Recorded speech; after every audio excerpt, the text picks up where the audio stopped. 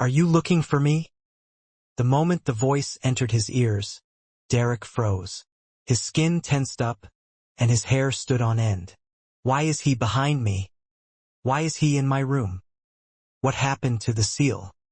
What about the effects of the mystical items? His forehead dripped with cold sweat, and he subconsciously wanted to turn around to take a look. But his instincts stopped him from doing so. This instinct originated from the teachings of the City of Silver's general knowledge of monsters lessons and the strange scene he had experienced after joining the patrolling teams. When someone is speaking behind you, don't turn around in a hurry. Derek raised his hands and clenched them into fists in front of his chest. Then slowly he turned around, bit by bit. The room was shrouded in darkness, making it impossible to see anything.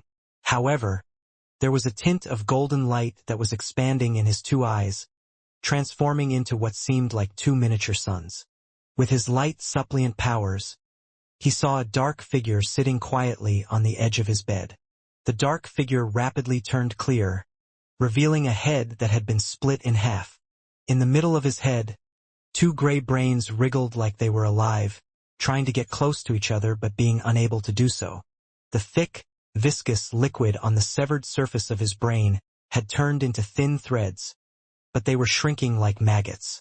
Each eye that was on the two separate sides were distanced apart, and the nose bridge was separated from the middle. The color of the blood was bright and evident. The left side of his mouth was open, but the right side of his mouth was tightly shut. This terrifying monster was naked, and there were numerous dark red wounds on its body. The countless wounds had torn open savagely, revealing rows and rows of white teeth. They said the same sentence in quick succession. Are you looking for me?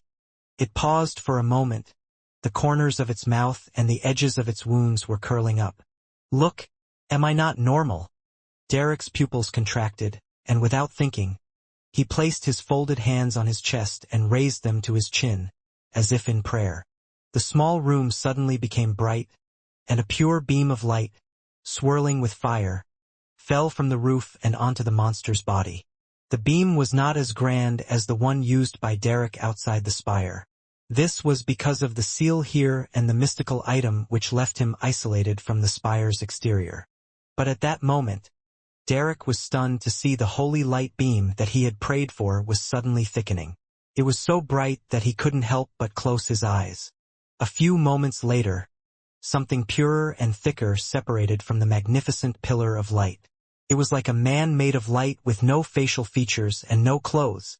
The man of light suddenly coruscated and pounced on the monster. All the mouths on the monster suddenly opened, as if it was letting out a blood-curdling screech. Yet Derek heard nothing. The monster began to tremble violently and quickly disintegrated under the burning and illumination of the man of light, disappearing as if it were melting. Just as it was about to become transparent, a phantom wearing a black classical long robe and a pointed hat suddenly appeared. The shadow had black hair, black eyes, a wide forehead, and a thin face. It wore a monocle carved from crystal. As soon as he appeared, the man of light exploded, and Derek's vision was filled with whiteness. When his eyesight was restored, he found himself outside the room, in the corridor with the metal lamps set in it, in the dim light of the setting sun. He tilted his head blankly and looked into the room. He saw a tall, muscular figure in dark trousers and a brown coat. In front of this figure was the bed which Derek had been sleeping in. Dawn-like rays of light condensed onto a white leg bone, turning it into a pure white, sharp sword. Next to the straight sword lay a translucent worm. It was only the length of a thumb, and its slimness was almost that of a child's finger. One ring after another of completely transparent colors divided it into many sections.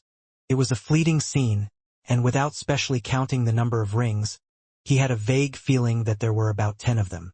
The tall figure which had its back facing him reached out his hand to pick up the strange translucent worm. As he turned around, he sighed. It was close. At that moment, Derek finally saw the face of the tall figure. His hair was grizzled, unkempt, and rather disheveled. He had deep wrinkles around his cheeks, but there were no wrinkles at the corners of his eyes. Some old scars, that were either deep or twisted, remained on his cheeks. He was dressed in a flaxen-colored shirt with a checkered leather belt around his waist, and his pale blue eyes were deep and weathered, like a book full of stories. For a moment, Derek was stunned, and then, as though he had been in danger all his life, he opened his mouth in pleasant surprise. "Your Excellency!" In front of him was Chief of the City of Silver's 6-member council, a powerful demon hunter who was over 100 years old, Colin Iliad.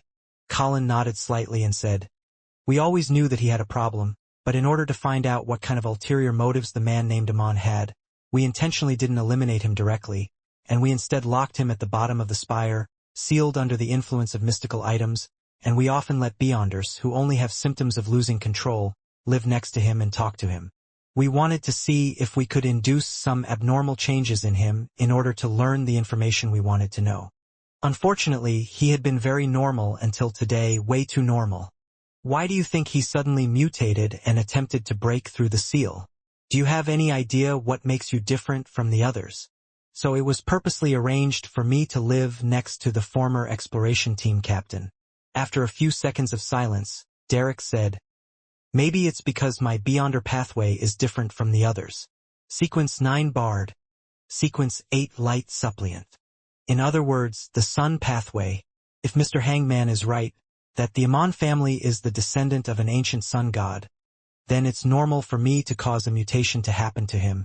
Derek felt he knew the truth to a certain extent. Colin listened without a change in expression. He sized up Derek for a few seconds before saying, "We were monitoring him. The members of the 6-member council took turns. But we didn't expect him to suddenly mutate. There were 0 warning signs, and his actions were very decisive and determined." "What were you doing in the room just now?" Derek, who was considering the relationship between the sun pathway and the ancient sun god, didn't instantly realize what the chief was asking about. When he realized it, his mind was still blank as he seriously recalled what he had done. "I didn't do anything. I just knocked on the wall and tried to talk to him. Before this, I was participating in the tarot gathering." The tarot gathering. Derek was suddenly stunned. He felt that things might not be as simple as he had imagined. He knew that he couldn't inform the chief of his thoughts, but he didn't know what kind of expression to make, so he could only maintain his lonely, reserved silence. He said thoughtfully, "I knocked on that wall 3 times. Before that, the candle in my room had extinguished, and there was complete darkness. I had tried to practice some of my Beyonder powers." Colin looked into Derek's eyes quietly and said after nearly 20 seconds, "Unfortunately, what Amon left in his soul was not his original body. Moreover, this matter happened too suddenly, so we were unable to obtain the desired result. Before his mutation, did you sense anything amiss?" "No." Derek shook his head with conviction. Colin's eyes suddenly flashed with 2 complex, dark green symbols, and he reflected Derek's body in them. After nearly 10 seconds of silence, the City of Silver's chief closed his eyes and said, "Your condition has stabilized. You don't need any more treatment, so you can go back now." Derek was startled. "All right." He watched demon hunter Colin Iliad turn back into the room, pick up the sharp white sword, and turned it over and over in his hands.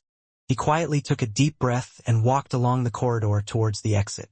On the way, he met the keepers who had rushed over one after the other. He slowly walked back home and closed the door. He carefully observed his surroundings for a while, then he sat down on the edge of the bed and recited in a low voice, "The fool that doesn't belong to this era, you are the mysterious ruler above the gray fog. You are the king of yellow and black who wields good luck. I've just experienced something terrifying." Derek recounted what had happened and mentioned his 2 guesses. After doing all of that, he felt much more at ease. And with his tense state of mind relaxing, he felt immense exhaustion wash through him. He lied down and quickly fell asleep. In the silent and dark room, flashes of lightning would occasionally illuminate everything. Otherwise, it would seem like the dark night. The sleeping Derek suddenly flicked his right index finger and leisurely tapped it on the bed. Once, twice, thrice. After the tarot gathering, Klein didn't divine the werewolf's beyonder characteristic or the biological poison bottle due to his spirituality expenditure. Instead, he went straight back to the real world for a nap. After 20 minutes, he woke up and drew the curtain, allowing the light that penetrated through the mist to bring a certain degree of light into the room. Sitting on the chair in front of the desk, Klein calmed down and began considering what he needed to do in the short term. The main goal is to continue concluding the rules of a magician and make adjustments according to the subtle feedback from my spirituality. Although rules like never performing unprepared, the need to have a stage and a performance, and completing a performance using means of diversion do not seem problematic at the moment. If I were to continue acting this way and performing slight adjustments, I'll eventually digest the potion and reach the advancement state. But this sort of acting isn't sufficient. I'm still lacking some of the important rules.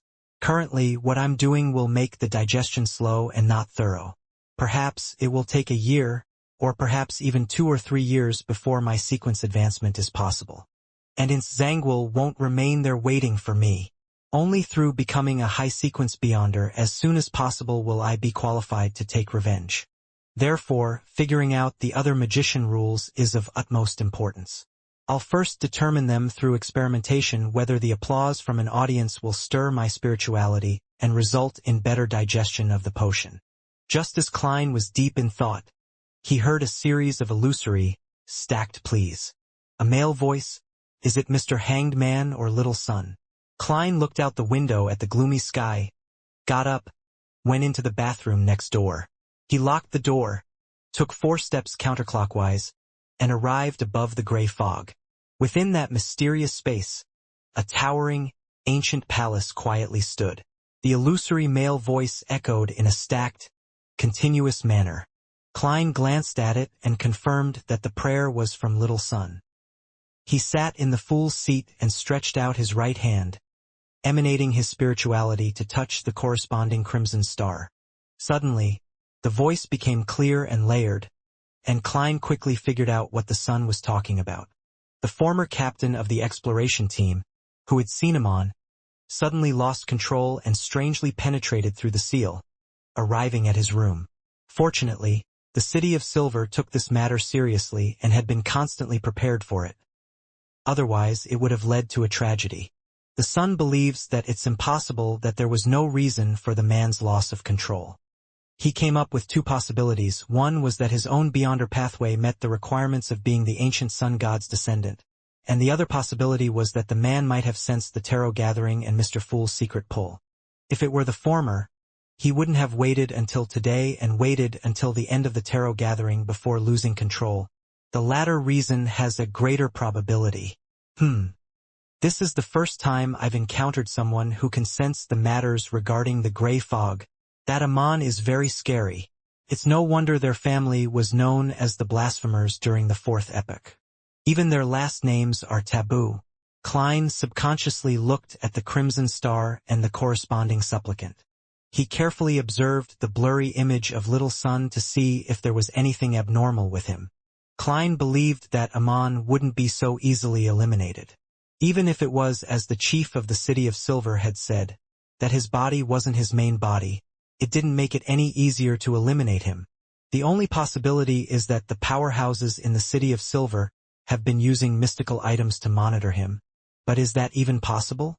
When he decided to let the former leader of the exploration team lose control and silently penetrate through the seal, he definitely had a plan in place. In the midst of his thoughts, Klein's eyes suddenly froze as he looked at the prayer scene. Entwined on the indistinct body of the sun was a translucent and illusory figure. He had hands and feet, but he was like a python, twisting around the sun while his head rested behind the sun's head. In the blurred image, he was wearing a black classical robe, a pointed hat, and a crystal monocle. The sun didn't notice any of this. Klein almost drew a cold gasp, shocked at the strange means that were available to that entity. He vaguely understood the other party's intention. By residing in the spirit body of the sun, he is waiting for the next tarot gathering, allowing him to sneak above the gray fog, like a virus or a Trojan horse. When that happens, my control over this mysterious space might be snatched away. He's truly a blasphemer, Fortunately, little son is rather naive and straightforward, so he immediately reported this to me. Through the corresponding crimson stars and the power of the gray fog, I was able to discover his peculiar state. Klein drew a breath and tried to calm himself. At that moment, he had to respond. He had to quickly think of a way to get Amon out of the sun, or temporarily expel the sun out of the tarot gathering. Looking at himself, from his beyonder powers of magician, clown, and seer, to Azek's copper whistle, the Dark Emperor card, the all-black eye, the sun brooch, the biological poison bottle, and so on, Klein couldn't find a way to deal with Amon. Amon's sequence is definitely above sequence 4, and the means available to him must be sufficiently strange. To be able to escape from the City of Silver's mystical artifacts and powerful demon hunters, it means that he isn't something which can be easily eliminated with ordinary objects or powers. After thinking for a moment and looking around, Klein discovered there was only one possibility of eliminating Amon, the gray fog, this mysterious space. I have to think of a way to pry its power away. The sacrifice and bestowment ritual from before are examples. With this train of thought, Klein turned his gaze to the Book of Secrets. This mysticism book, which originated from the ancient shaman King Klarman, recorded many mysterious rituals that required help from the primitive moon. Klein, who had been reading it before, vaguely remembered that a few of them were suitable for such a scenario. Of course, it was unknown what changes he would have to make after directing it towards the Fool. He could only keep his hopes up and try his best. As Klein flipped through the book, his eyes stopped at a ritual. Blood Moon Sacrifice. This ritualistic magic was clearly different from the simple ones that Klein had learned before, and it used the element of a secret deed. The process was to use a material rich in spirituality, preferably the blood of a beyonder, to write the honorable name of the target of the secret deed on an animal hide, and to draw the corresponding symbols and magic labels. If necessary, the specific circumstances of a given time and place also had to be taken into account. When this was done, the ritual host would set up the altar, pick up the piece of hide, and repeat the honorable name, letting their spirituality to seep into the hide, gradually spreading it out, little by little to form a hidden bond with the corresponding great being, and obtaining the corresponding spiritual experience or help. The final outcome of this ritual was unknown. It all depended on what the hidden or great being bestowed. Or rather, according to one's characteristics, the knowledge and power one could gain through that secret bond were also different. This kind of rather vague and subjective ritual gave Klein enough freedom to modify and manipulate it. If he had assumed the stance of forcefully eliminating Amon from the beginning, then Amon would have certainly resisted and created a dangerous accident. If the target of the secret deed were the true creator or the hidden sage, it's normal for the ritual to end in madness. Klein mumbled as he conjured a pen and paper and began to modify the Blood Moon Sacrifice to turn it into a secret deed ritual that belonged to the Fool. First, he replaced the honorable name with the 3 sentences of King of Yellow and Black. Then, he replaced the symbolic symbol with the one behind the seat of the Fool. It was a unique symbol made up of a part of the hidden pupilless eye and the contorted lines. The third was to design the corresponding magic label according to the symbols and his mysticism knowledge. This was the most difficult step. Any mistakes would cause the entire ritual to produce unpredictable developments. Lastly, he had to modify the layout of the altar to make it closer to the Fool and to the King of Yellow and Black. After busying himself for quite a while, Klein had a new secret deed ritual, but he was unsure if it would work. He examined it over and over again, and after confirming that there were no mistakes, he emanated his spirituality and heavily replied to Little Son. "I'm aware. I have something to task you with. Let's see if this ritual works." The son Derek suddenly woke up from his dreamless slumber. Before his eyes were the boundless gray fog and the lofty Fool. His ears echoed with bits of illusory and distant words. He knew that Mr. Fool would occasionally ask the members of the Tarot Club to make small attempts as if to verify something. He wasn't surprised by this, and he immediately sat up and began to search for a monster hide, exotic herbs, and other objects. As for the spiritual materials described in the ceremony, Derek didn't waste time heading to the Spire or the underground market to buy them. He picked up the axe of Hurricane and sliced a tiny wound in his arm. Silently, he used his own blood as ink, and he wrote the name of the fool and its corresponding symbols and magic labels on the pitted monster hide. After a while, he put down the quill that was stained with blood. He saw many mysterious symbols on the hide, and the colors were bright red and had an indescribable hint of demonic dealings. After dealing with the wound on his arm, the pale-faced Derek quickly finished setting up the altar. He picked up the blood-red word and all kinds of terrifying symbols from the hide and held it tightly in his hand. He looked at the flickering candle flame in front of him, closed his eyes, lowered his head, and repeatedly recited the honorable names of the fool. The fool that doesn't belong to this era, the mysterious ruler above the gray fog, the king of yellow and black who wields good luck. Derek's spirituality slowly flowed out and infused the hide, and the words in Jotun and the magic symbols on it quickly brightened. It was a startling crimson color. At that moment, he, who had already entered into a cogitation state, was only feeling his psyche gradually dissipate as it floated to an immeasurable height, coming into contact with the grayish-white fog and the hidden great being. Above the gray fog, inside the palace that looked like a giant's residence. Noticing that the sun had not shown any signs of delay in preparing the ritual, Klein chose to wait there above the gray fog.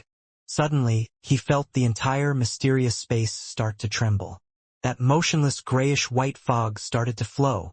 The crimson star corresponding to the sun shined brightly and emitted illusory rays of light like the tide. These countless rays of light condensed into a blurry figure of the sun. He was in a supplicating position with his eyes closed and his head lowered, waiting for the moment when he could bond with the great being and gain a miraculous spiritual experience. The translucent figure on his body was still tightly coiled like a python, but its head was already tilted back as it looked up. The crystal monocle it wore flashed dimly. He's searching for the subtle, hidden connection. He should have recognized that this is just a secret deed ritual, but he didn't do anything to stop it. Is he trying to find the connection through it? Klein suddenly came to this realization, and felt the gray fog and the mysterious space above it simultaneously rippling with power. However, for the time being, Klein couldn't combine these forces with his own spirituality to create a beyonder effect that could exorcise the evil spirit, unless there was another corresponding ritual. Clearly, this was impossible. He couldn't maintain two rituals simultaneously. Klein's eyes quickly swept the area in front of him, and his gaze stopped at the sun brooch. Perhaps I can use it as a bridge. Just as this thought flashed through Klein's mind, his right hand grabbed the sunbird-shaped dark golden brooch. At the same time, he used his spirituality as a whirlpool to attract the pride power from the mysterious space towards him, making it surge towards the sun brooch like a tidal wave. The quivering above the gray fog became obvious. Little dots of pure light intertwined and swept toward Klein, blending with his spirituality. The sunbird-shaped dark golden brooch began to glow with a dazzling brilliance. It grew brighter and denser, and in an instant, drop after drop of a translucent golden liquid began to condense. The liquid quickly merged together and formed a human figure that was as tall as Klein. It was a golden figure, a sacred figure. It does work. Sun holy water that's created from a higher level of power is closer to a god's bestowment. Klein's heart was filled with joy. He turned his gaze back to the crimson star which symbolized the sun. He then looked at the figure that was waiting to bond with the great being. As for the divine figure condensed by the golden sun holy water, it wasn't a result of the sun brooch, but simply a manifestation of Klein's subconscious thoughts. Reaching this step, he had already allowed the golden figure to move forward. Through the illusory crimson star, it merged with little sun through the secret deed ritual as it dispelled the evil spirit hidden inside his body, as well as giving him a certain amount of knowledge and a miraculous spiritual experience. However, Klein didn't have much confidence at that very moment. The power of the mysterious space was obviously higher than his spirituality, making him unable to smoothly control the power. As such, the power of the golden figure was mixed, chaotic, and insufficiently coordinated. If he used it as is, the effect was, at most, 10% of what he expected. As for Amon, who was suspected to be a descendant of the ancient sun god, he was born into a family of blasphemers in the Tudor Empire's fourth epoch. Even if it wasn't his main body, he was able to successfully hide his identity from the powerful high-sequence demon hunter and the powerful mystical items that protected the existence of the City of Silver. Klein truly didn't have much confidence with the effect only amounting to 10%. His initial plan was only to give it a try. If it really didn't work, he would temporarily bar the sun and then reconnect with him when he found a better solution. However, having come this far, Klein naturally wanted the best outcome and strived to succeed in one go. Having disguised himself as the godlike fool, he too had a little pride, and he wanted to keep up his reputation. He gave a self-deprecating laugh as he prepared to find a way to increase the effects of the golden figure to dispel the evil entity at the last moment. Of course, I can only waste a few seconds. Otherwise, the ritual would be over. Klein's eyes swept over the items on the long bronze table again, thinking only of the words high level. Due to his spirituality's intuition as a seer, his gaze landed on an item. The card of blasphemy, the Dark Emperor card. Of all the items Klein owned, it was the only one that matched the words high level. As for Azek's copper whistle, Klein clearly remembered that it had been completely suppressed when the Blackthorn Security Company faced off with the spawn of the evil god. However, what the Dark Emperor card's high level pertains to is the knowledge contained inside. That's not right. After the owner advances to become a high-sequence Beyonder, it can produce subtle responses with the Beyonder ingredients that are needed. Furthermore, it also possesses the characteristics of anti-divination and anti-prophecy. In other words, its level isn't low. I don't need to use it for a fight. As long as I can use its high level to suppress the power of this mysterious space above the fog, and if I can minimize the chaotic and unnatural coordination of the golden figure, that will be enough. Klein quickly came up with an idea. He reached out his hand towards the Dark Emperor card, which had its back facing up. Just then, he noticed a frightening scene through the corner of his eyes. Within the shadow of the sun that was formed by the illusory rays of the crimson star, a palm, so shriveled that only skin and bones remained, was suddenly reaching forward. Slowly but firmly, it grabbed at the boundary of the crimson star, giving off a feeling as if it was piercing through reality and entering the psyche domain. Amon was attempting to use the connection to rip open the boundary and extend his hand into the gray fog. Whoosh! For the first time, the endless grayish-white fog was in chaos. The flowing from before seemed to turn into waves as gales formed. Klein's pupils shrank. He no longer hesitated, and he picked up the Dark Emperor card. As soon as he held this item in his hand, he immediately felt that his spirituality was no longer subdued by the power of the mysterious space. Suddenly, the golden figure became abnormally tall, and on its back, it grew pairs of enormous pitch-black wings. There were a total of 12 pairs. On each pair of wings, there were dark and bright feathers engraved with many mysterious symbols. The contrast between gold and black was stark, and the huge figure, driven by Klein, spread its wings to cover the vast dome of the towering palace. Without a sound, the sacred yet corrupted figure of light and darkness flashed over, overlapping with the manifestation of little sun that was formed by the crimson star. The light and shadows intersected, and a fierce wind blew in all directions. The palm that was so shriveled that it didn't have any flesh, to the point of only having skin and bones left, shrank backward uncontrollably, but it also firmly refused to retreat. It was like a man falling off a cliff who had extended his hand to grab a bulge, unwilling to let go regardless of what happened. Whoosh! In the midst of the illusory and chaotic sounds, light and darkness completely erupted. The shriveled hand finally lost its support, and it plummeted, constantly disintegrating and disappearing as it did. After a few seconds, the gray fog and the mysterious space above it returned to its previous tranquility, as if no one had stepped inside for thousands of years.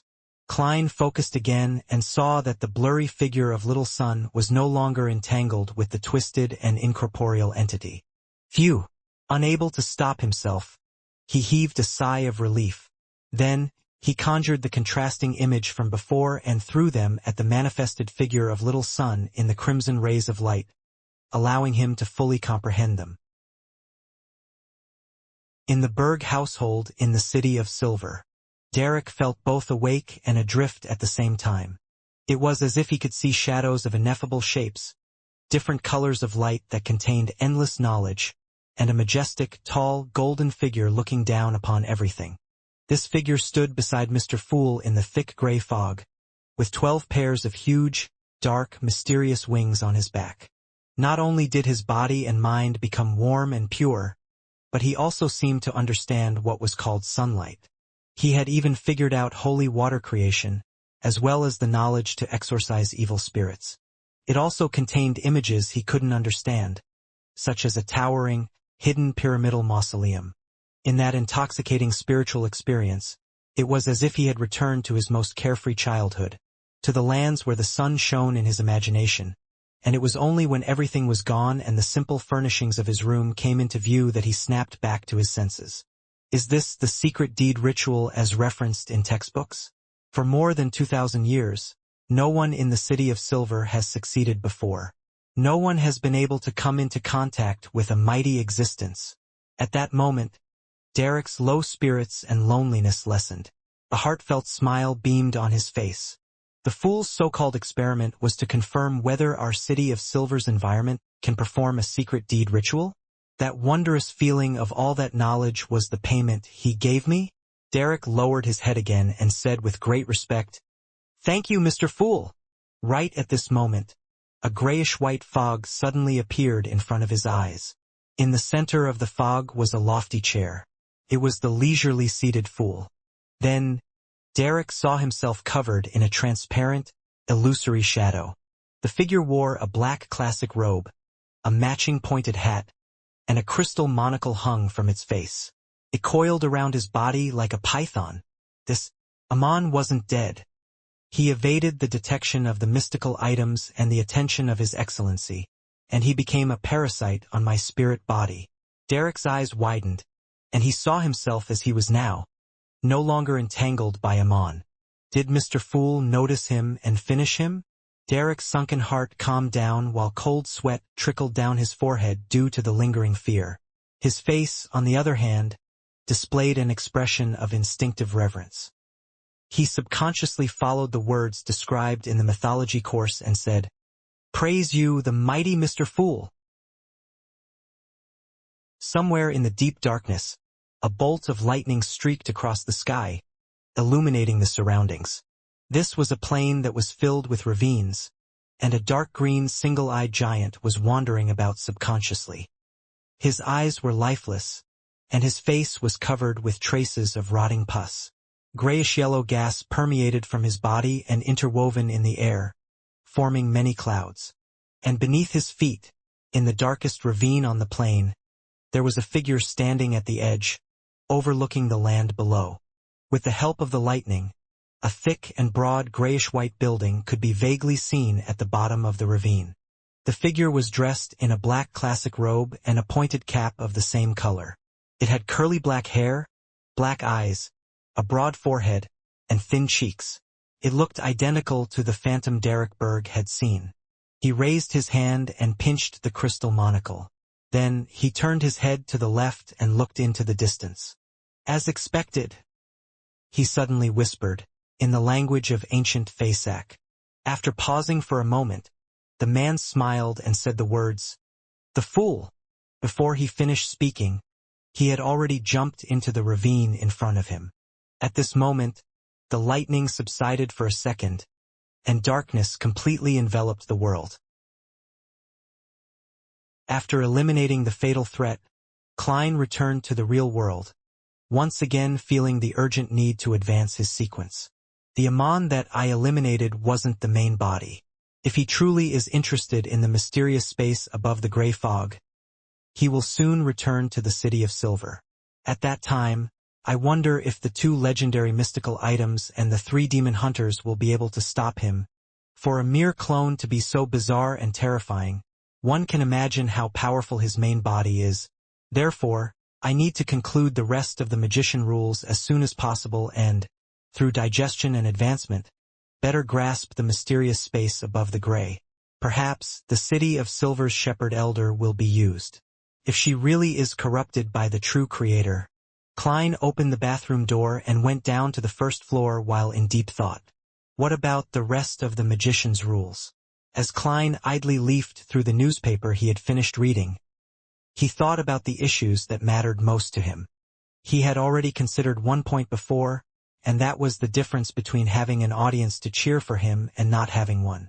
However, just this alone didn't seem sufficient. With this thought, Klein's thoughts ran wild as he inexplicably thought of something.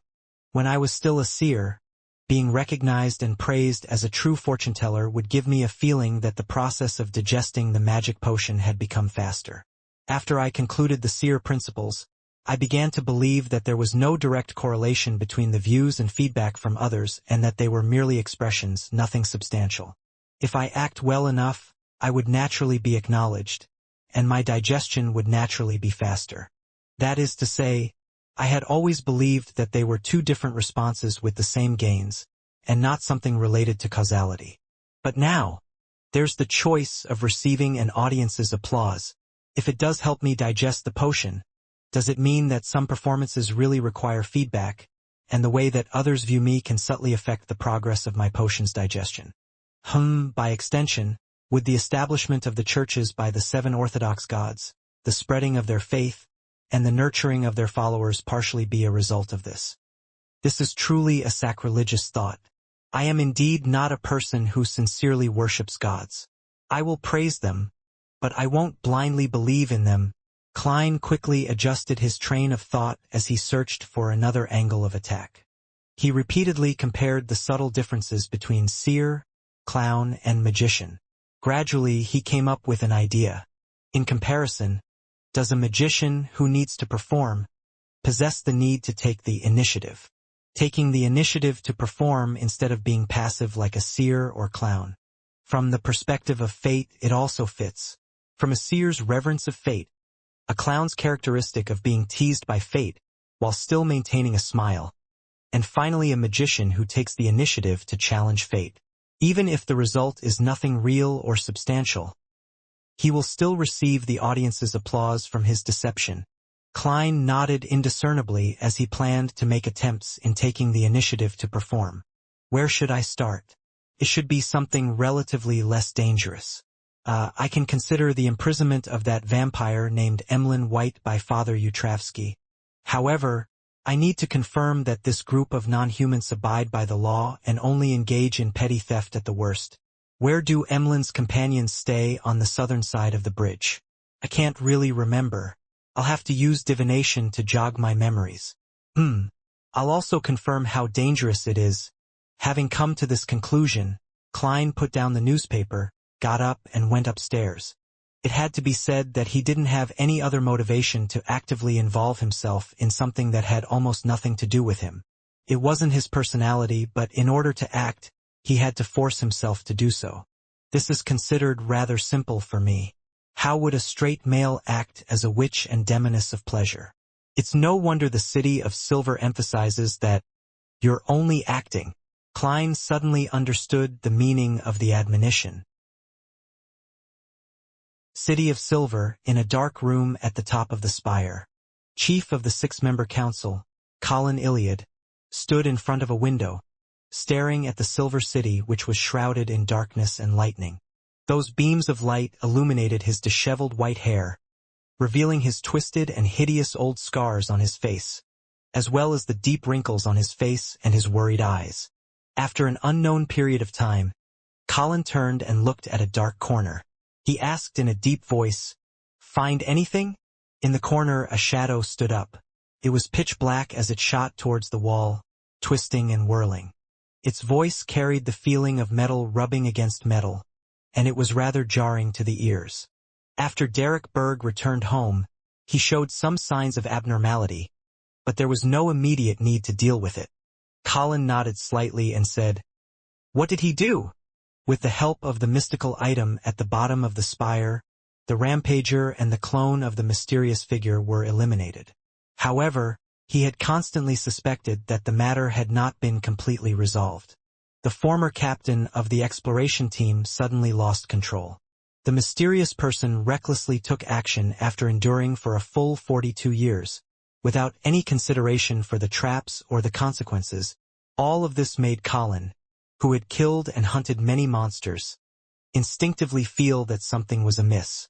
Therefore, he believed that this was a deliberate choice made by the mysterious man.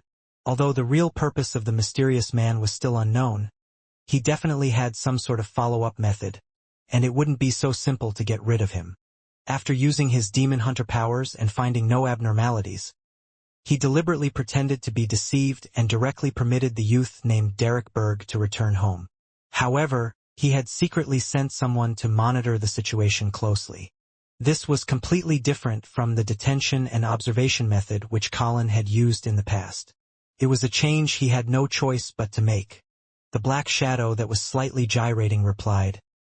After he entered the room, he sat on the edge of the bed and muttered to himself for quite a while. As I was afraid that the mysterious man would discover me, I didn't get too close, so I couldn't clearly hear what was being said. However, I can confirm that this is an abnormal sign.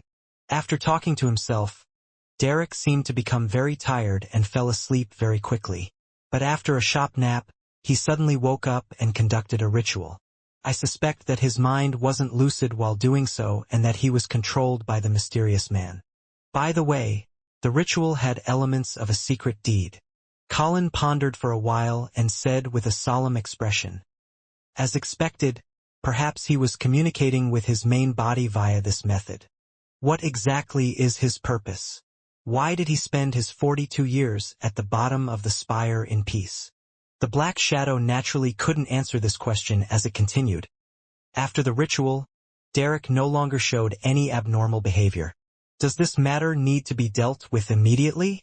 If that mysterious person's main body is attracted here, we might not be able to deal with him. Colin remained silent for a few seconds before saying, "Continue the observation.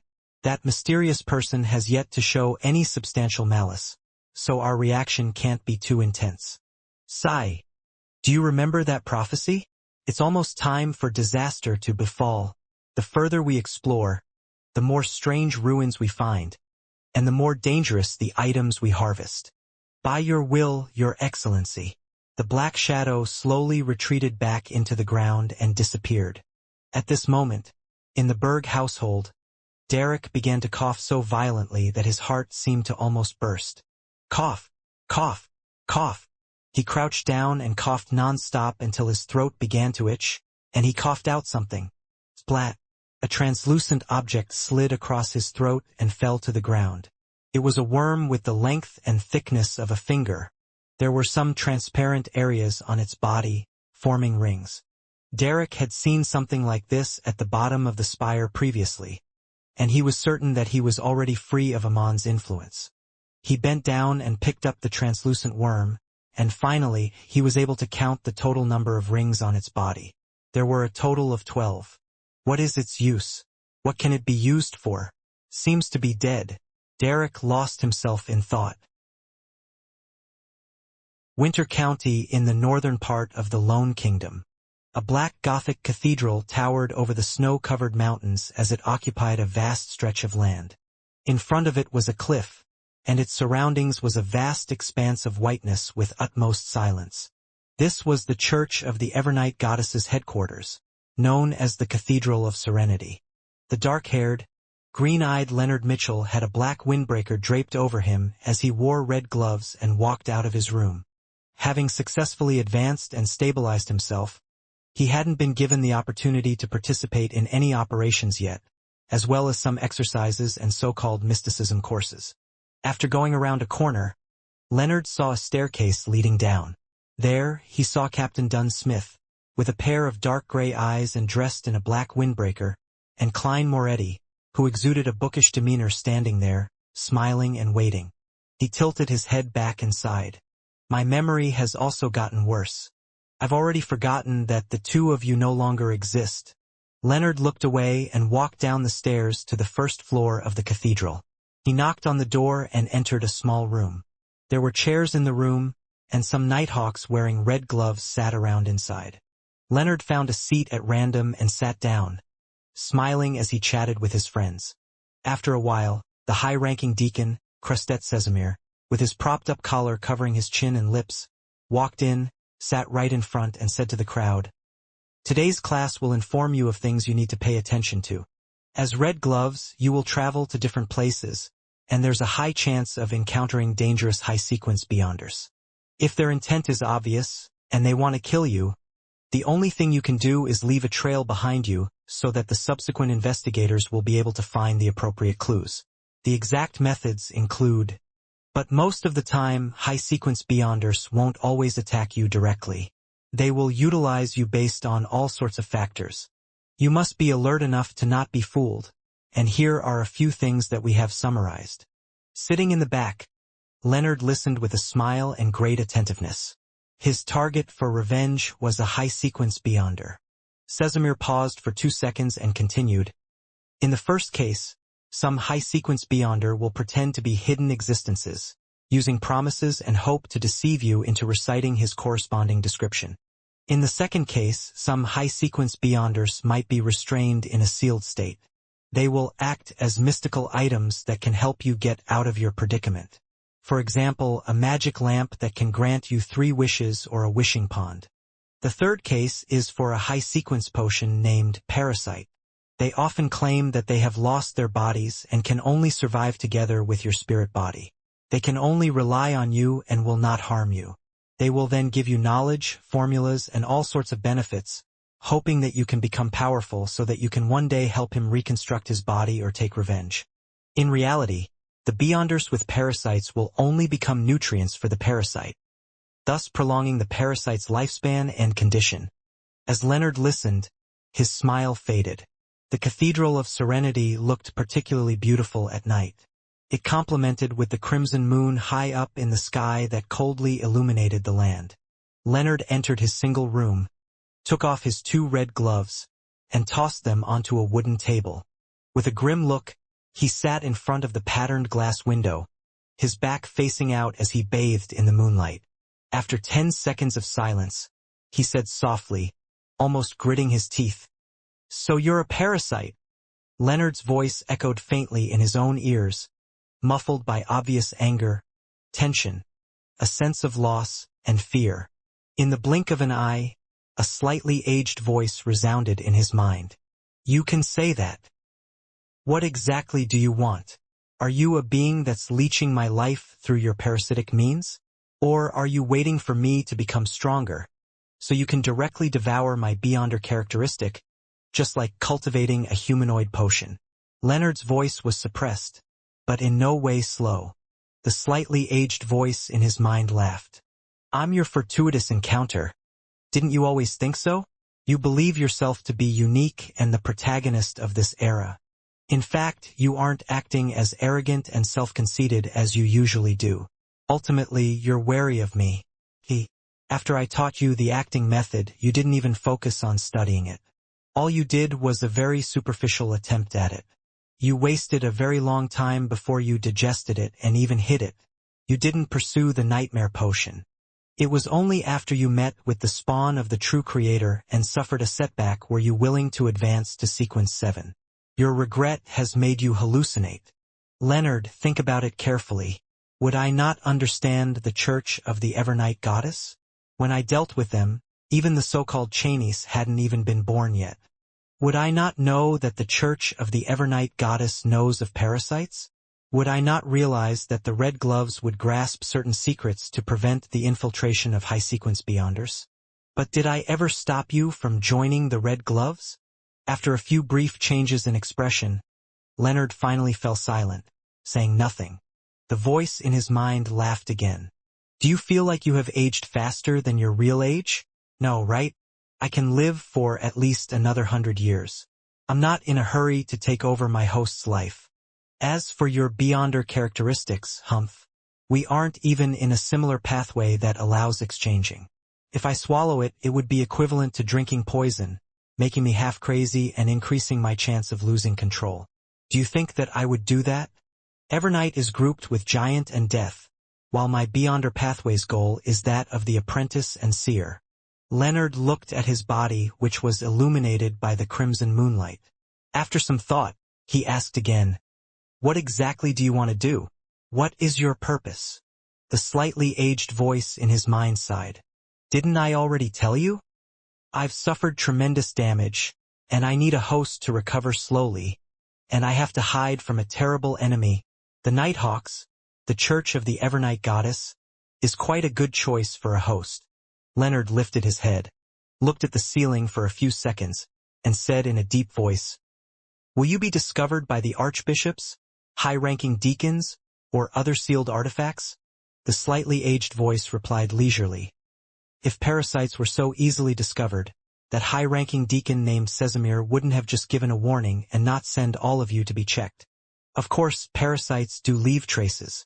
The Church of the Evernight Goddess has the means to determine this, but it's relatively complicated and troublesome.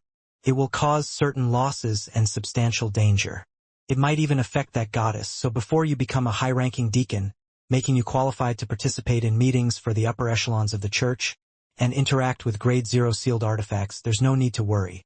By then, I should have recovered and embarked on my own journey." Leonard listened with a serious expression. After a while, he said, "You have a terrifying enemy? Who is he?" The slightly aged voice chuckled and said, "I don't know his name, but I do know his last name." "What is it?" Leonard asked. The slightly aged voice suddenly became low and deep. "Amon." The area south of the bridge, 46 River Bay Avenue. The owners of the house that were enjoying their dinner heard the tinkling of the doorbell. The only maid came to the door, and through the peephole above the door's lock, she saw a policeman in a black and white checkered uniform. She opened the door and asked somewhat fearfully, "Sir, is there anything I can do for you?" The cop was none other than the disguised Klein, who was attempting to take the initiative to perform. He was here to confirm that the partners of the vampire Emlyn White, the ones living at 48 River Bay Avenue, and the people who entrusted Stewart with the mission, were law-abiding monsters. Yes, law-abiding monsters. Although this doesn't sound right and sounds a little funny, it's how I would react with my true thoughts. Klein emphasized in his heart. The police uniform he wore wasn't a fake that he specially tailored. It was a product of his ordinary clothes and hallucinatory effects. A magician had to do what a magician would do. Klein didn't monitor 48 River Bay Avenue because he believed that Emlyn White's companions had long since moved away. As monsters and non-humans, moving to another residence was the most basic thing to do after a comrade disappears for several days. They had to suspect that Emlyn White was captured by the Nighthawks, the mandated Punishers, or other official Beyonder organizations, and it was necessary to assume that he might be dead at any moment. Therefore, what Klein wanted to do was to perform an investigation by conducting a survey. He maintained the arrogance of a low-ranking policeman towards an ordinary citizen. Without taking off his hat, he slightly raised his chin and said, "I have something to ask your master." The maid entered in a fluster and quickly brought back a man in his 30s wearing a thick shirt. "Officer, what would you like to ask me?" the man asked nervously. Klein stood at the door and looked inside. "Do you know the residents of Unit 48? "I do." The male owner was stunned for a moment before asking, "What happened to them?" "They're involved in a case." "You have to tell me everything you know," Klein said with a straight face. His face was also disguised, augmented with slight hallucinatory effects. It was to ensure that he looked distinct from the great detective Sherlock Moriarty. The male owner suddenly came to a realization. It's no wonder they moved away so hurriedly more than a month ago. Most of the residents of River Bay Avenue and the neighborhood knew the Whites and their son. He was a handsome but eccentric young man. Mr. White is an excellent physician and is good at using all kinds of medicine and bloodletting therapy. Bloodletting therapy? Klein returned with a question. Yes, although this has been regarded by many newspapers and magazines as an old medical skill that had no effect. Anyone who received Mr. White's treatment were cured. However, Mr. White also said that except for him, the other doctors who practice bloodletting therapy are quacks. The owner gave his viewpoint. The bloodletting therapy is to accumulate food for themselves, isn't it? The only thing that is useful was the medicine. This vampire family relied on bloodletting therapy to help treat patients while receiving food as compensation.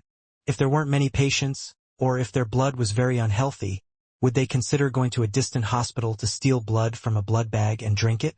For such monsters, they really are law-abiding. Klein nodded in understanding. The emotional color changes in his spirit vision told him that the man wasn't lying. Seeing that the police officer didn't refute him, the man continued, "Mr. White and his wife are very nice people. Although they can't cure those who are seriously ill, they're still pretty good doctors for all the residents who live nearby. Was their child, Emlyn, involved in a case?" That young man was too silent, as though he looked down on us. "He's always hiding at home, and I have no idea what he's doing. Officer, are you hot? It's so cold outside. He probably just hides in the day and comes out at night." Klein wiped the sweat off his forehead and said, "I've been walking around here all day because of this case." Next, according to his design survey, he learned everything about the Whites and their son. One family at a time, he knocked on the door, asked questions, compiled answers, and came to the conclusion that the White family was indeed kind, amiable, and law-abiding. It doesn't seem like a description of a vampire. Klein looked up at the crimson moon which was piercing through the clouds, ready to make a final confirmation. He removed the hallucinatory effect from his body and started divining. After making sure there was no danger, he went around to the side and climbed into the house at 48 River Bay Avenue.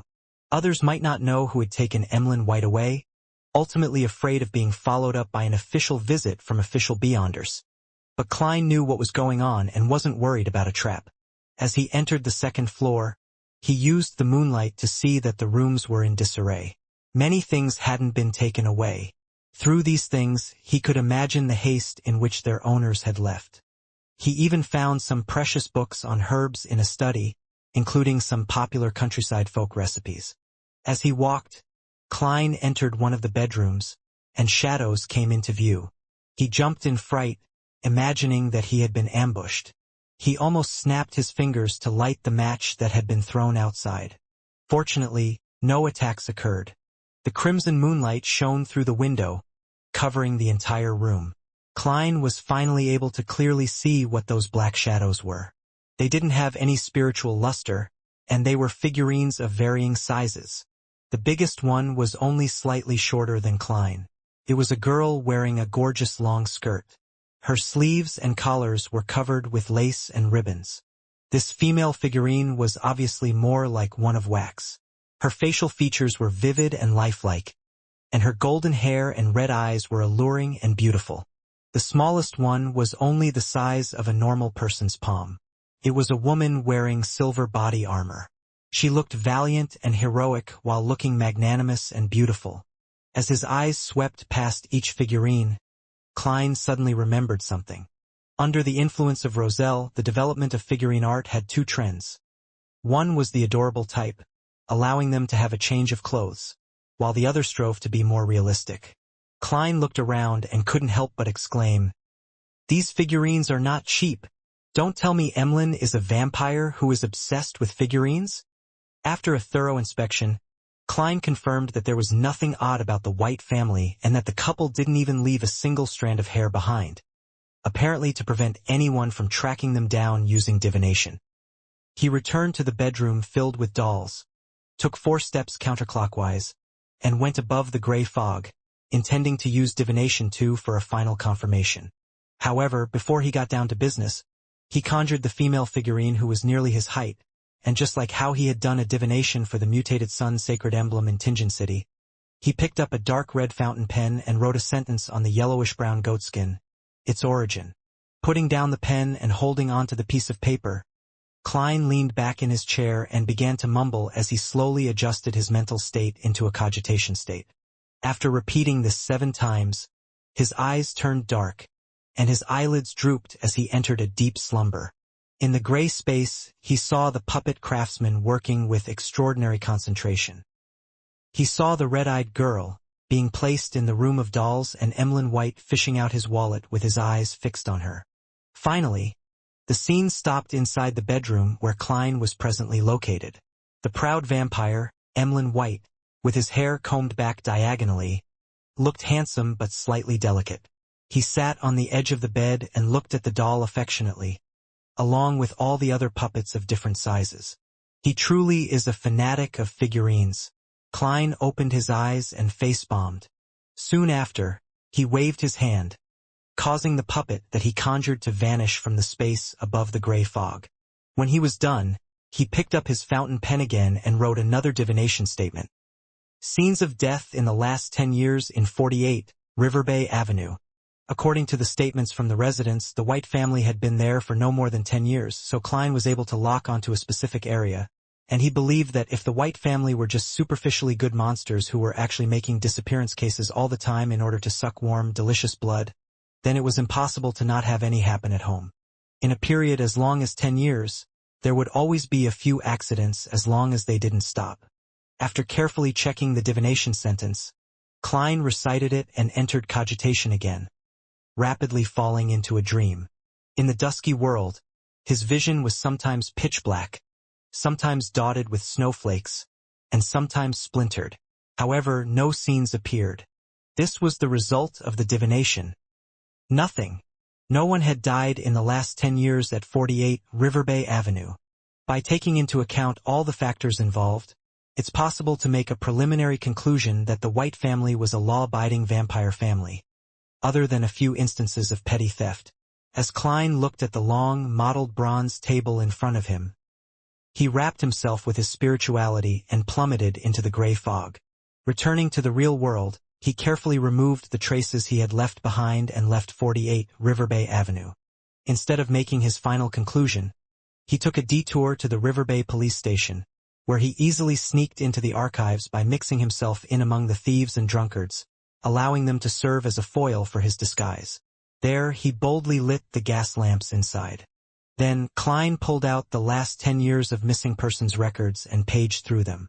From time to time, the police officers on duty would pass by the door, but their eyes didn't notice any light leaking out from the archives. There's nothing suspicious at all. After an unknown period of time, the black-gloved Klein placed the docket back. Then he turned off the gas lamp, took off his hat in the darkness, pressed his hand to his chest, and bowed towards the lobby. On his way back to Minsk Street, Klein took a shower, changed his clothes, sat down at his desk, and spread out the map of Backlund that he had first bought on the steam locomotive. The first thing he did was find Rose Street, which was on the south side of the bridge where the Harvest Church was located. This was where Father Utravsky was the bishop of the cathedral and had Emlyn White imprisoned in his basement. Soon after, Klein's gaze moved as he familiarized himself with the names and layout of the surrounding streets. A performance can't be done too hastily or with an excessive thirst for success. One has to slowly immerse the audience into the act. Klein whispered, unfolding a piece of paper and lowering his pen. Dear Detective Stewart, I wonder if you've found Emlyn White?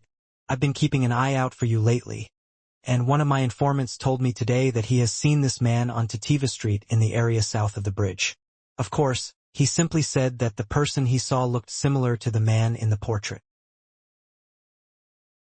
Putting down the pen, Klein folded the letter neatly, stuffed it into an envelope, and affixed a black stamp worth 1 penny. Above the vast, boundless Sonia Sea with undulating waves churning beneath it, the Blue Avenger advanced forward steadily without any signs of shaking. Alger Wilson sat in the captain's cabin with a brass sextant in his hand, but his eyes were closed. Without a sound, a smile suddenly appeared on his face. I finally digested it. Alger opened his eyes and raised his hands, causing the surroundings to glow with an azure light. The azure lights intersected and turned into a huge wave that swept forward. Alger pressed his hands together, and the wave disintegrated, turning into countless raindrops that fell onto the deck. After nearly 4 months, his seafarer potion had finally been digested.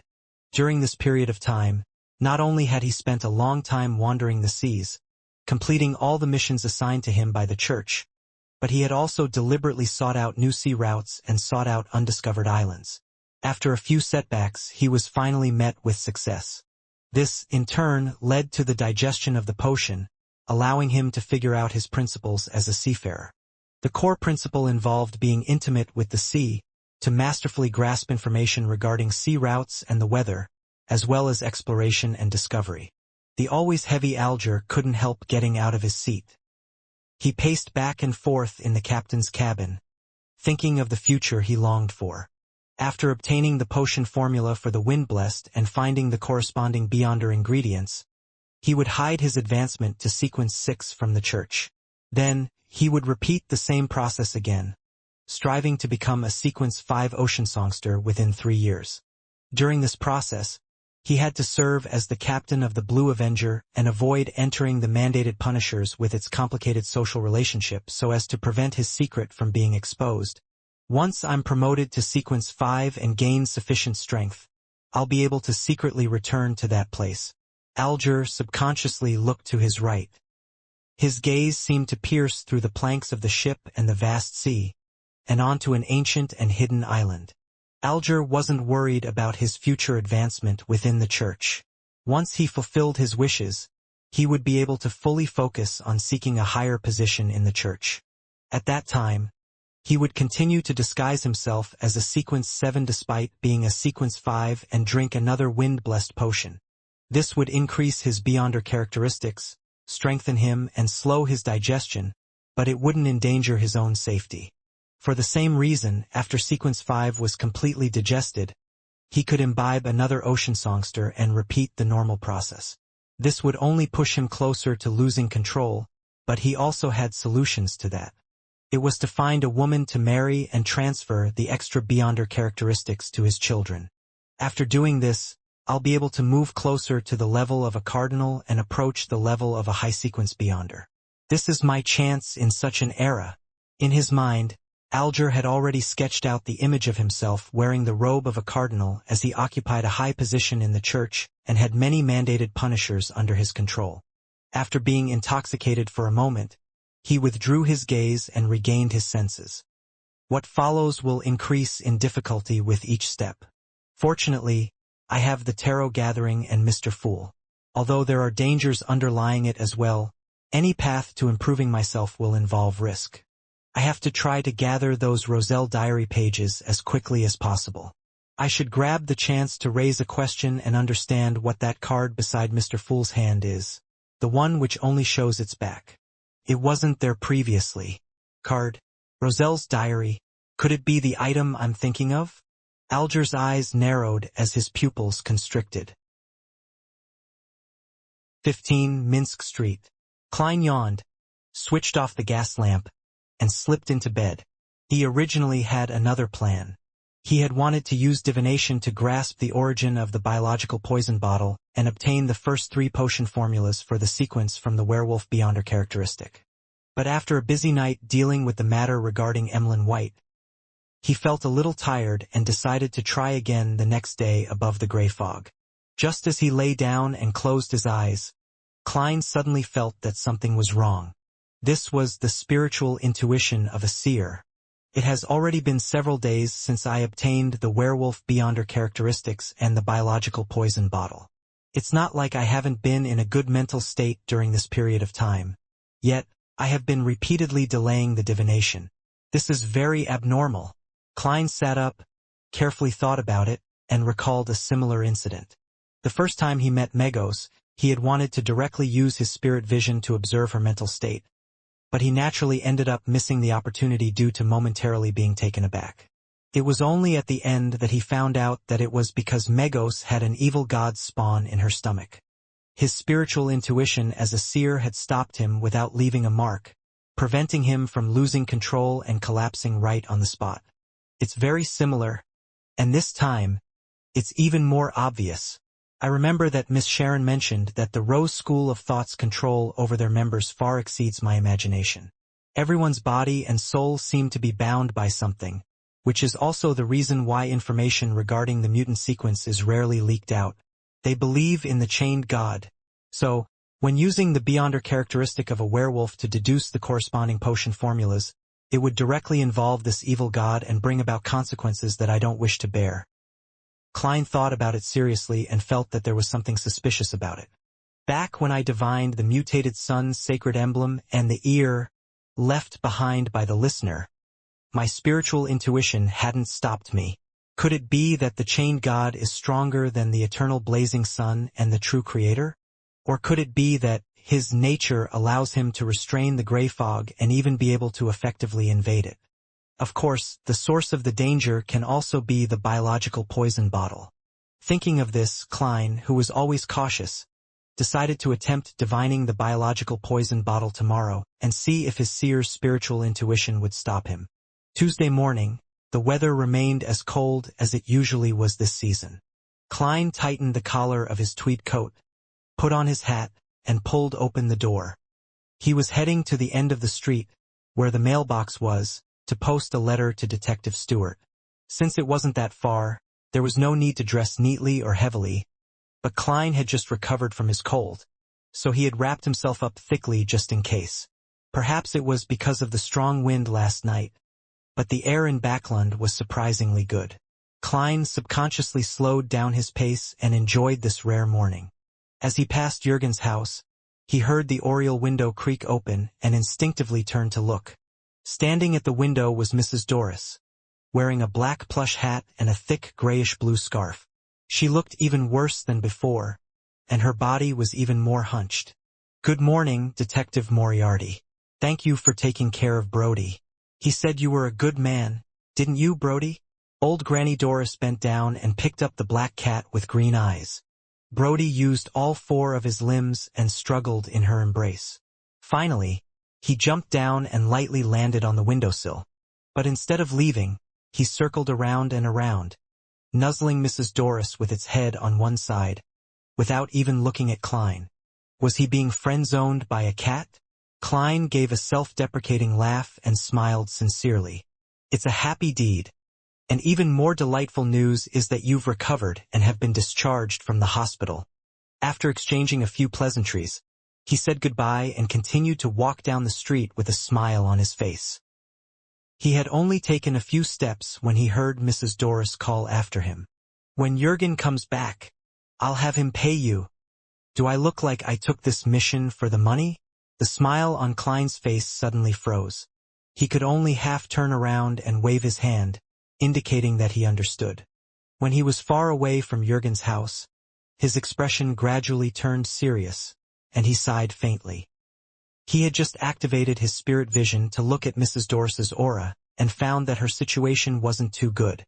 It wasn't only because of her old age but also because of the cold weather and bad air in Backlund. All of these had a very bad effect on her lung disease. Mrs. Doris should be able to make it through this late autumn and winter, but it will be hard to say for the next one or the next one. If she wants to live for a few more years, she would have to move to the south, to the area around Desi Bay. It's a pity that it's likely that lawyer Jürgen can't afford to do so now. Even I haven't been to Desi Bay. Klein mumbled, came to the mailbox, and stuffed the letter in. This was the prelude to his performance.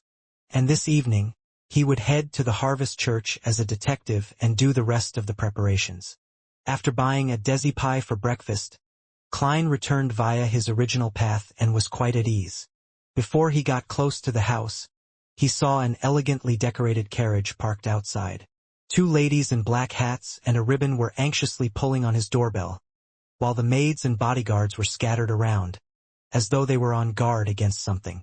"Mrs. Stellan, Ma'am Mary, do they have something to entrust me with? They look very anxious."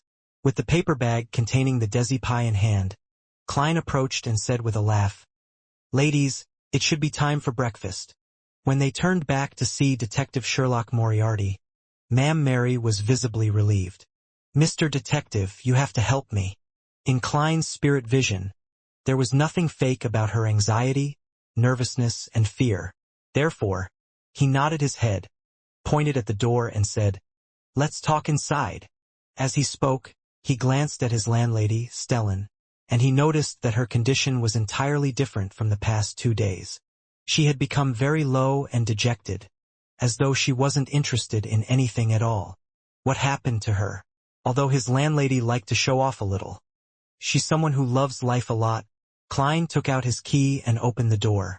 After entering, before she could sit still, Ma'am Mary impatiently said, "Detective Moriarty, I received a threatening letter." "Threatening letter?" Klein put down the Desi pie, clasped his hands and asked, "What does the letter say?"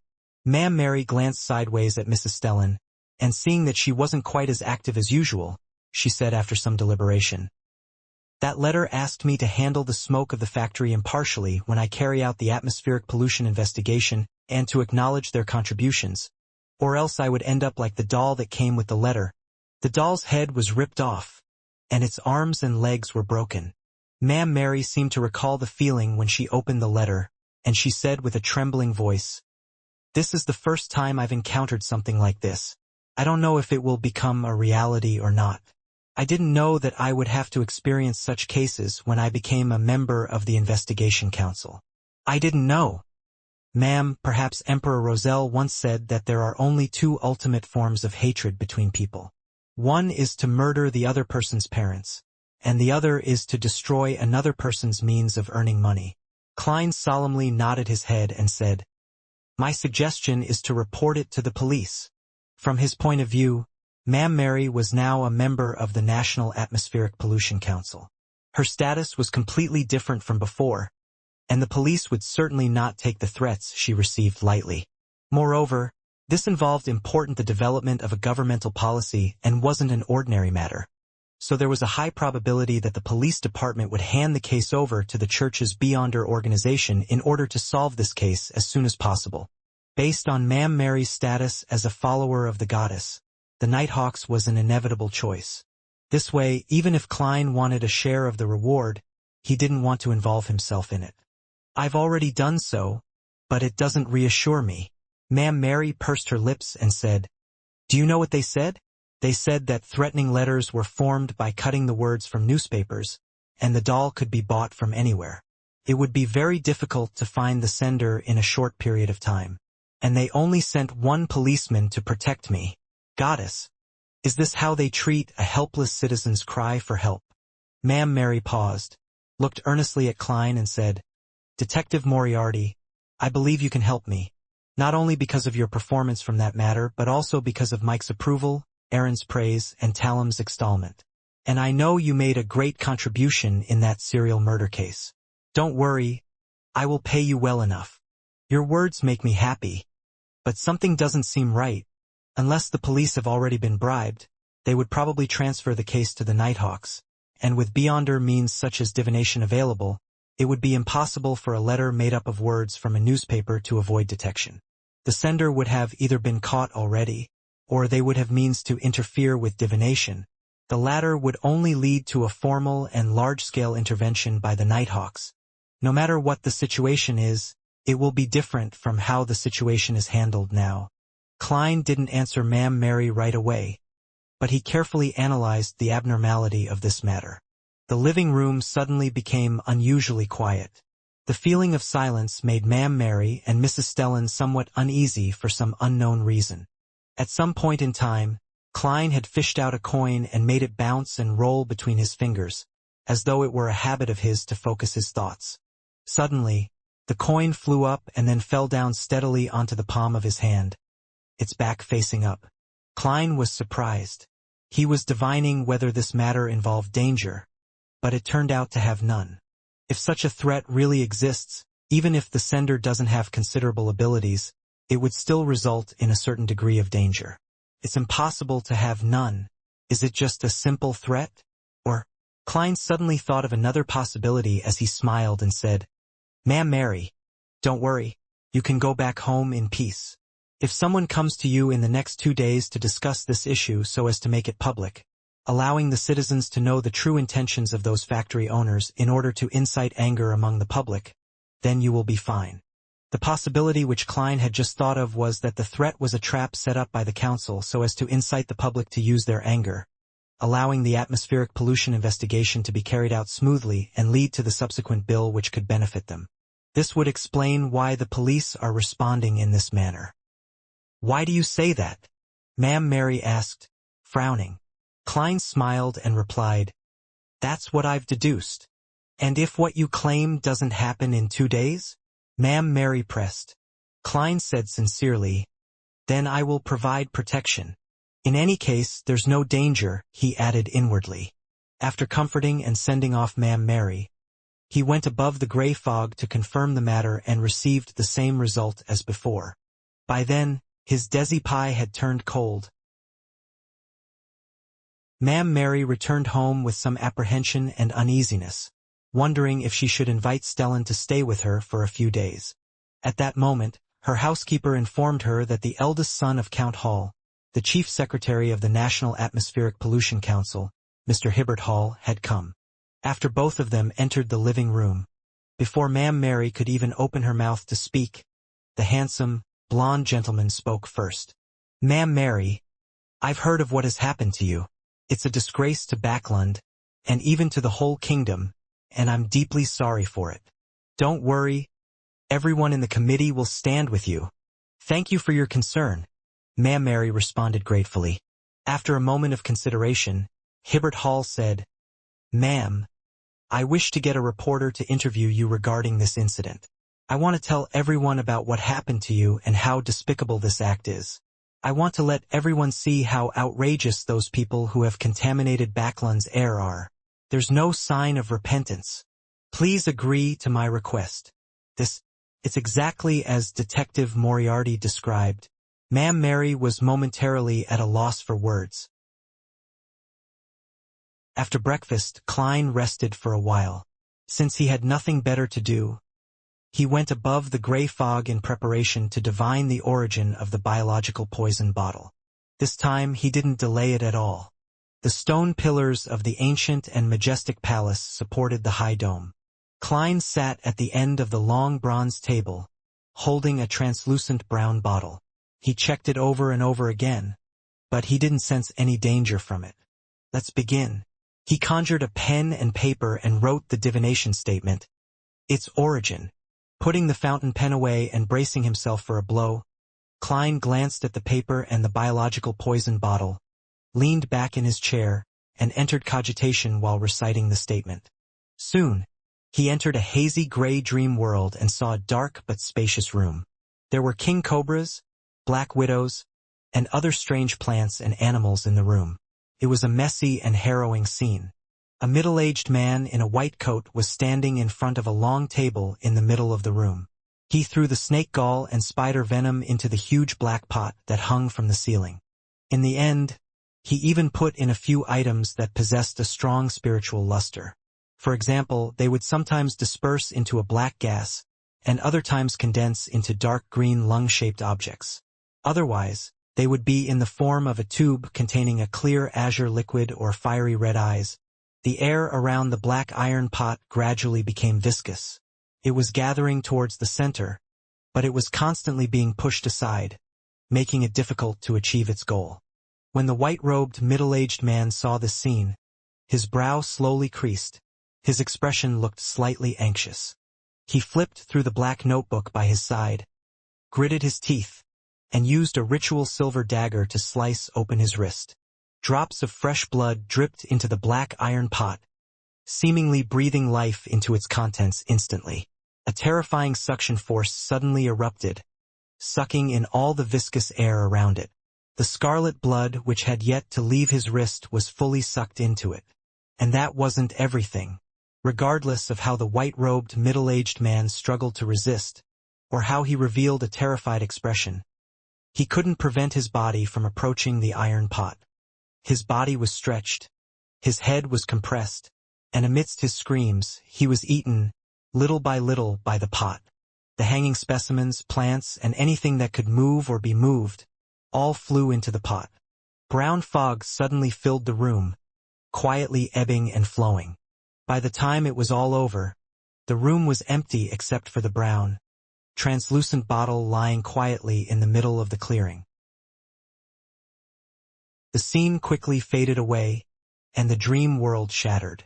Klein opened his eyes and muttered to himself, so the biological poison bottle is a product of a death-seeking experiment. I thought it was a Beyonder characteristic left behind by some Beyonder. If that were the case, I'd have been able to divine a formula, To Klein, a rampager's spirituality and beyonder characteristic, as well as a spirituality and beyonder characteristic which was contaminated by an evil god, could all be used to divine a formula. Just like the all-black eye which Nimblewright Master Rosago left behind. It was thanks to the isolation effects of the gray fog, and how the mysterious space was able to eliminate negative influences, giving him the ability to court death. Of course, a beyonder characteristic involved many other additional factors. In theory, the chances of failure were extremely high, but Klein only had the confidence to do so after advancing to magician.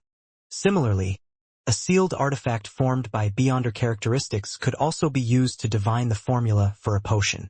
However, if they were mainly ingredients, then through the production processes and dangerous experiments done by an artisan or other beyonders, turning them into mystical items, then Klein's divination would be useless at his current state. Even with the enhancement effect provided by the mysterious space above the gray fog, it was useless. Not bad. At least I don't have to worry about the biological poison bottle having any other latent risks anymore. Klein glanced at the werewolf Fong and wisely abandoned his curiosity. In Empress Borough, the opulent villa of Count Hall, Audrey continued her study of psychology. By her feet, the huge golden retriever, Susie, was sitting there, her eyes shining. From time to time, she wagged her tail, as if enjoying the scene. Psychiatrist Escalante finished the introduction material and deliberately made a casual remark. Actually, there is such a theory. It's believed that humans would inherit a certain amount of their ancestors' consciousness over the generations, thus forming the underlying logic of one's behavior patterns. For example, although many people have never seen a poisonous snake, they would instinctively feel afraid and wish to avoid it once they encounter one. Why is that? This is theorized to be an instinct that we inherited from our ancestors, something that is hidden in the deepest recesses of our consciousness. In ancient times, people constantly fought with poisonous snakes and all kinds of ferocious animals, and they gradually carved this memory into their consciousness and passed it down. How does it get passed down? Audrey asked with interest. Escalante, with her long hair which reached her waist, laughed. That's a very good question. Some people provide explanations that involve a theory that everyone's consciousness is actually connected at the lowest level. It is one entity, and the traces and characteristics left behind on this entity will affect the consciousness that belongs solely to them. For example, the lowest level of consciousness is like an endless ocean. Our unique consciousness would be the islands situated in the ocean and can be split into two parts. One is hidden under the water, which is the subconscious, which is higher in both quantity and size. The other is exposed on the surface of the ocean, the superficial consciousness that can usually be detected. This is the axiom of the school of thought in psychology. Audrey glanced at Susie, stroked the golden fur on its neck and said, "So, we can use this connected ocean to influence the consciousness of others and achieve the goal of curing certain mental illnesses? This is the mysticism foundation and beyonder powers of a psychiatrist. But it doesn't seem enough and is lacking something. For example, the sky above one's head. The sky which shrouds everything?" Audrey curiously thought as she wore a look of confused enlightenment. "You're really talented in this area," Escalante praised in delight. "However, we can only affect a portion of the surrounding ocean, and through it we can affect those who are close to us. If we venture deeper into the ocean, it will be easy for us to lose ourselves." She looked up at the ornate and complicated clock on the wall, smiled and said, "Time's up. This is the end of today's class. Miss Audrey, if you're interested in this psychological school of thought, then we can continue talking about it next time." "All right." Audrey stood up and bowed. Watching Escalante leave, she nodded in thought. Ma'am Escalante doesn't seem like a real psychiatrist. At most, she's like me, a telepathist. Was what she just talked about the axioms of the psychology alchemists? They really are patient. Why aren't they trying to recruit me yet? As Audrey was in thought, Susie commented happily from the side, "Audrey, I feel like she's the same type of person as us. No, I mean the same type of dog. No, that's not right. Woof." Susie, who only had a rudimentary grasp of the human language, fell into a state of confusion, unable to find the right words to describe her feelings.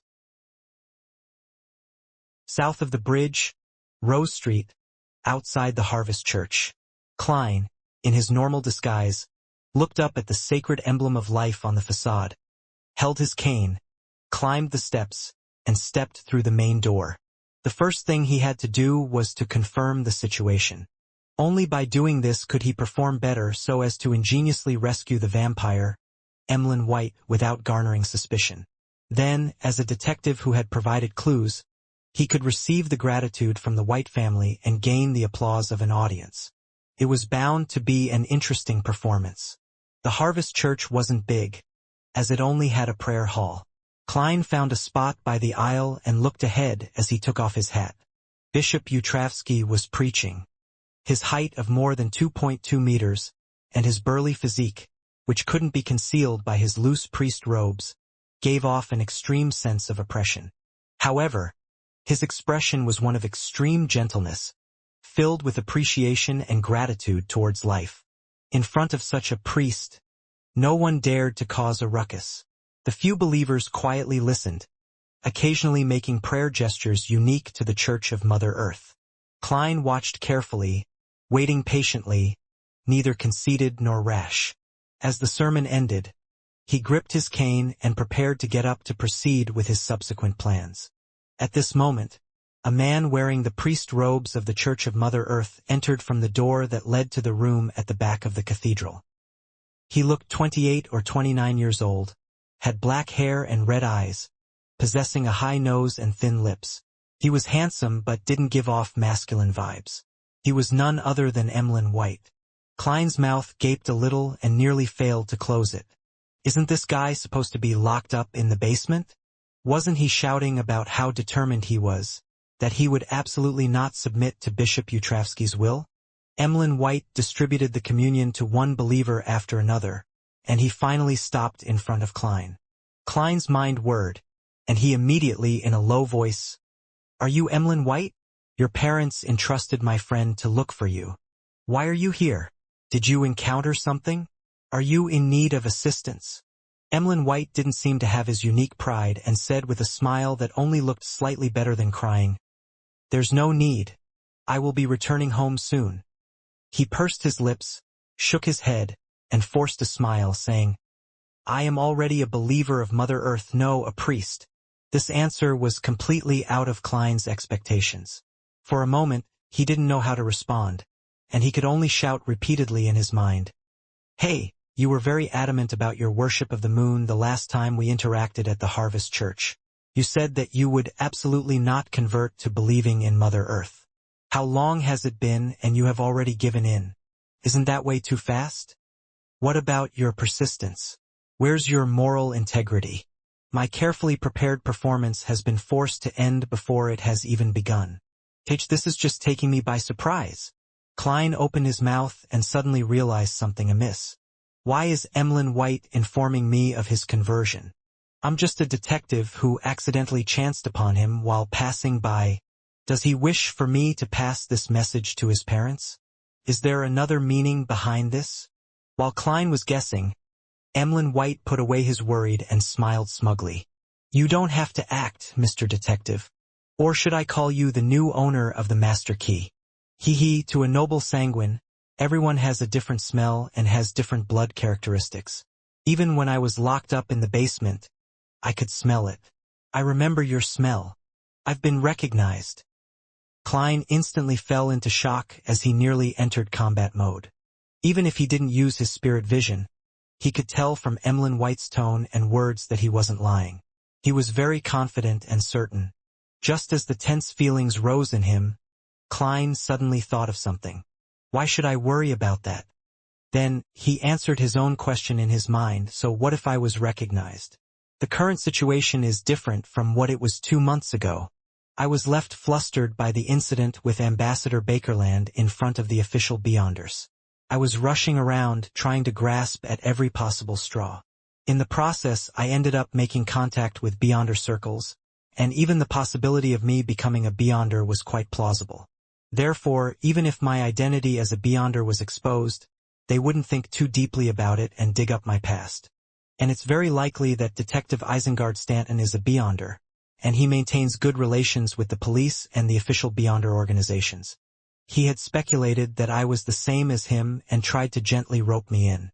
In this regard, I can barely be counted as a borderline member of the official Beyonders. And if anything were to happen, I wouldn't necessarily be imprisoned. More importantly, I have already made my current image so deeply ingrained that I don't have to worry about any wanted posters. If anything goes wrong, then I can just abandon 15 Minsk Street and my identity as Sherlock Moriarty. So what's there to worry about? Yes, before I came here I had also performed a divination, and the revelation was that there was almost no danger. As these thoughts flashed across his mind, Klein's contracted pupils, slightly appalled expression, and his fight or flight state eased, as if he was discussing the day's weather with Emlyn White. Seeing his calm expression, Emlyn White raised his eyebrows, took a few steps to the side, and squeezed past him before slowly sitting to his side. The vampire looked at Bishop Utravsky, who was leading the believers in the rite of Holy Communion, and he said with a sneer, "Mr. Detective, aren't you afraid that I'll go to the police station and shout out loud that you're a Beyonder?" Similarly, Klein looked forward and said without turning his head, "I'll go with you and shout out loud that there's a vampire. Come on, let's have an internecine outcome. Do you think I'm afraid of you?" Emlyn White's expression stiffened. He raised his right index finger and said, "Sanguine, a noble sanguine, got it." Before Klein could speak, seeing that Bishop Utravsky was preoccupied with the rites of Holy Communion, Emlyn White chuckled and said, "Regardless, I'm finally going to be free. I pretended to submit and told the old man that I was willing to convert to believing in Mother Earth and was deeply penitent for what I had done. Although I have no idea what was necessary to show repentance, it's not a problem to put on an act. That old man actually believed me like this, and he was very happy as well. He let me out on the spot and he let me become a priest here.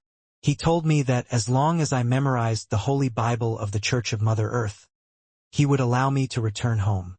Ha ha! That old fogey, who's all brawn and has become silly from his faith, sure is easy to fool." "Easy to fool?" Klein turned his head to look at the vampire. Looking smug, he looked forward and said, "Father Utravsky used to be a pirate. He probably killed far more people than the number of people your father has ever saved. Furthermore, most pirates don't trust their fellow crew members. Betrayal and trickery are common among them. To be a relatively successful pirate able to live to the end, Father Utravsky wouldn't be a person who's easily fooled, even if he's not a bright person." Emlyn White wore a look of disbelief as he wished to retort. Klein rubbed the top of his cane and leisurely added, "Father has a powerful sealed artifact in his possession. It is known as the Mental Terror Candle. It can allow the wielder to enter the deepest recesses of the target's soul. There no one can lie. Moreover, this is only one of its uses. I don't know if it has any other abilities." Emlyn gradually froze, his eyes losing focus. After a dozen seconds, he whispered with a pale expression, "When I said I was willing to change my faith, that old man came in with a lantern. There was a candle in the lantern, and I didn't get a good look at it." Klein tilted his head and gave Emlyn White a sympathetic glance. "Perhaps Father Utravsky used it to plant a seed in you, one that gradually and thoroughly makes you wholeheartedly believe in Mother Earth." The corner of Emlyn's mouth twitched, revealing a smile comparable to a zombie's. "I don't feel anything at all. It shouldn't be anything like you said. Besides, aren't my parents coming? They can blame the priest through ordinary people, saying that he forcefully detained me, forcing him to make a choice between sullying the Church of Mother Earth's reputation and letting me go. Isn't that a great idea?"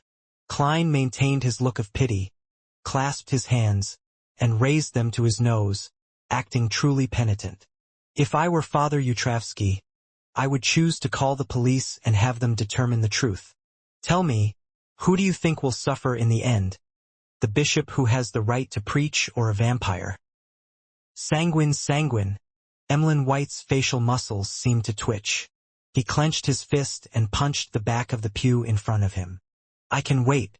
Once I memorize the Holy Bible, I will ask the old man to let me return. He is a truly devout person and will not break his promise. Klein didn't turn his head and said with a smile, I've been to 48 River Bay Avenue. Your parents have already moved away. Naturally, not only will they move away, they will also move to somewhere I'm not aware of. Emlyn White responded without hesitation. Klein added with a relatively relaxed tone. They moved in a hurry. They left a lot of things behind, such as the things in your room. Emlyn White's expression suddenly became extremely wonderful. He gaped his mouth, abruptly stood up, squeezed past Klein, and rushed towards Bishop Utravsky, who stood in front of the sacred emblem of life. Father, Bishop, I want to return home. I want to return home. I want to return home, Emlyn shouted. Seeing that there were still believers who hadn't finished their Holy Communion yet, Father Utravsky didn't respond. He merely gave the pitiful vampire a calm look. Emlyn quickly shut his mouth and became quiet.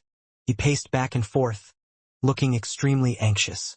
Smiling, Klein stood up, took his cane and hat, and strolled down the aisle to the front pew of the cathedral's hall. When Holy Communion was over, he walked up to Father Utravsky and said with a serious expression, Bishop, I don't know why you're retaining Emlyn here, nor do I want to know. I only know one thing. His parents have entrusted me to take him back. If this giant-like priest agrees to my request so easily, I can only light a vigil candle for this vampire, Emlyn. No, I'm sure he will hate candles from this day forth. It's best to mourn for him, Klein secretly thought. Father Utravsky looked down at them and replied gently, Emlyn can return home at any time. Klein gave Emlyn White a glance, raised his right hand, and tapped his chest. He wanted to gesture the sign of the crimson moon by tapping in a clockwise fashion, but in the end, he forced himself to draw the triangular sacred emblem. Emlyn became rather anxious from the look Klein gave him. Without a word, he rushed to the door of the cathedral and left without a hitch. Klein followed him at a moderate pace without any signs of anxiety. After proceeding forward in what appeared like a jog, Emlyn suddenly slowed down and said in a daze, I feel like I'm starting to miss the Harvest Church, the feeling of memorizing the Holy Bible, and the sacred emblem of life. I wish to return to clean and tidy the place. It'll only take an hour. This planted seed is even more vicious than I had imagined. No matter where this vampire goes, he will return to the Harvest Church every day and work for an hour? That's actually quite all right. At the very least, the seed, which was planted, didn't change Emlyn's faith. In a way, he's showing him some respect. But why did I use the word respect? That candle is called Mental Terror Candle, and it's said to be from a dragon. The spectator pathway is rather scary. Klein tapped his cane and said, Do you need me to remind you of anything? There's no need. Emlyn's expression distorted as he angrily said, I will fight this feeling. I'm going to move to Mitsishir or Fasak. I don't believe that I'd still wish to return when I've left Backlund. He gritted his teeth and suddenly exhaled. Let's take the carriage back to River Bay Avenue. All right, Klein responded nonchalantly. After a few steps, Emlyn stopped a rental carriage. Just as he was about to board the carriage, his back stiffened for 2 seconds. Then, he said so quietly that Klein could barely hear him, I don't have any money on me. I do. Klein smiled. Emlyn stopped talking and got onto the carriage. Klein sat across him, and as the carriage began to move off, he asked, as if in thought, Your father is a doctor? One that possesses outstanding skills in drugs and medicine. Although he was listless, Emlyn raised his chin out of habit. This is the gift that we sanguine enjoy. The most outstanding potion masters are all from the sanguine. Is that so?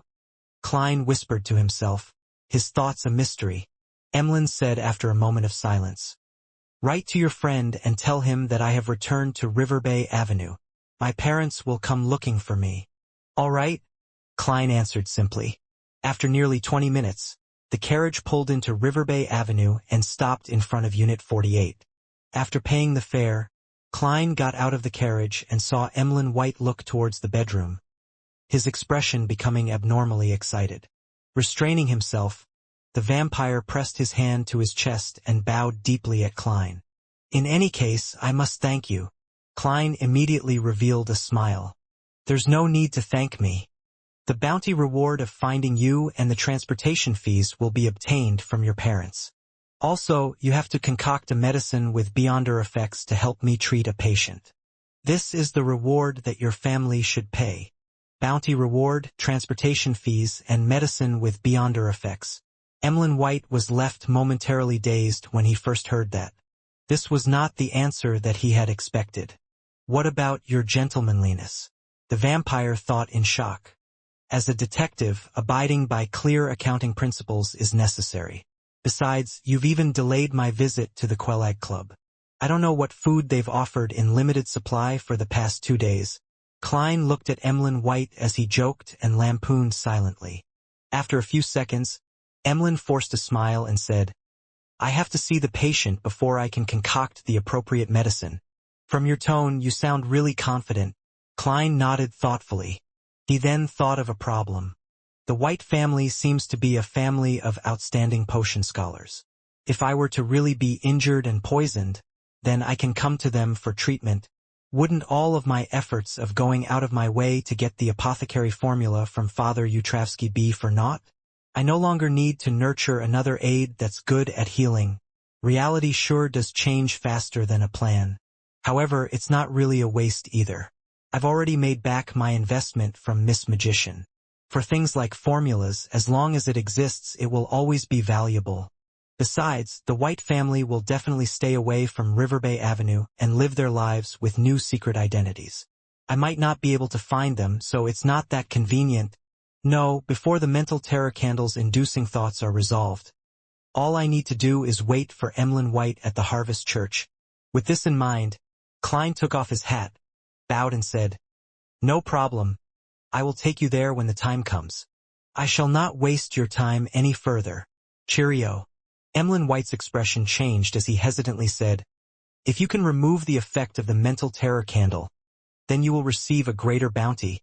And, he paused and raised his chin, and the friendship of the sanguine.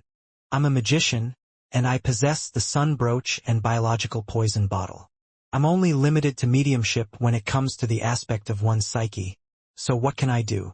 Amongst the people I know, only Miss Justice is a close match, but she's only a sequence 8 telepathist. Unless you change your faith to the fool that doesn't belong to this era, then we will be able to find out how to use the knowledge recorded in the Book of Secrets to help you solve this problem through a corresponding ritual. Speaking of which, vampires seem to be worshippers of the primitive moon, very similar to the Shaman King and the like. Could the ancient god recorded in the City of Silver, the vampire ancestor Lilith, be the primitive moon? Klein said with a smile as his thoughts wandered. I'll keep a lookout for ways to help you. Emlyn White nodded and didn't say anything else. He impatiently turned around and rushed to the door.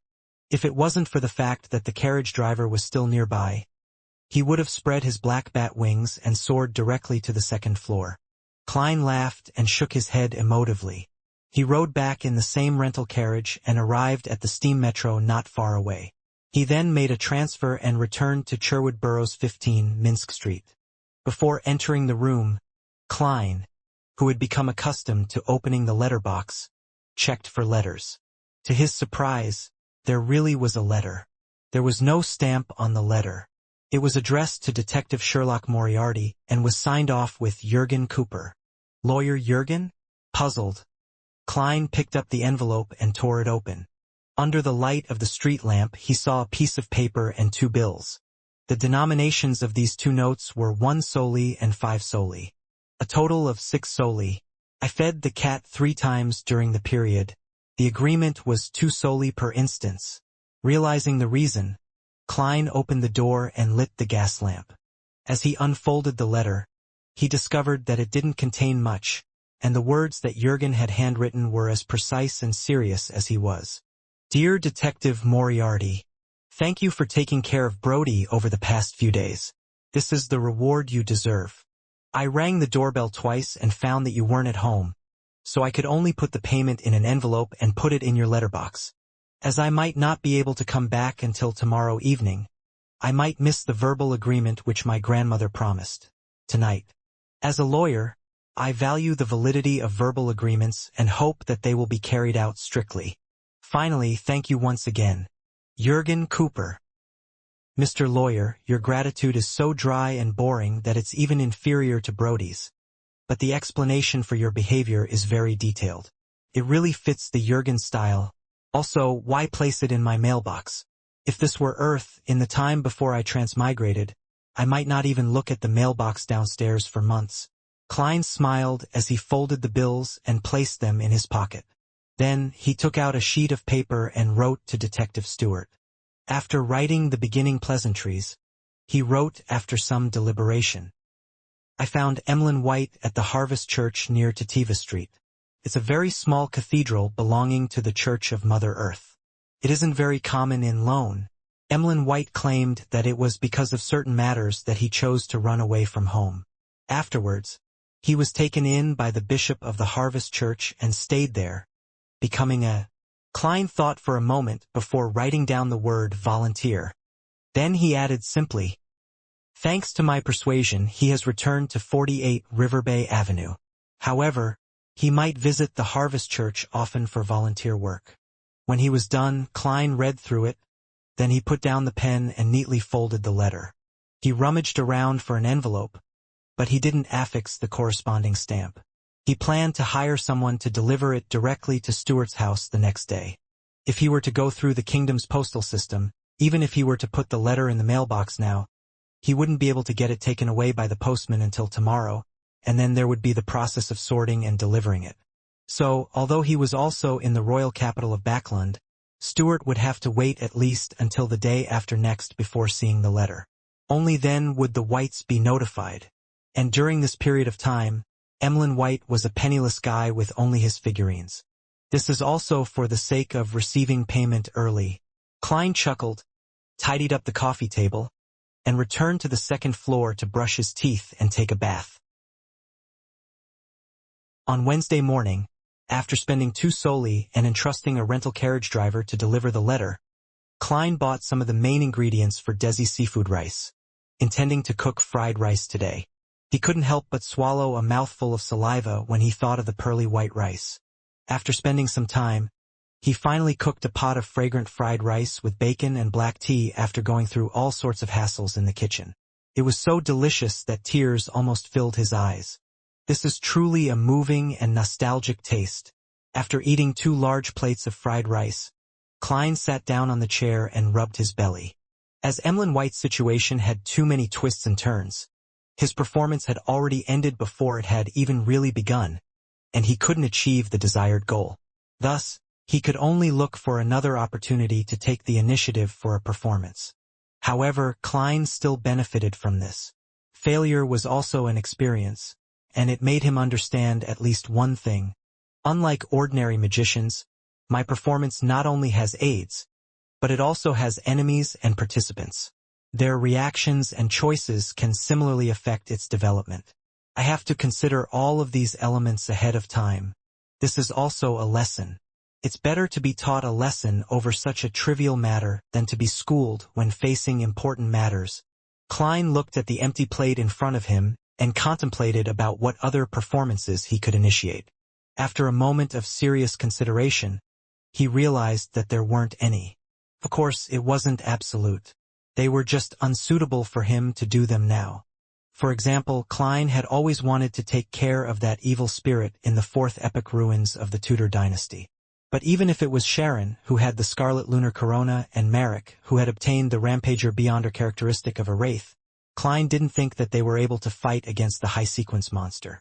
It was even possible to end up dead before even knowing why. Taking the initiative to perform isn't equivalent to courting death. It's not about using one's life to perform. Klein warned himself.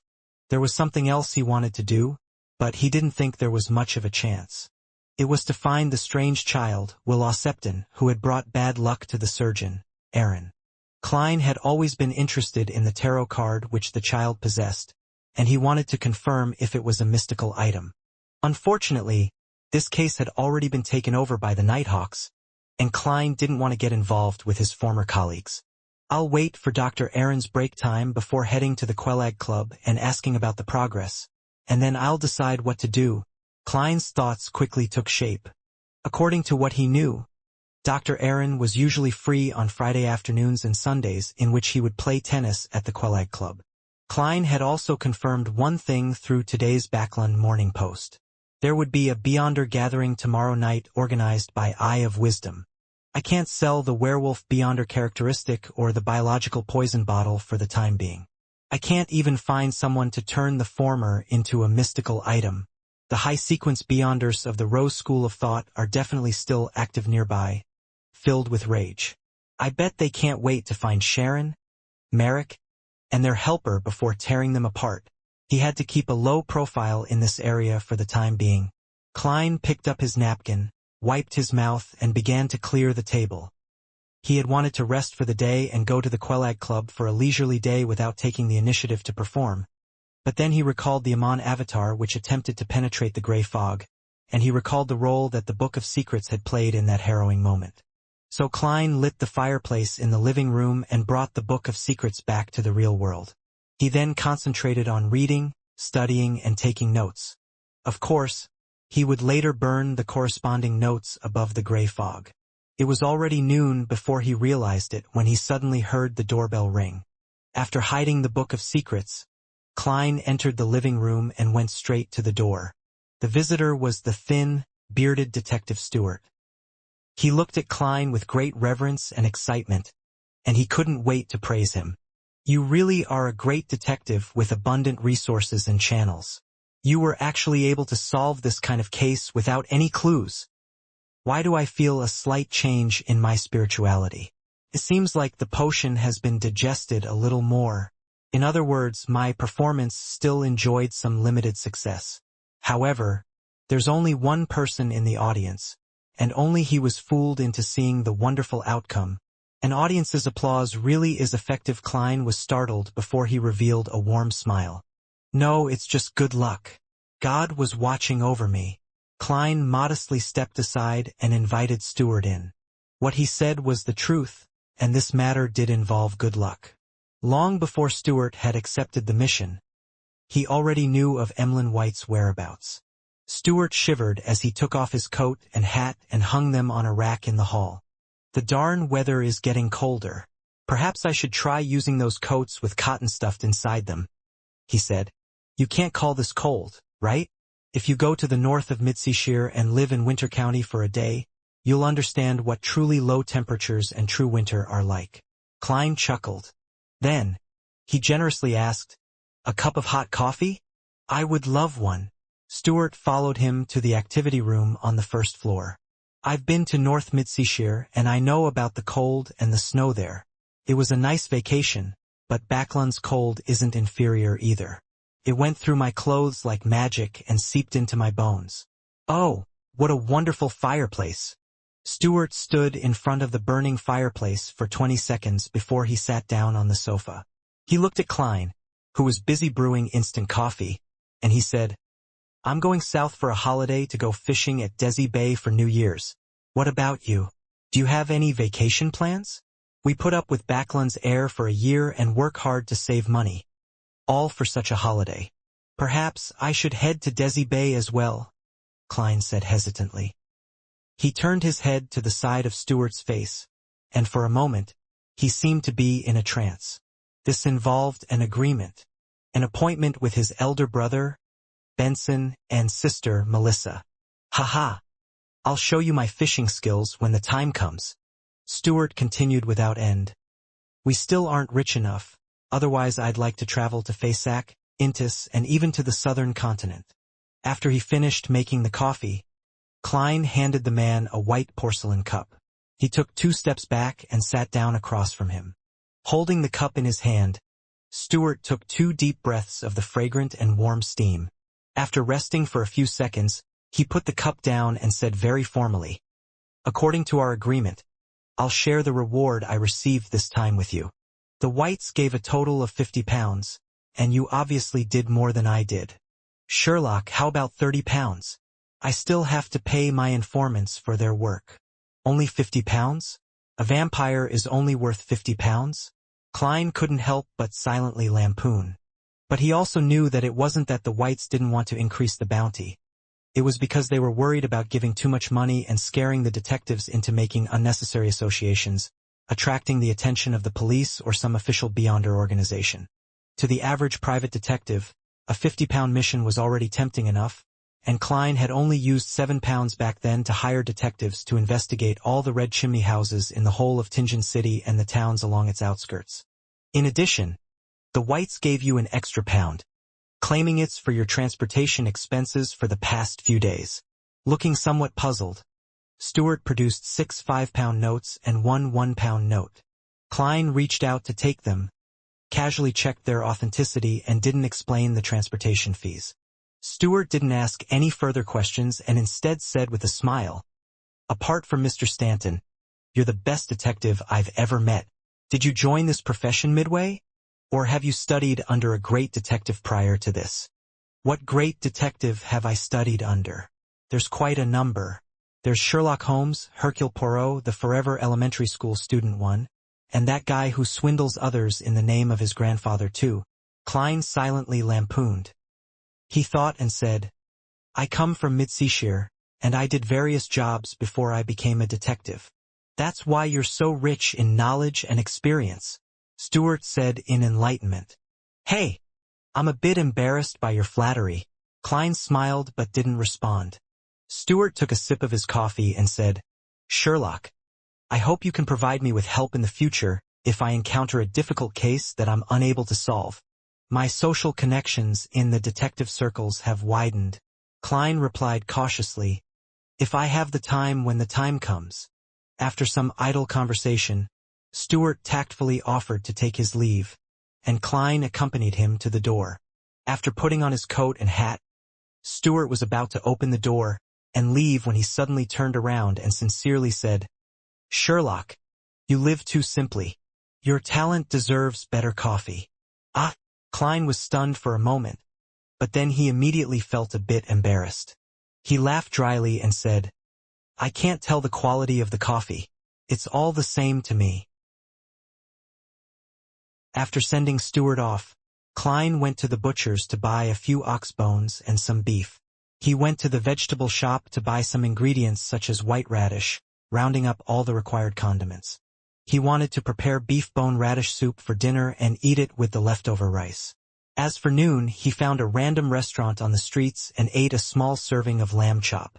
After a leisurely afternoon, Klein continued to study the Book of Secrets, and the more he read, the more he realized that he knew little about mysticism. Fortunately, he had a solid foundation. He quickly grasped many things once he came into contact with them and pondered over them. In the evening, he smelled the tantalizing fragrance of the beef bone soup, and his Adam's apple bobbed up and down twice. He heard the doorbell again, as though it was a bugle to signal dinner time. Gulping down his saliva, Klein walked behind the door and reached for the handle. The image of the visitor naturally appeared in his mind. It was the handsome but not masculine red-eyed vampire, Emlyn White. There's no need to rush him at all. What a man of his word. Klein opened the door and smiled. "Good evening, Mr. White." Emlyn raised his chin, letting his impatience show in his expression. He was about to say something when Klein looked at his brown clerical robes and said with a knowing smile, "You just came over from the Harvest Church? Who was the one who said he could resist last night?" Unable to maintain his gentlemanly demeanor, Emlyn gritted his teeth and said, that old man. Damn it. How do I get rid of this inducing suggestion?" Before Klein could reply, he patted the clothes on his chest and said with a stern face, "Take me to the patient. There's a good dinner waiting for me." As he spoke, he sniffed indiscernibly, as if he had smelled something. Klein picked up his coat and hat without saying another word. "All right, I'll take you there now." After closing the door and taking a few steps, he cautiously asked, "Do you have a certificate to practice medicine? How else am I supposed to convince lawyer Jurgen to allow Mrs. Doris to take the medicine?" Emlyn looked up at the sky at a 45-degree angle and said, "I don't need those papers to prove my abilities." Before Klein frowned, he casually added, "It's too simple. I obtained it easily by going through the process. This tone makes it sound like he's rather proud of receiving a certificate for practicing medicine. Klein smiled without a word. Looking at the wet ground in front of him, Emlyn casually said, "Do you know what I like most about Backlund?" "What?" Klein responded without any curiosity. Emlyn chuckled and said, "The persistent gloomy sky with fog that blots out the sun. This allows me to go out during the day without feeling too much discomfort. It's great except for the air." In other words, the sun really would deal certain damage to vampires? Fortunately, I thought of this yesterday and didn't bring the sun brooch with me. Otherwise, I wouldn't be able to communicate with Emlyn. Klein seemed to gain an understanding. As they conversed, they had already arrived outside the Jurgens, and Klein went up to ring the doorbell.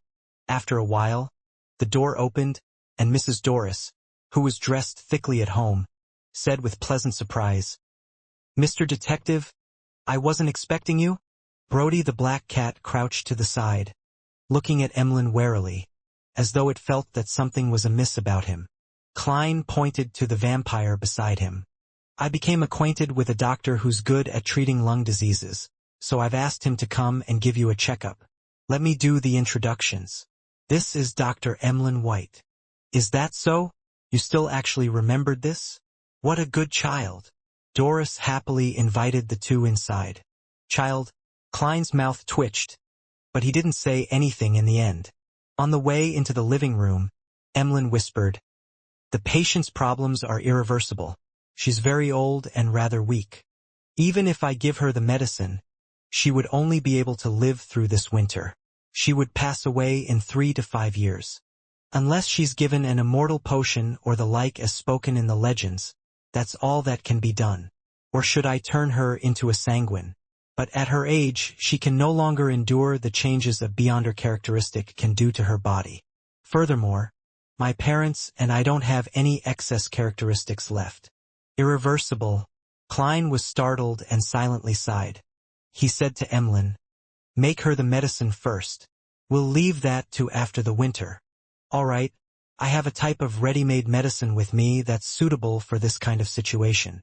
Emlyn didn't stand on ceremony as he sat down on the sofa. At that moment, Lawyer Jurgen was walking out of the kitchen as he took off his apron. He asked Klein about the purpose of his visit. "Dr. White, what do you think of my grandmother's lung disease?" Jurgen asked seriously. Emlyn was obviously very experienced in such situations.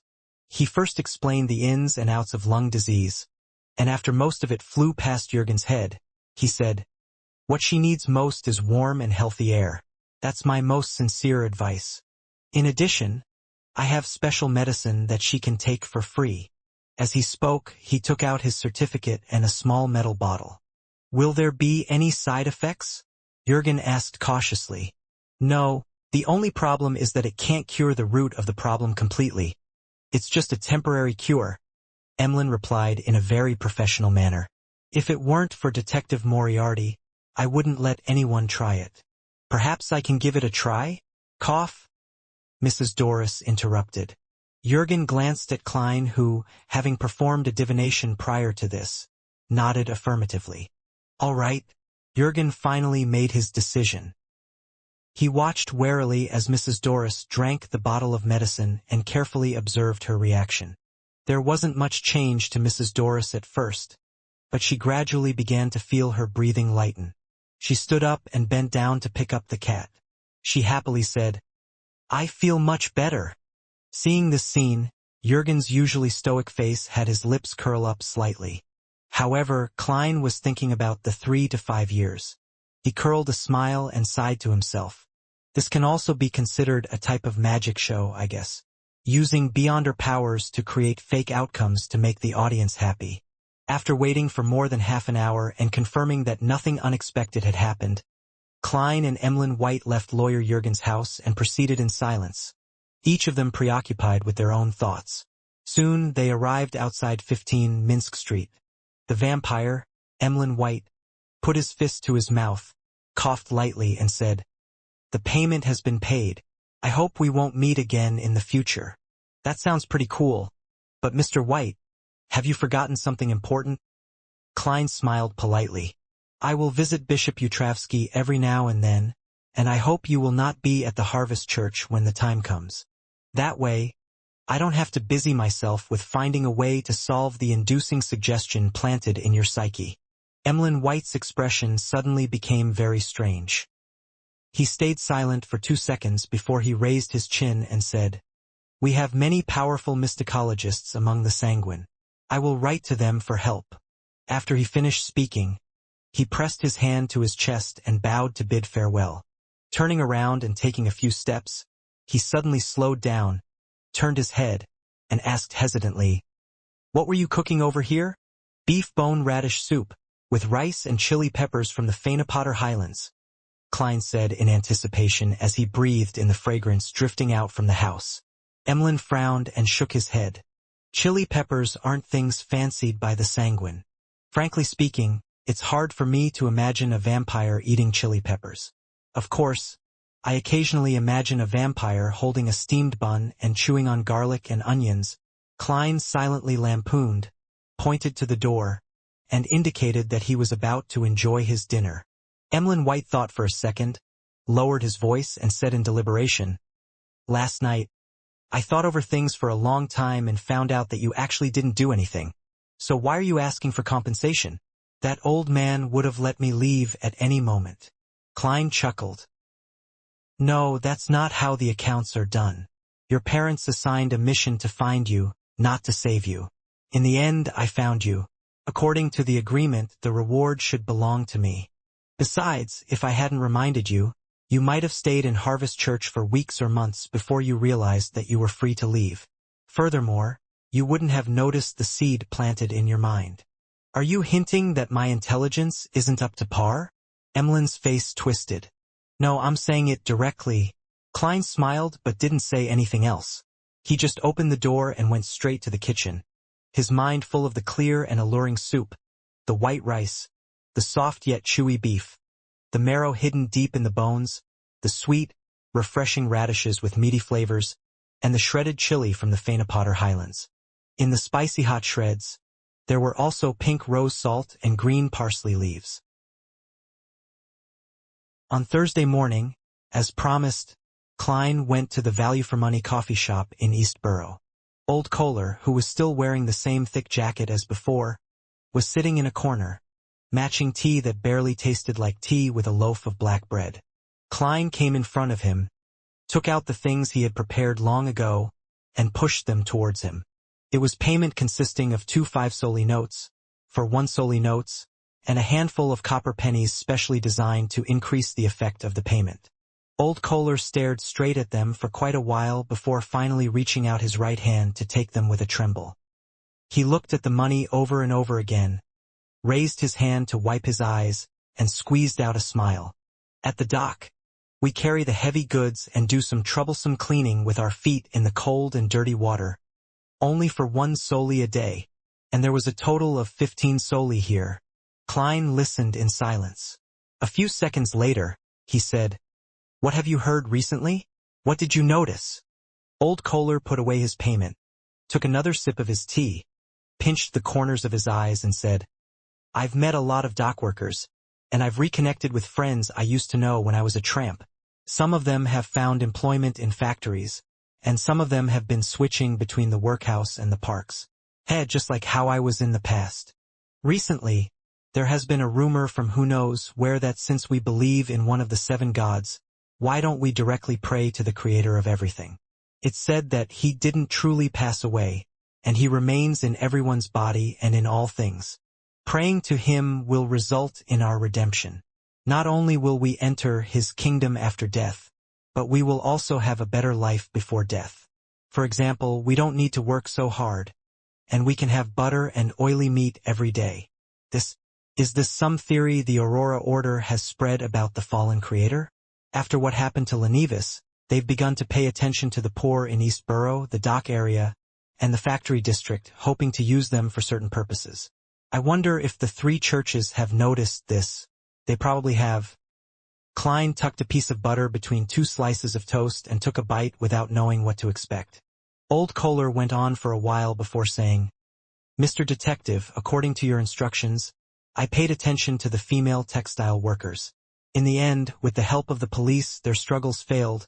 But, the leaders became the factory's supervisors, and a third of them lost their jobs. Some of them are actively looking for new jobs, some have become street girls, and some have gone off somewhere. The entire East Borough is in chaos. If this was the situation when Rear Admiral Hurricane Kalangos came to Backlund, he could come to East Borough to kill 1 or 2 people every day without anyone discovering or noticing the act. Klein sighed in his heart. Old Kohler continued to recount what he saw and heard daily before saying, "By the way, Liv's youngest daughter has gone missing." Liv. Klein was certain that he had never heard of the name. Old Kohler then said in realization, "She's the laundry maid you and Mr. Reporter met last time, the one who was arguing with someone. She was always at home doing the washing with her 2 daughters. But yesterday, when her 2 daughters were returning home from delivering the laundry, one of them ended up missing. The younger one, what a pity. She's been a widow for years, and she has always been counting on her 2 daughters. And now, the police in East Borough definitely won't look too hard for her. Unlucky people tend to meet with even worse situations because they have no ability to resist danger or change their environment." This phrase suddenly flashed through Klein's mind. After a few seconds of stone-like silence, he said, "Take me to see them. I'm a detective, so maybe I can help them find her." "They have no money," Old Kohler reminded him. Klein picked up his hat and cane and said, "I occasionally do volunteer work too." Sherwood Borough, in the apartment which the 2 ladies originally rented. Zio had resumed her life as a bounty hunter, and Furs hastened the pace of her new book, hoping to save the money needed for the Beyonder ingredients required by the Trickmaster potion. But writing a book wasn't something one could write that easily. Furs scratched her hair irritably and decided to go out for a walk to seek out inspiration. As she walked, she found that she had unknowingly returned to a familiar place. Diagonally ahead of her was the Yosefov Clinic, a fairly large private clinic where she had first worked. After staring at it for a while, Furs thought of the old lady who had guided her into the Beyonder world. She turned into a small alley on the right and took a shortcut to a nearby street. The 2 sides of the street had leaves fluttering down the parasol tree. It was a relatively quiet place. Furs remembered that the old lady lived at Unit 39. Back then, she would occasionally visit personally to deliver medicine, give injections, or even to help with the daily chores. It's almost been 3 years. That place should have been rented out again. There might have been several changes in tenants. I still remember when I came to tidy up the items she left behind. I discovered many notebooks about mysticism. Furs walked under the nearly barren parasol tree and slowly approached Unit 39. As she recalled her past experiences, she gradually gained some inspiration for writing. At that moment, she saw an old man in a heavy woolen coat and a black half-top hat standing in front of Unit 39. He had rung the bell 3 times. After a few minutes, seeing that no one was opening the door, the old man with blue eyes shook his head and turned around. He whispered in puzzlement, "Still no one." He suddenly noticed Furs, who was looking at him from nearby. He hurriedly walked over, gently and urgently smiled, and said, "Beautiful lady, do you live in this district? Do you know Labero and Elisa?" "Elisa? Isn't that the old lady's name? There haven't been any tenants in this house lately?" After some deliberation, Furs said, "I don't know if the Mrs. Elisa I know is the one you're looking for. She lived here for a long time, but she passed away 3 years ago." "Passed away 3 years ago? What about Labero?" The old man with wrinkles at the corners of his eyes hurriedly asked. "Her husband passed away even earlier than she did," Furs answered honestly. The elder was momentarily stunned before revealing a sorrowful expression. After a moment of silence, he said, "Thank you, good lady. I am the elder brother of Labero, and I've been living in Midseashire all this time. As I haven't received any letters from them for a long time, I decided to come and pay them a visit. Can you tell me what happened to them in the past few years?"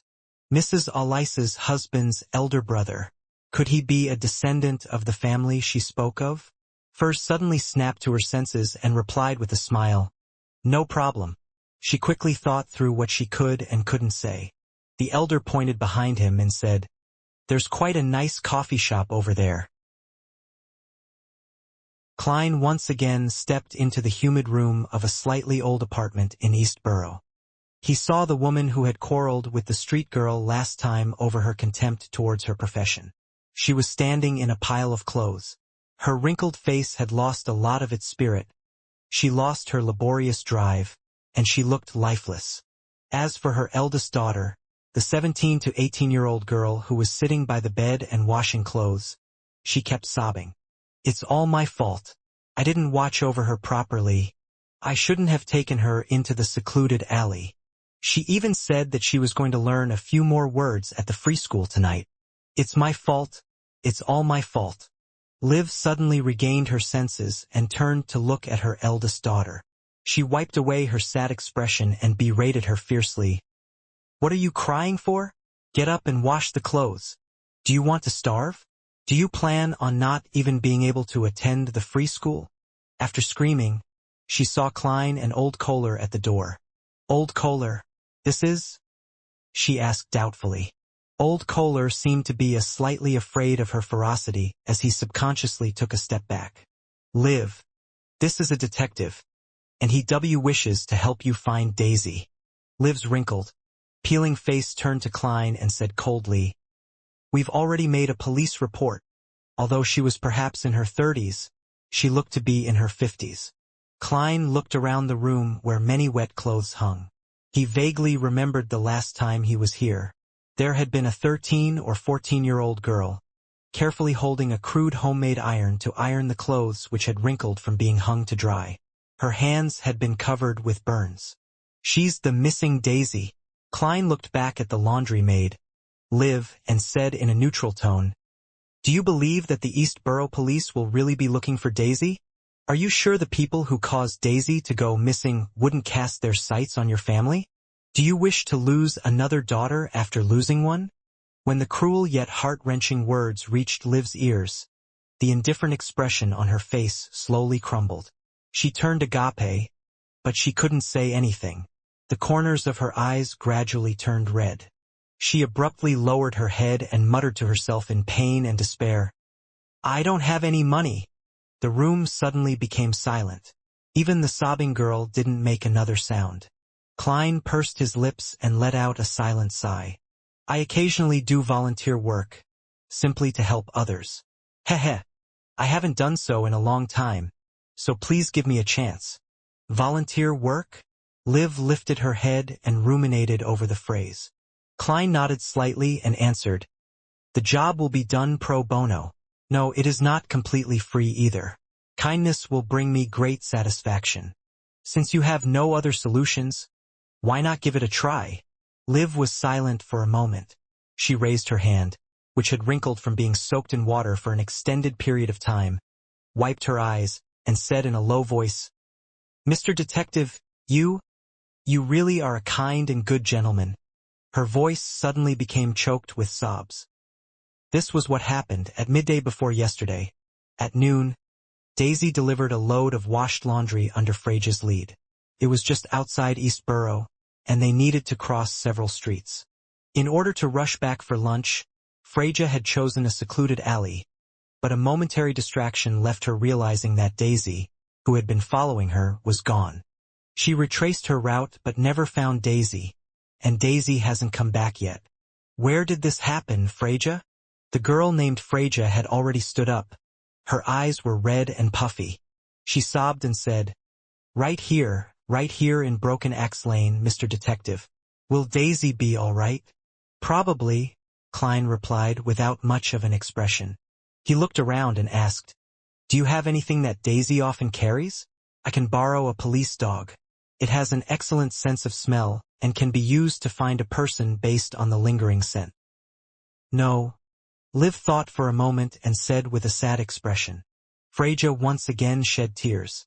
She felt as if the situation had turned into one of despair once again. Suddenly, she blinked and said, "Wait, there's something. Daisy's vocabulary book." "Vocabulary book?" Old Kohler asked. Liv sniffed and said, I make Freja and Daisy attend the free school at night. I can keep washing clothes, but they can't always be doing the same. This lady is such a good mother. Klein couldn't help but sigh. The free classes offered at night were set up by the 3 major churches or some charity organizations. From 8 to 10 o'clock in the evening, the school would be free of charge and would even provide stationery and a certain amount of paper. It was an education that was need-blind, and it would at most involve some religious knowledge. Klein had heard old Neil mention that he had once been a teacher for the Church of the Evernight Goddess for several years. Because there were very few people who volunteered to be teachers in the free school, a unique teaching method was established. Teachers would arrive early, gather the few students who had the best academic progress, imbue them with the content for that day's class, and then put them in charge of teaching the different classes. The teachers would supervise, correcting any mistakes. It was called a tutorial system. Corresponding to the free classes were the free organizations such as the Technical Workers Workshop, which were truly accessible to the poor, and one of the few outlets to escape from poverty. Unfortunately, there were too few similar organizations, and it was difficult for them to play a substantial role. At this moment, the sobbing Freja added, Daisy liked studying very much. She was made the tutor of her class by her teacher. She would put together the vocabulary words she had copied and hug them in her bed every day. She would wake up early and go out into the street to recite them under the light of dawn. She's always found it regretful that there are no street lamps around here. As she spoke, Freja rushed back to the bunk bed and took out a stack of crumpled paper from under the tattered pillow. Due to it being in a humid environment for extended periods of time, the words that were copied on it had already smudged. The edges of the sheets of paper were worn out, as though they had been turned over and over by someone for a long time. Mr. Detective, is this okay? Freja handed Klein the so-called vocabulary book, which had no binding at all, and anxiously asked. Yes, Klein answered very simply. He wasn't trying to comfort Freja. Although it wasn't the kind of items Daisy carried around all the time, it was something that had accompanied her all this while. Moreover, it had been projected with Daisy's strong will. It was excellent for using it as dowsing to seek her out. He casually flipped through the vocabulary book and said, Then I'll start taking action. The earlier I find Daisy, the better. Liv and Freja were unable to find words to describe their feelings. All they could do was watch as Klein and Old Kohler leave, repeating the words, Thank you, Mr. Detective, and thank you, good gentleman. After leaving the apartment, Klein turned to Old Kohler and said, You should pay attention to those female textile workers who lost their jobs, especially those who have neither found new jobs nor become street girls, and pay more attention to those who have gone off to unknown places. Pay attention to your own safety. Ask less and listen more. If you do this well, you'll get a bonus. All right? Old Kohler nodded heavily. He didn't immediately bid farewell. After hesitating for a moment, he asked with a tone full of expectation. You'll find Daisy, won't you, Mr. Detective? I can only say that I will do my best. Klein didn't make any guarantees. Old Kohler sighed and smiled bitterly. I've lost my child, so I'm very unwilling to see this sort of thing happen. He waved his hand and walked towards another street. Klein left the area at a leisurely pace, wrapping Daisy's vocabulary book around the head of the cane, and, without attracting any attention, completed a dowsing rod seeking. There are results. Towards the northwest. For the time being, it's not possible to confirm if I'm suffering any interference or misdirection. He looked down at the direction in which the cane was going to fall and put out his palm to steady it. According to the revelation, Klein went all the way out of Eastborough and hired a rental carriage. Half an hour later, the carriage, which occasionally changed directions, stopped at Iris Street, near Sherwood Borough and West Borough. It stopped in front of a house with a vast lawn, a wide garden, a small fountain square, and a marble statue. At this moment, Klein's cane had fallen down inside the carriage and was aimed straight at that direction. Through the window, Klein could see the guards patrolling inside the gates and ferocious dogs with their tongues out. The security inside was quite tight. More importantly, even without using divination, His spiritual intuition made him sense that there was great danger hidden within. What is this place? How can Daisy's disappearance involve such a dangerous place? Klein thought for a few seconds. Then he told the carriage driver to keep going. The carriage driver replied with some surprise, "Sir, are you not here to visit Mr. Capim?" Capim? The name sounded extremely familiar to Klein. He smiled and asked, "Why do you think so?" "There will always be people coming out from Eastborough who ride in my carriage all the way here." "Heh heh. This is the home of the rich and powerful Mr. Capim," the carriage driver casually replied. "Eastborough, Capim, Takun." Klein suddenly remembered who Capim was. There were many rumors that he was the leader of a bloody criminal organization which was stained with blood. He was involved in the disappearance of many innocent girls. And in reality he was a tycoon who knew quite a few important figures. Without another word, Klein leaned back against the wall and half closed his eyes. The horse carriage slowly moved forward. The luxurious villa was left behind as it disappeared from the window.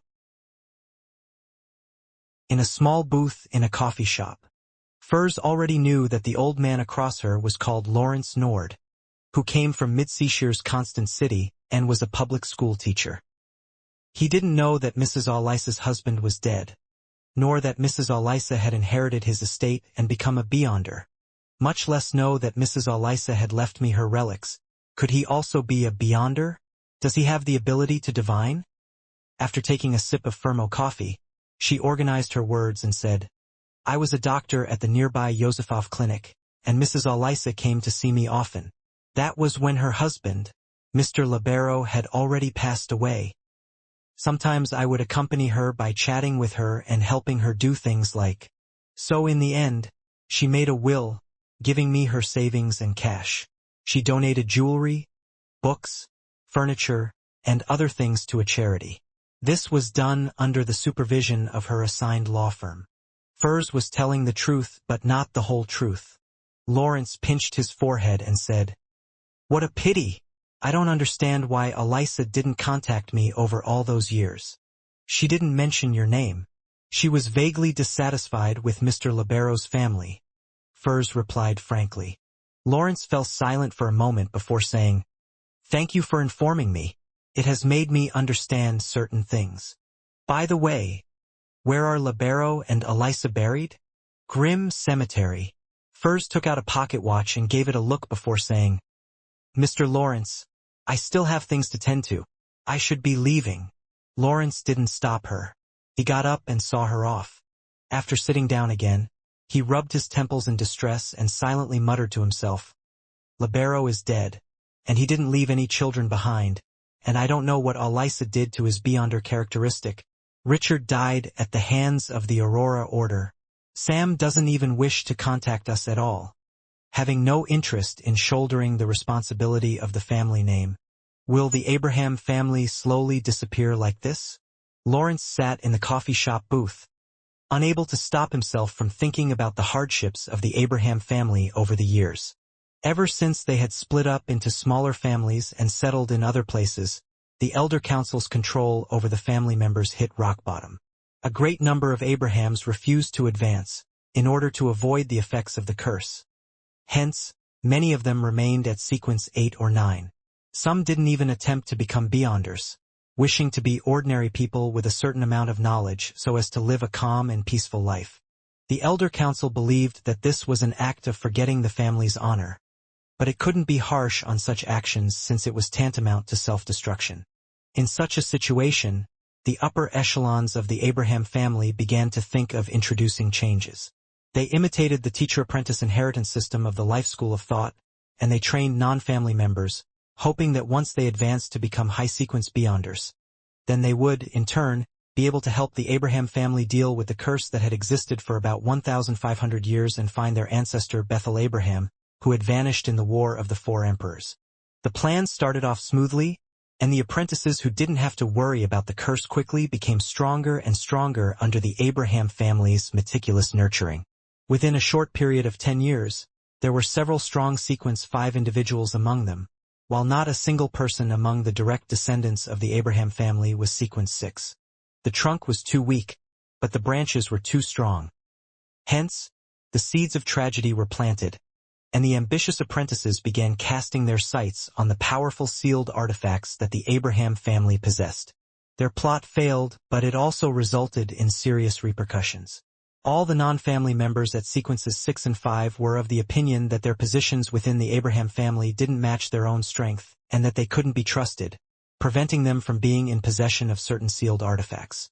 In the process of going back and forth, with difficult negotiations occurring and compromises between the two parties, an accident happened. One of them, Traveler Bodis, was lured by the true creator into joining the Aurora Order, which led to a terrible disaster. In this disaster, the upper echelons of the Abraham family were almost completely destroyed. More than half of the few powerful sealed artifacts were lost, and only 3 were left. As a result, Lawrence's brother, who he shared the same mother with, Richard, died. Not only did Bodis benefit greatly from it, but he also gathered all the Beyonder ingredients he needed, and with the help of the true creator, he successfully overcame the dangers and became a demigod, becoming one of the 5 saints of the Aurora Order, the Saint of Mystery. After the disaster, the rebuilt Abraham family's elder council reflected over the actions of the past few years, but they couldn't find a solution to the problem. Emotions such as negativity, dejection, and hopelessness shrouded the hearts of the few remaining family members.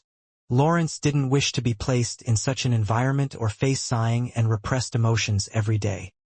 He found a reason to leave the Elder Council and came to Backlund to look for his other brothers, Libero, who he shared the same mother, and Sam, who he didn't share the same mother.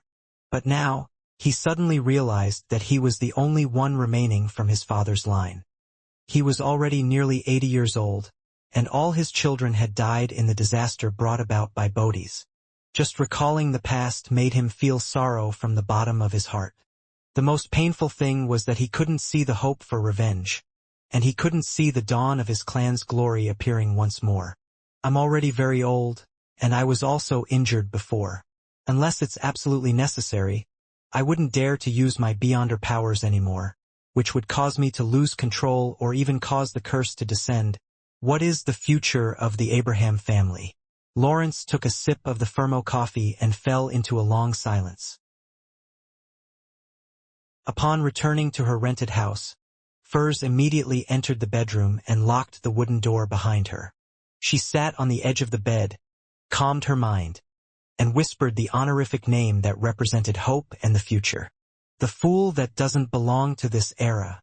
You are the mysterious ruler above the gray fog. You are the king of yellow and black who wields good luck. I wish to inform you of what I have encountered today. I met the elder brother of the husband of the old lady who made me become an apprentice. He seems to be a member of a certain family. I didn't mention anything related to mysticism, but I'm worried that he has extremely powerful divination abilities and will be able to find out the complete truth. At this moment, Klein happened to be above the gray fog. He saw the crimson star that represented the magician expanding outward, rippling as he heard the stacked layers of pleas. After figuring out the details, Klein tapped the edge of the ancient table and said to himself silently, "How cautious for her to know to seek help from the fool. Besides, your guess isn't wrong. The corresponding sequence 7 for apprentice is astrologer." Having recently read the Book of Secrets thoroughly, he had quickly come up with a plan that would help him interfere with divination through rituals. I have to say, with the Book of Secrets and my advancement to sequence 7, I'm becoming more and more godlike when above the gray fog. Of course, for the time being, I'm still just an empty shell.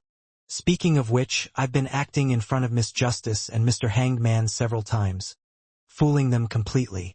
Why didn't I receive any feedback from my spirituality?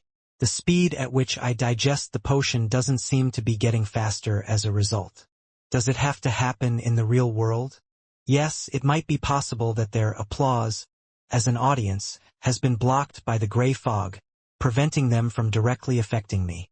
Just like how the eternal blazing sun and the true creator are unable to penetrate the gray fog to find this mysterious space. From the looks of it, the reaction between the gray fog and this mysterious space is very mechanical. It's not sentient enough and it lacks intelligence.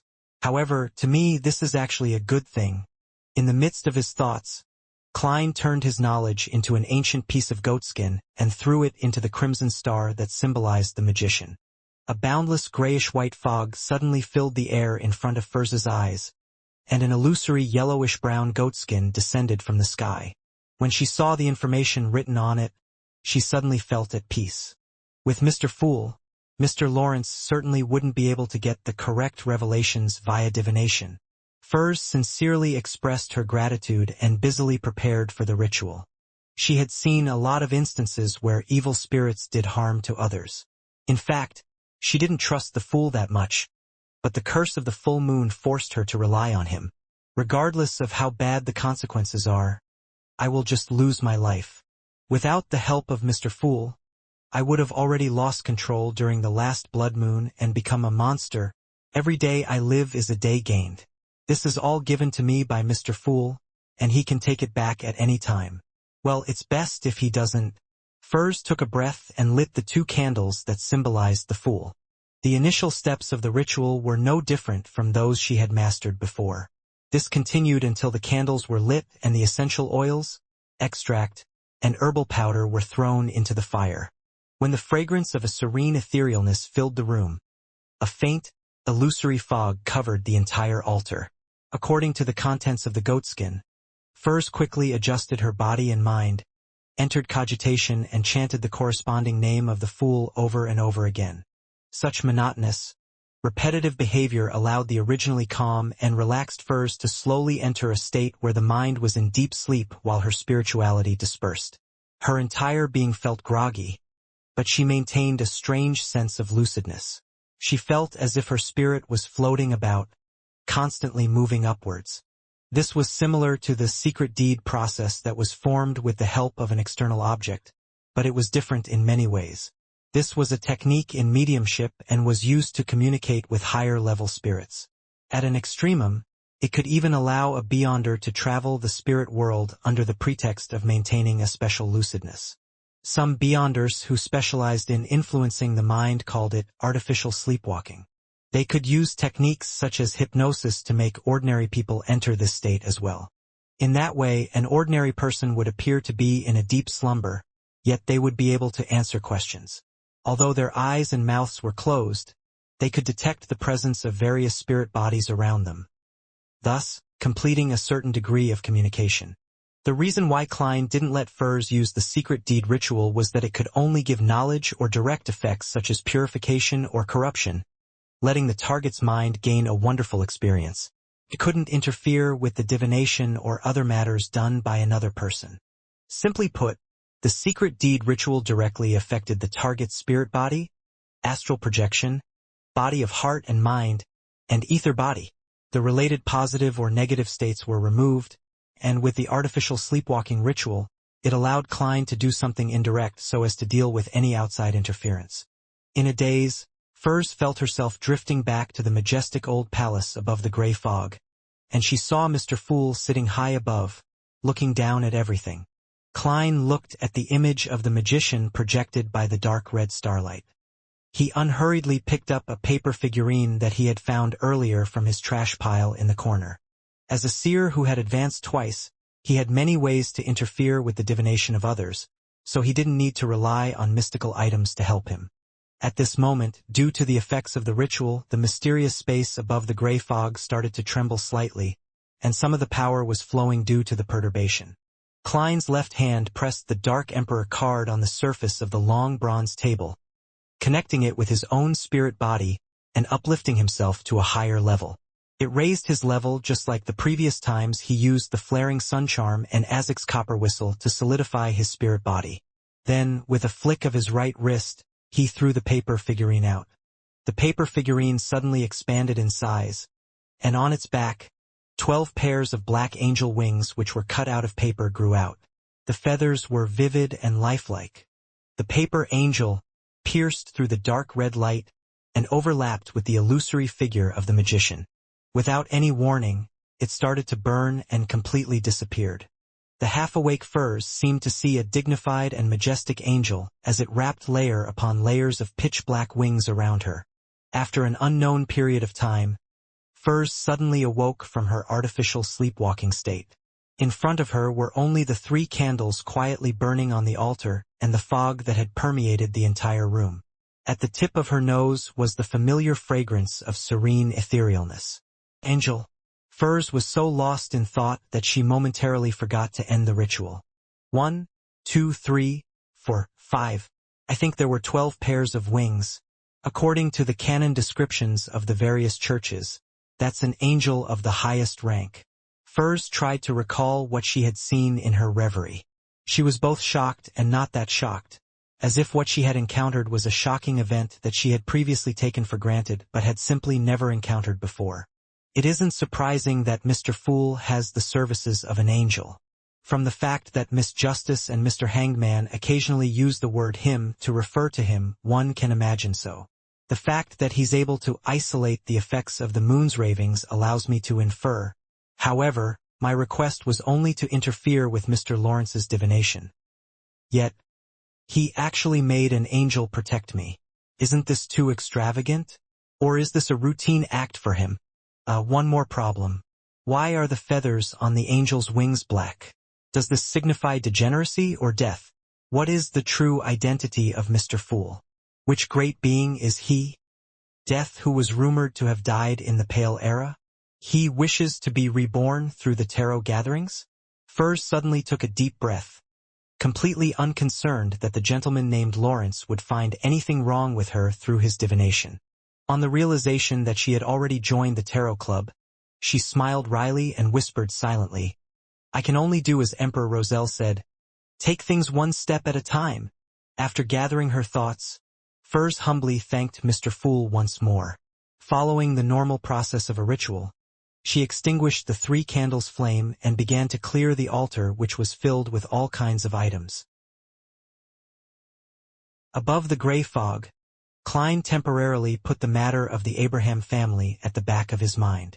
According to his original plan, he conjured a pen and paper and wrote the following divination statement. Daisy's current situation. Putting the fountain pen away, Klein stacked Daisy's vocabulary book and the piece of paper with the divination statement on it and held them in his left hand. Then, leaning back in his chair, he entered a state of cogitation, reciting the words Daisy's current situation over and over again. After 7 times, Klein fell asleep, his eyes black with a hint of red before grayness surfaced in them. One scene after another began to flash. Some were contiguous, some had gaps, and some were completely incoherent. Klein saw Liv's youngest daughter, a 13 or 14-year-old girl who persisted despite being repeatedly scalded. She was dragged into a remote alley by a man wearing a heavy jacket and a grayish-black cap after he covered her mouth with a handkerchief from behind. Another man, who was dressed the same, took her legs, and they lifted her as they quickly walked away.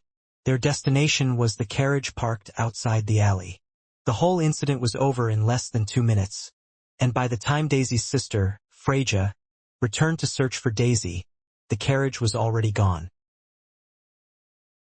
Within the carriage, a sharp, ice-cold dagger was held to the muddle-headed Daisy's face, and lewd threats rang in her ears. The carriage drove into the luxurious villa.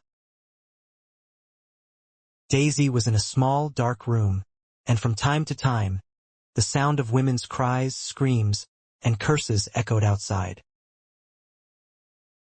Daisy woke up and cried out for help, but the door was opened, and she was kicked away. The pain made it impossible for her to get up. She wept as she constantly cried for Mother and Freja. Klein opened his eyes and realized that the paper he held in his left hand had already been crumpled by his tight grip. He had established that Capim was the mastermind behind the many disappearances of young ladies, and that he was the boss of a criminal organization. The problem, however, was that the case shouldn't and couldn't involve powerful Beyonder forces. At most, there would be a few money-hungry Beyonders at sequence 7, 8, or 9 that were helping out. It wouldn't have made Klein's spiritual intuition give him warnings of intense danger the moment he approached the villa. Is Capim himself a sequence 6 or even sequence 5 Beyonder? However, it's not difficult for a Beyonder of this level to earn money. There's no need to do such dirty and complicated matters. He just has to find all the gangs and collect protection fees via a protection racket.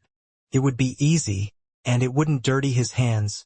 Could there be some hidden plot behind Capim's human trafficking? As he pondered, Klein used the power of the gray fog to restore Daisy's vocabulary book to its original state. After a few seconds of silence, he took out another piece of goatskin and wrote a new divination statement. Saving Daisy is a dangerous matter. After reading it carefully twice, Klein removed the spirit pendulum from his left wrist, letting the topaz pendant fall and hang above the surface of the paper, almost to the point of touching the statement.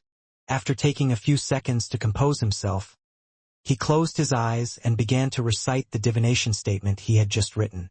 When he finished reciting it, Klein opened his eyes and looked at the pendulum in his left hand. The topaz pendant was rotating clockwise at a fairly fast frequency and with a rather high amplitude. This meant that saving Daisy was a rather dangerous act. However, it isn't one of total despair. There's still a possibility, a significant chance of success, as long as I can seize it. Klein deciphered the revelation from the spirit pendulum. He leaned back in his chair, closed his eyes, and said with a self-deprecating smile, "Wasn't I looking for an opportunity to perform? This is it. As a magician, I have to challenge something of a higher difficulty. Otherwise, I would be called a trickmaster and not a magician. Completing the seemingly impossible, even if the outcome is nothing but an illusion. That's the image of a magician in my heart. As for whether it's one of the rules or not, I still need confirmation." Klein tapped the edge of the ancient table and quickly made his decision. To him, the most troubling thing about saving Daisy and dealing with Capim was that he didn't know anything about Capim. He didn't know how many other Beyonders were in the villa or the sequences and pathways they had. This made Klein unable to make specific preparations. And for a magician, the first rule was, never perform unprepared. Many seemingly impromptu performances actually involved significant preparations. For example, long periods of practice or thorough mastery of diverting attention away from the situation. Should I get Miss Justice's help to learn more about Capim's background for my adorer? Klein seriously considered the options available to him. However, he quickly rejected this idea. No, I won't be able to receive detailed information. Although Capim is involved with many powerful figures and the wealthy, it's not something that can be publicized. Miss Justice will, at most, learn of the nobles, members of parliament, or civil servants which he is involved with, but she won't be able to determine how many Beyonders are in his villa, much less the traps or the layout. Through the clues from these connections, Miss Justice might be able to figure out what I wish to know given a few weeks' time. But that's too slow. Rescuing Daisy needs to be done as soon as possible. Any delays will result in a tragedy. Klein's eyes swept across the surface of the long bronze table and onto the junk pile in the corner. His mind began to formulate an idea. On the one hand, I can get Miss Magician and her friend, Miss Zio, to investigate Capim's background and determine which Beyonders he has ties with. The two ladies are very well connected in East Borough, several gangs, and a considerable number of Beyonder circles. On the other hand, I can take action by myself. I can obtain information from the servants or bodyguards that come out from Capim's villa via mediumship. After finalizing his plan, Klein was in no hurry to get help from Miss Magician. He decided to try doing it by himself first so that he could find out more about the matter in a targeted manner. In the blink of an eye, his figure disappeared from the towering palace above the gray fog. After lunch, a man wearing a grayish-black cap and a thick cotton coat cautiously left from the back door of Capim's villa. He walked all the way to a crossroad and got into a rental carriage. East Borough. He touched the dark red birthmark on his face and instructed the carriage driver. The carriage began to move, and the man looked out of the window with a bored expression, admiring the beautiful ladies and young ladies on the streets. If only we could kidnap them. The man let his imagination run wild as he revealed a regretful expression. When he was far from Iris Street, he suddenly shivered, and his eyes became slightly dazed. He knocked on the wall and said to the carriage driver, "Stop! Stop! I forgot something." Here will do. The carriage driver didn't dare to reprimand the ferocious man. He didn't even mutter as he stopped the carriage by the side of the street and allowed him to alight. After paying 6 pence for the ride, the man retraced the direction in which he came for dozens of meters before entering a cheap hotel. Without the need for any proof of identity, he paid for a room. After entering, he left the door ajar without locking it. Then, the man sat on the edge of the bed with a deadpan expression. Suddenly, a transparent and illusory figure separated from his body. It was none other than Klein, who was dressed as a worker. He had used the method of summoning himself to transform into a spirit body and had attached himself to this man's body, allowing him to walk to a convenient location for mediumship. After knocking the man out, Klein's spirit form disappeared from the room. Not long after, the door was pushed open, and he walked into the room in his corporeal form. Using a wall of spirituality to seal the place, Klein quickly set up a mediumship ritual, allowing the alluring scent of amantha extract and eye of the spirit medicine to emanate in the surroundings. After finishing his preparations and just as he was about to start the mediumship, he suddenly exclaimed and stopped his actions. He discovered that the spirit body of the man who was unconscious on the bed had a mysterious, unknown restriction. If he forcefully did the mediumship, although there was a high probability of success, it would activate the seal and cause some beyonder to notice this occurrence. This would end up alerting the enemy. Such a strange beyonder power. Very cautious and very careful. What Capim is involved in isn't simple at all. Klein took a few steps forward, frowning slightly. He glanced at the unconscious man and suddenly chuckled. "Do you think you can stop me with just this?" He quickly suspended the ritual, summoned himself again, and responded to himself. A few seconds later, he flew out of the candle's flame in his spirit body form and floated in the room once more. Without any hesitation, Klein, in his spirit body form, suddenly approached and possessed the unconscious man. The man suddenly sat up and opened his eyes. His expression appeared lifeless. He straightened his body, walked to the front of the altar, step by step, and then chanted in a low voice, "The fool that doesn't belong to this era. You are the mysterious ruler above the gray fog. You are the king of yellow and black who wields good luck." In a room filled with the ethereal fragrance of amantha extract and eye of the spirit medicine, Capim's henchman, who had been possessed by Klein, was made to chant the fool's honorific name. Amidst the monotonous yet rhythmic murmurs and the fragrance that made it difficult to focus, the man's spirit body gradually dissipated. He became muddle-headed but maintained a certain degree of unusual lucidity, as if he was hypnotizing himself. With Klein's help in his spirit body form and the feedback from the chanting the fool's honorific name, he slowly entered an artificial sleepwalking state. His astral projection approached the infinitely high gray fog and the mysterious location above the gray fog. Klein seized the opportunity, ended the summoning, and returned to the towering ancient palace, where he sat at the seat belonging to the fool. He saw a bright light circle rippling around him, sketching out the illusory figure of Capim's henchman. The mysterious space was affected by the ritual as it trembled slightly. Some of the energy was being pried away and was slowly flowing. Klein picked up the Dark Emperor card, and a paper figurine flashed in his hand. With a flick of his wrist, the paper figurine flew out and absorbed the sliver of energy that had been pried out of the gray fog. It then transformed into a man wearing a black cap and a thick cotton jacket. He looked identical to Capim's henchman. Even his aura and feel was indistinguishable from the real person. This paper figurine overlapped with the target's illusory figure and helped him resist the mysterious and unknown restrictions placed within his spirit body. At the same time, Klein held the Dark Emperor card and spread his spirituality, touching the projection of Capim's henchman formed by the pure light.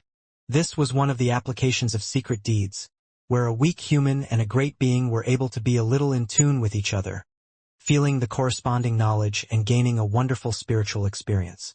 Unlike normal circumstances, Klein was playing the role of the great being in this instance. In this kind of close interactive state that belonged to a secret deed, humans could gain knowledge from great existences, and great existences could also naturally use questions to obtain the information they wanted. If it wasn't for Klein's inability to master the field of the mind, he would have been able to plant an inducing suggestion. What kind of powerful people are in Capim's villa? Klein asked through the interactive spirituality state. Without any resistance, the projection transmitted the memories to Klein, making him feel like he was watching a holographic film. The man in the cap stood respectfully and fearfully in the room. In front of him was a middle-aged gentleman in a black tailcoat and a white wig. This gentleman had a long, thin, and stern face, and his mouth was naturally pursed, giving off an exceptionally cold feeling. He followed the golden chain on his watch, took out a pocket watch of the same color, pressed it open to take a look, and then he said in a deep voice, "Look at me." The man in the cap didn't dare to disobey as he raised his head and looked in front of him. "Yes, Mr. Harris." Before he could finish his words, he saw a pair of eyes that flickered with a strange light, and he heard a command, "Maintain secrecy. You can't leak anything you see or hear in this villa to anyone else." The man in the cap trembled inexplicably, feeling that he had to do as the other party had ordered. He lowered his head again and said, "Yes, Mr. Harris." The man in the cap carried an unconscious girl along the stairs to the entrance of the basement. There was a small room that was separated from the others, and a bearded man with an unknown age was sitting inside it. This bearded man had a pair of frighteningly cold blue eyes. He held a thin piece of flannel in his hand and was carefully cleaning the grayish-white rifle on the table. The rifle was thick and long, connected through a pipe to a large mechanical box of the same color. It was a high-pressure steam rifle. That was a military-controlled item. "Mr. Belize?" The man in the cap bowed his head in greeting. The man in the cap entered a neatly arranged underground structure which resembled a prison. He then locked the unconscious girl in one of the small rooms. He locked the door, returned to the corridor, and picked up the lantern he had been assigned. At that moment, he saw a figure slowly approaching from the other end of the corridor. The figure seemed to be able to see through the darkness without any lighting. With the aid of the lantern, the man in the cap realized that it was a woman in her 30s. The woman was wearing a brown bonnet, a thin white blouse, and suspenders, as well as leather boots that reached her knees. There were old scars on her face and a cruel smile at the corners of her mouth. The man in the cap lowered his head in fear as he stammered, "Ma'am Katie." The woman ignored him. Step by step, she approached him and walked past him, as though he was nothing more than air. When the lady named Katie had left, the man in the cap curled his lips and said, "Bitch, when you get into bed, you'll definitely be more energetic than a prostitute." He pushed up his crotch, held up the lantern, and left the basement. The man in the cap met two men in the grand hall that shimmered gold. One of them was about 1.65 meters tall, and he was a little plump. He didn't have any special features, but his eyes always had a frightening look. The other was slightly taller than 1.70 meters, and he looked a bit old. He had some wrinkles and a high nose bridge. His brown eyes were filled with spirit, and he didn't seem to have a look of deterrence. "Mr. Capim?" The man in the cap greeted the plump middle-aged man. Then he said to another person, "Mr. Parker?" In the early light of dawn, the man in the cap met the cold middle-aged gentleman called Mr. Harris at the entrance to the basement. Harris, wearing a white hood, glanced at him, who was standing respectfully by the side. He indifferently stretched out his right palm towards the entrance of the basement and solemnly said, "Confinement!" Silently, there was a subtle difference in the surroundings. There are a total of 4 Beyonders. At least 4 of them. The strongest should be that Mr. Harris, a sequence 6 at the very least, or maybe even sequence 5. I wonder what pathway it is. It does seem similar to the Dark Emperor pathway, relying on order and issuing commands. Judging from the scenes just now, the restrictions pertain only to the basement, not the entire villa. That's right. With so many people coming and going during the day, It would be too troublesome to enter and exit once the restrictions are in place. I wonder if it's the same at night. Klein analyzed the information he had just received and asked again, "What's the overall layout of the villa?" He quickly received feedback and saw a magnificent hall, a wide dining room, connected corridors, washrooms, and scenes of the basement. Through them, Klein pieced together in his mind the rough layout of Capim's villa. Feeling the drain on his spirituality, he asked a final question. Who are the important figures whom Capim is closely related to? The scene in front of his eyes was the magnificent hall from before. Half-naked girls were prostrating themselves while serving the guests drinks, letting them abuse them or fool around with them. Otherwise, they were being dragged directly to a secluded spot to be ravaged. They were young, and their faces were bitter and numb. Any slight delay or lack of enthusiasm would result in them being whipped by Capim's attendants or maidservants. None of these servants showed a shred of sympathy despite seeing such evil scenes.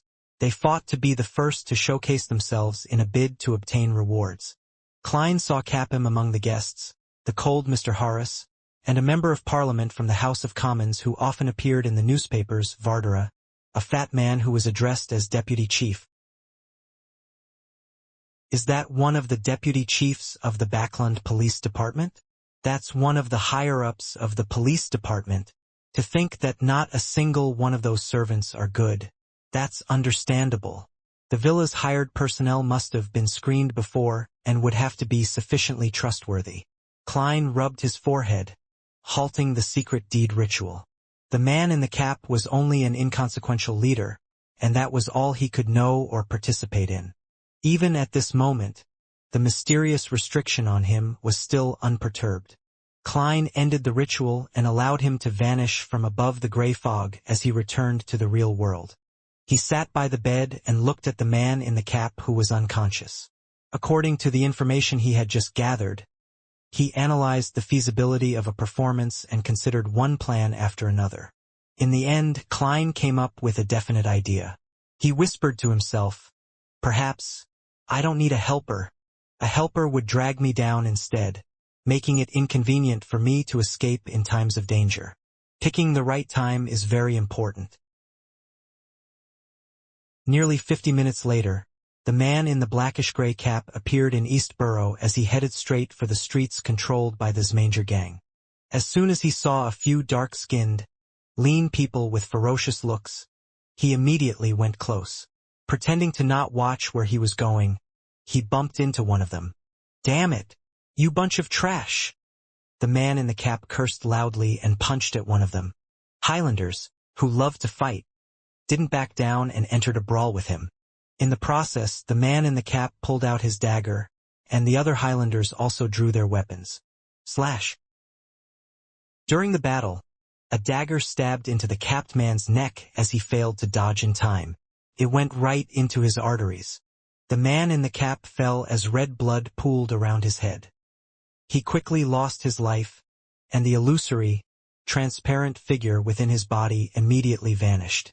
Klein returned above the gray fog, and using it as a springboard, he re-entered his body. He then opened his eyes in the cheap hotel in Sherwood Borough. He cleaned up the rest of the evidence and went to the front desk to check out of the room. On his way back to Minsk Street, Klein once again went above the gray fog. He wanted to divine a simple but crucial piece of information. He picked up a fountain pen and wrote down a line of text, "Capim's dinner time today." Putting down his dark red fountain pen, Klein picked up the piece of paper with the divination statement and leaned back in his chair. His lips moved as he whispered, "Capim's dinner time today," over and over again. Klein's voice echoed above the empty gray fog as his eyes rapidly turned dark, and his eyelids drooped. In a fragmented dreamscape, he saw the spacious, elegant dining room where there was gilded porcelain cutlery, caviar, roasted chicken, lamb stew, fried ribeye steak, deep-fried dragonbone fish, thick creamy soup, and so on. The food was placed in a certain order according to specific requests in front of several diners. Among them was the slightly plump Capim, the middle-aged gentleman in a white hood, Horace, the thin-bloused Katie, and Parker, whose face was rather unintimidating due to his old age. Looking out from the end of the dining table, He could see a window decorated with gorgeous decorations.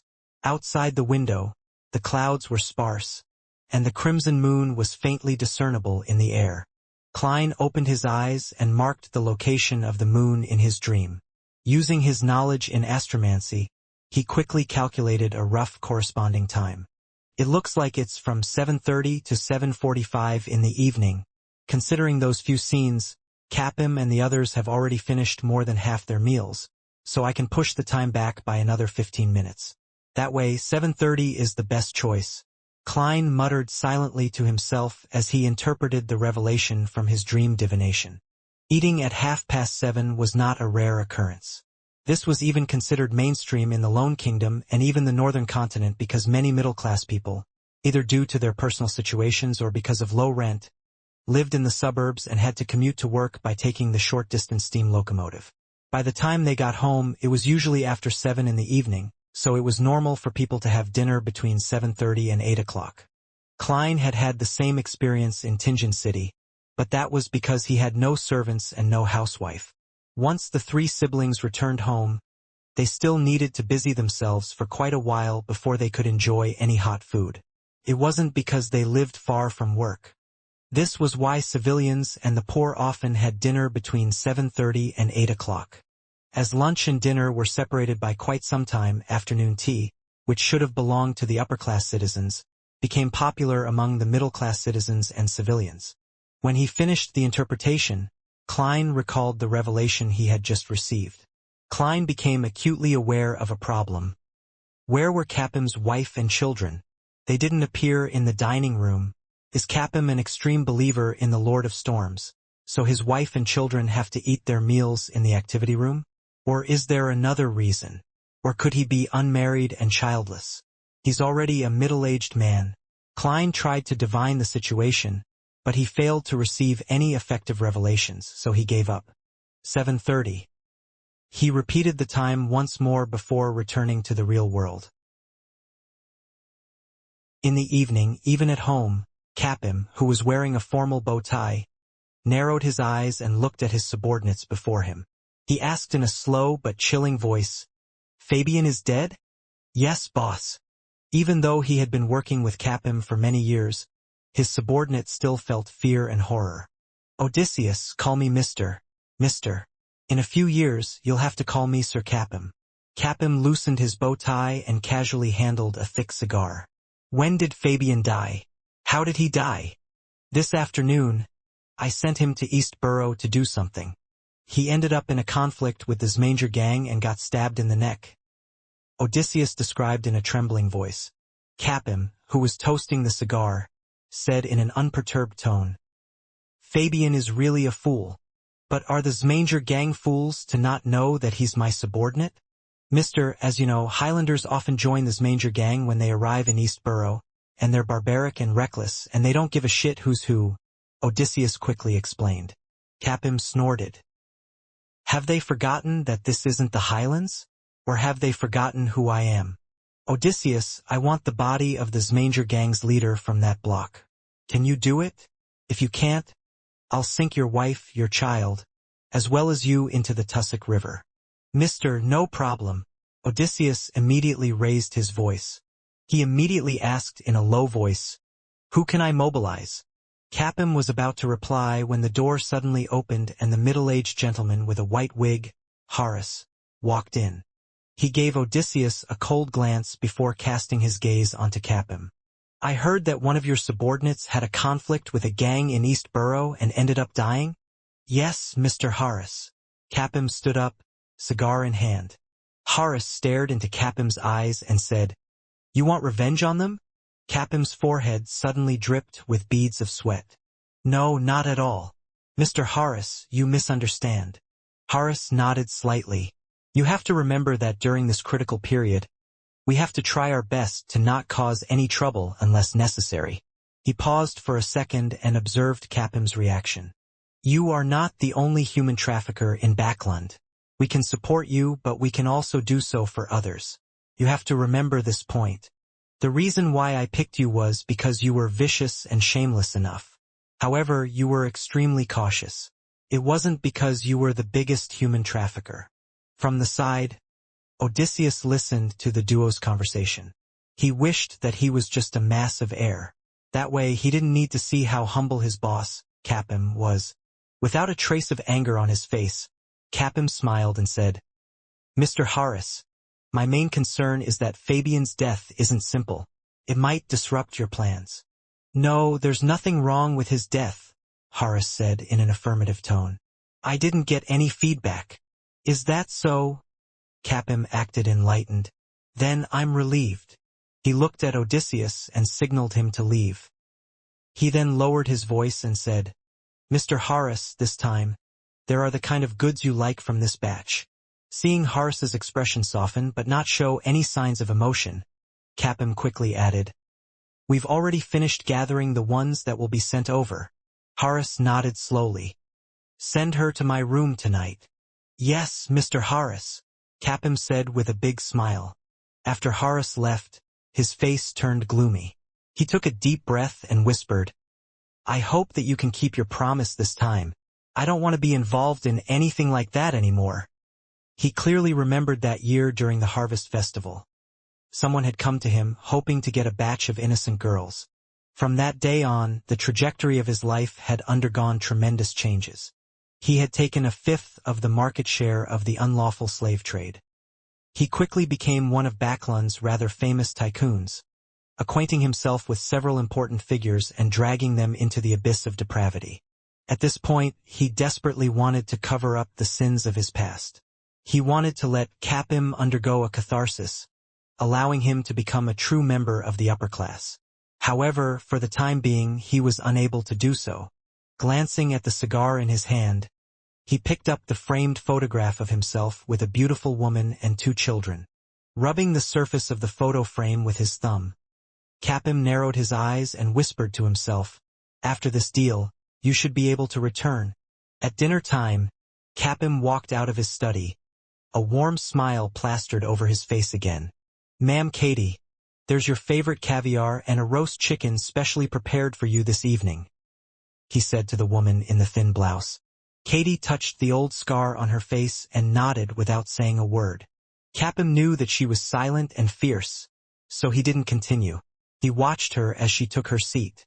Then Harris, wearing a white wig, entered the dining room, nodding slightly to each of the diners. The elderly Parker took a sip of his pre-meal wine, smiling as he motioned for Capim to sit down. The white napkins were spread out, and the food was served one by one. Capim raised his glass and chuckled. "Holy Lord of Storms, let's toast to a beautiful future." "To a beautiful future," Parker responded. Harris didn't say a word. He merely held the wine glass in his hand and made a gesture. Katie completely ignored them. At this moment, the classical clock hanging in the hall read 7:23. In a cheap hotel in the Backlund Bridge area, the disguised Klein took out his golden pocket watch, looked at the exact time, then he took out holy night powder, and he sealed the room with a wall of spirituality. After doing that, he quickly set up an altar and conducted a ritual. I summon in my name, the fool that doesn't belong to this era, the mysterious ruler above the gray fog, the king of yellow and black who wields good luck." When the ritual was over, Klein immediately took 4 steps counterclockwise and went above the gray fog, ready to respond to himself. Inside the towering and solemn palace, he saw the door of summoning condensed by rippling light. It was a pair of illusory doors that opened outwards, covered with mysterious symbols. Klein was in no hurry to be summoned. Instead, he took out the sun brooch and other mystical items, and he absorbed them into his spirit body according to his plan. Finally, he picked up the Dark Emperor card and let his spirit body envelop it. All of a sudden, Klein felt as if his spirit body had turned corporeal with flesh and blood. It was as if he could lift a gun and move a table and chair. A dark and ethereal mist rose up around him, and as the mist clung onto the surface of his body, it formed an imposing set of armor.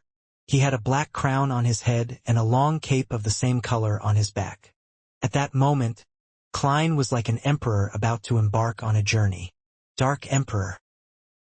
He examined the purifying bullets and revolver that he didn't bring with him before taking a step forward and entering the crack on the illusory door. Leaping out of the candlelight, he immediately flew under the cover of the night towards Capham's villa on Iris Street in Sherwood Borough. Not long after, he floated in front of the artificial fountain and approached the villa's entrance at a relaxed pace.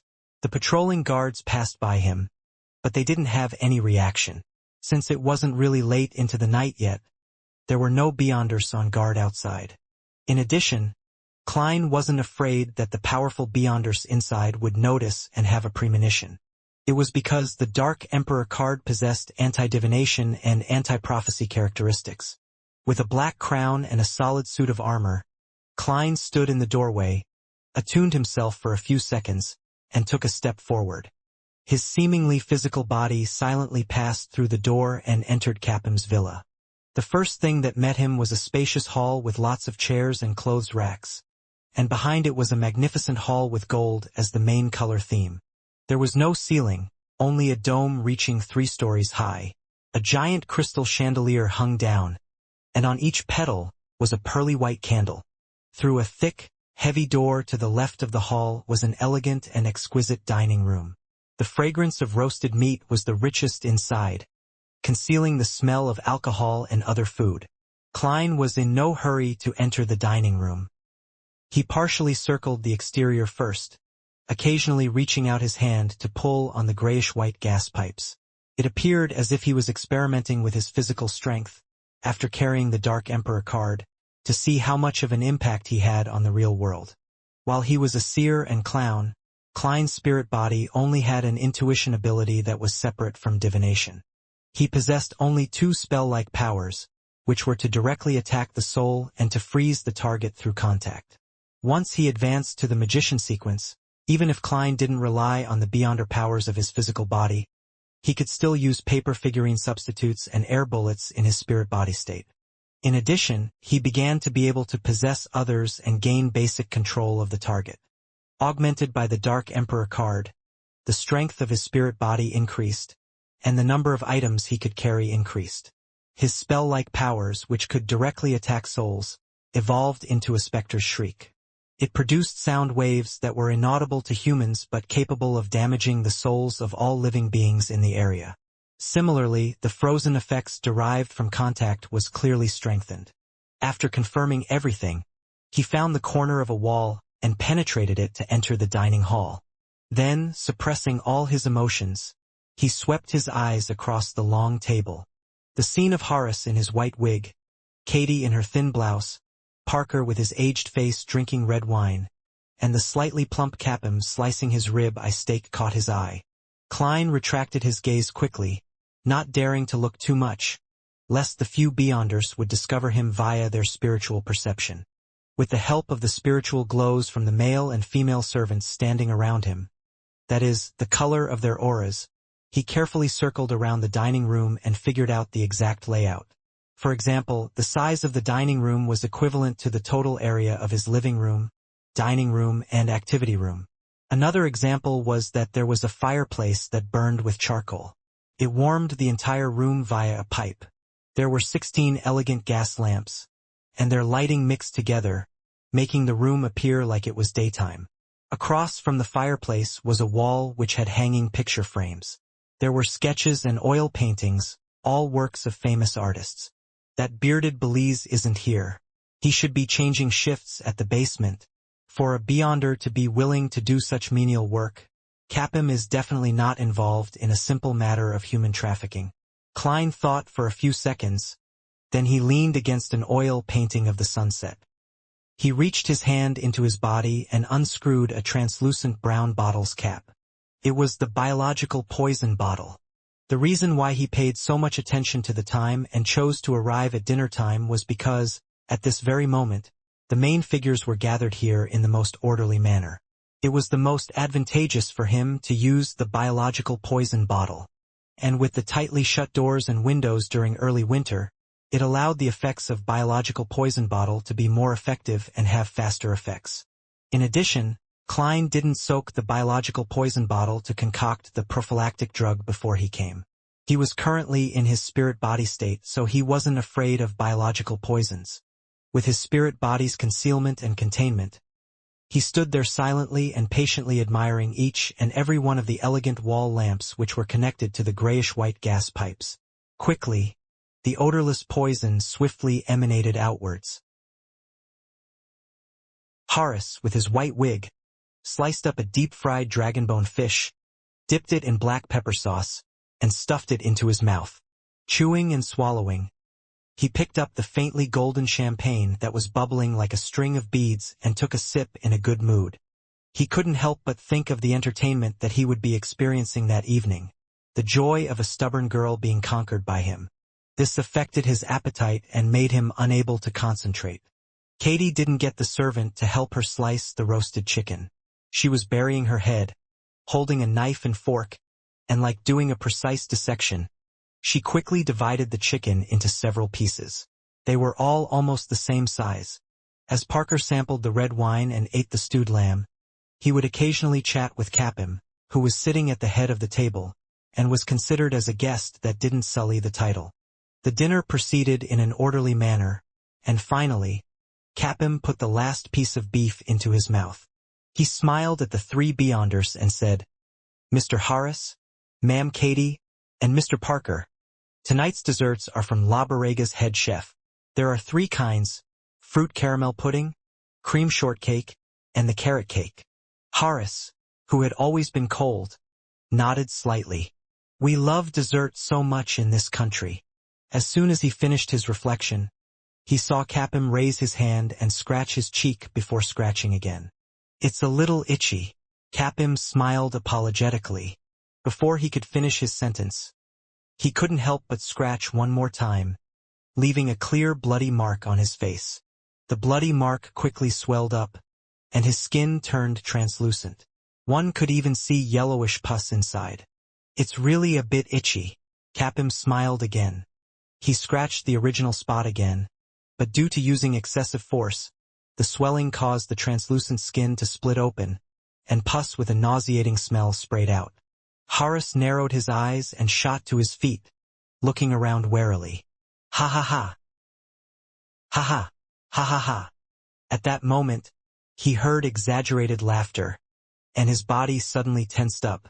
He saw a male and female servant holding onto their bellies, laughing out loud. They laughed so much that they couldn't even straighten their backs. Tears flowed out from their laughter. Their laughter caused the room to turn completely silent. Like a chain reaction, the rest of the servants fainted or vomited yellow-green liquid continuously without end. None of them were spared. Bam! Katie flipped the dining table, letting the gold-plated cutlery and leftover food and wine to spill onto the floor. She had a revolver and a soft black whip in her hands. Parker stood up as well, but his mind appeared adrift. He looked at Capim crying miserably for help as he kept scratching and forcefully tore off a few pieces of flesh. For some baffling reason, he felt that the other party's ugly and disgusting appearance was quite the fine sight. At that moment, Horace realized that he was a little out of breath and realized that the room was probably filled with poison. He growled, "Hold your breath." Parker opened the door. "Katie, follow me to find the intruder." At this moment, Horace was grateful that the dinner had been enjoyed with Capim, and there were quite a few attendants around. These ordinary people's ability to resist poison was far inferior to Beyonders. The fact that they showed signs ahead of time had allowed them to detect that something was amiss even before the poison had reached the deepest part of their bodies. Parker, who has the lowest sequence, should be the one with the most severe symptoms among us. Horace suddenly had this thought. Creak. As Parker opened the door to ensure that the dining room was no longer sealed, Horace, relying on his spirit vision, discovered an illusory figure quietly fleeting around. The figure wore a thick and imposing black armor, and a pitch-black crown on his head. A mask of the same color covered his face, making him look like a king from the spirit world. It was none other than Klein. Horace raised his right hand and pointed at the black figure that couldn't be seen by ordinary people. He chanted in ancient Hermes, "Imprison!" All of a sudden, the black figure's surroundings turned viscous, as though it had transformed into a giant amber or produced a sealed, transparent wall. The figure was rooted to the spot, hardly able to move. Katie had taken aim long ago, and she pulled the trigger. They worked well together. With two bangs, the light golden bullet, filled with strange patterns, penetrated the viscous air and hit the black figure. The bullet pierced through and struck the wall opposite. The black shadow self-ignited, reduced to a roughly cut paper figurine. Within the pale golden flames, the paper figurine was quickly reduced to ashes. Pa! With a strange, crisp snap, the light from the 16 elegant gas lamps and the fire burning quietly in the fireplace suddenly lit up, leaving Horace, Katie, and Parker with only a brief flash of red before their eyes. Soon after, all the flames were extinguished, leaving the dining room illuminated via the human height street lamps outside the window and the crimson moonlight shining through the layers of clouds. It made the place abnormally dark and silent. Horace and the others once again relied on their spirit vision and spiritual perception to search for the ghostly intruder. At the same time, he realized that the poison wasn't showing its effects fast enough. It wouldn't really flare up until he finished the enemy. Therefore, he paid attention to the movement at the entrance of the basement. He pointed at the door again and said in ancient Hermes, "Confinement!" The entire dining room suddenly froze, as if there was an additional layer of an invisible wall that even spirit bodies couldn't penetrate. Horace wanted to make it impossible for the intruder to escape. "I found you." Wielding the revolver in one hand and the whip in the other, Katie noticed a black figure floating in the air. A strange light flashed in her eyes, and before she could attack, her mind buzzed as if someone had struck her head with a wooden stick. She felt as if she had encountered an indescribable shriek. A few drops of sticky blood slowly dripped from the tip of her nose. Horace only felt slight dizziness while the symptoms of shortness of breath seemed to worsen. Parker, the weakest of them, was seeing stars, and his steps became unstable. Suddenly, someone patted Parker's shoulder. A cold and gloomy feeling gushed over, causing him to freeze on the spot. It was as if he was completely covered in ice, and the cold moisture seeped into his bones. A familiar, deep voice sounded in his ears. "Imprison!" Parker was instantly trapped by the transparent wall that imprisoned the door. However, Klein didn't possess him and went straight through instead, avoiding the effects of Horace's spell in a timely manner. Horace narrowed his eyes and waved his right hand. "Release!" The invisible prison around Parker's body immediately collapsed, leaving not even a single trace of it behind. However, he didn't regain his mobility. Instead, he slumped to the ground, shivering continuously, as if he was still frozen. This wasn't only an aftereffect of soul touch, but also the effect of Klein's direct attack on his soul. Parker, who was only a Sequence 8, was unable to recover in a short period of time. He couldn't even control his breathing and, as a result, inhaled large quantities of the biological poison, which was identical to the one in his body, once again. His weakened state caused the poison in his body to act faster.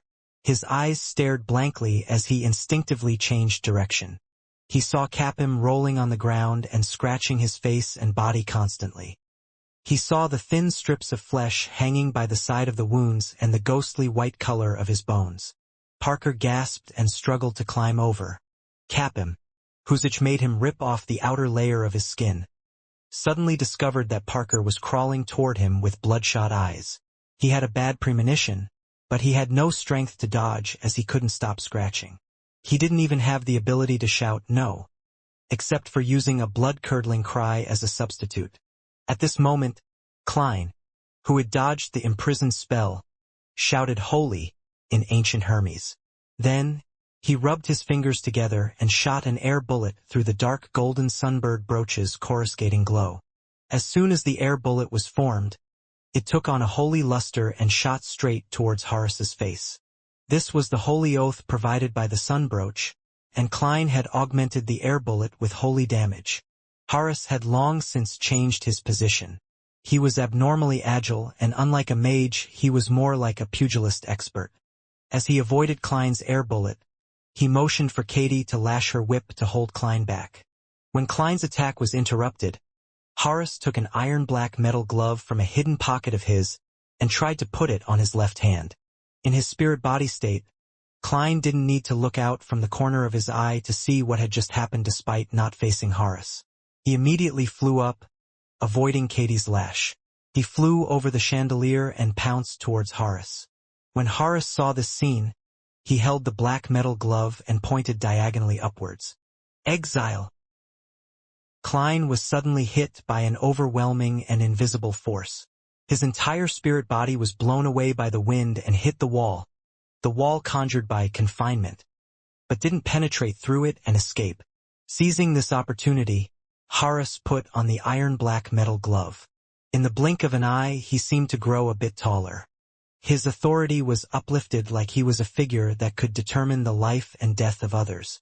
The moment Klein was released from the exile state, he felt an inexplicable sense of horror.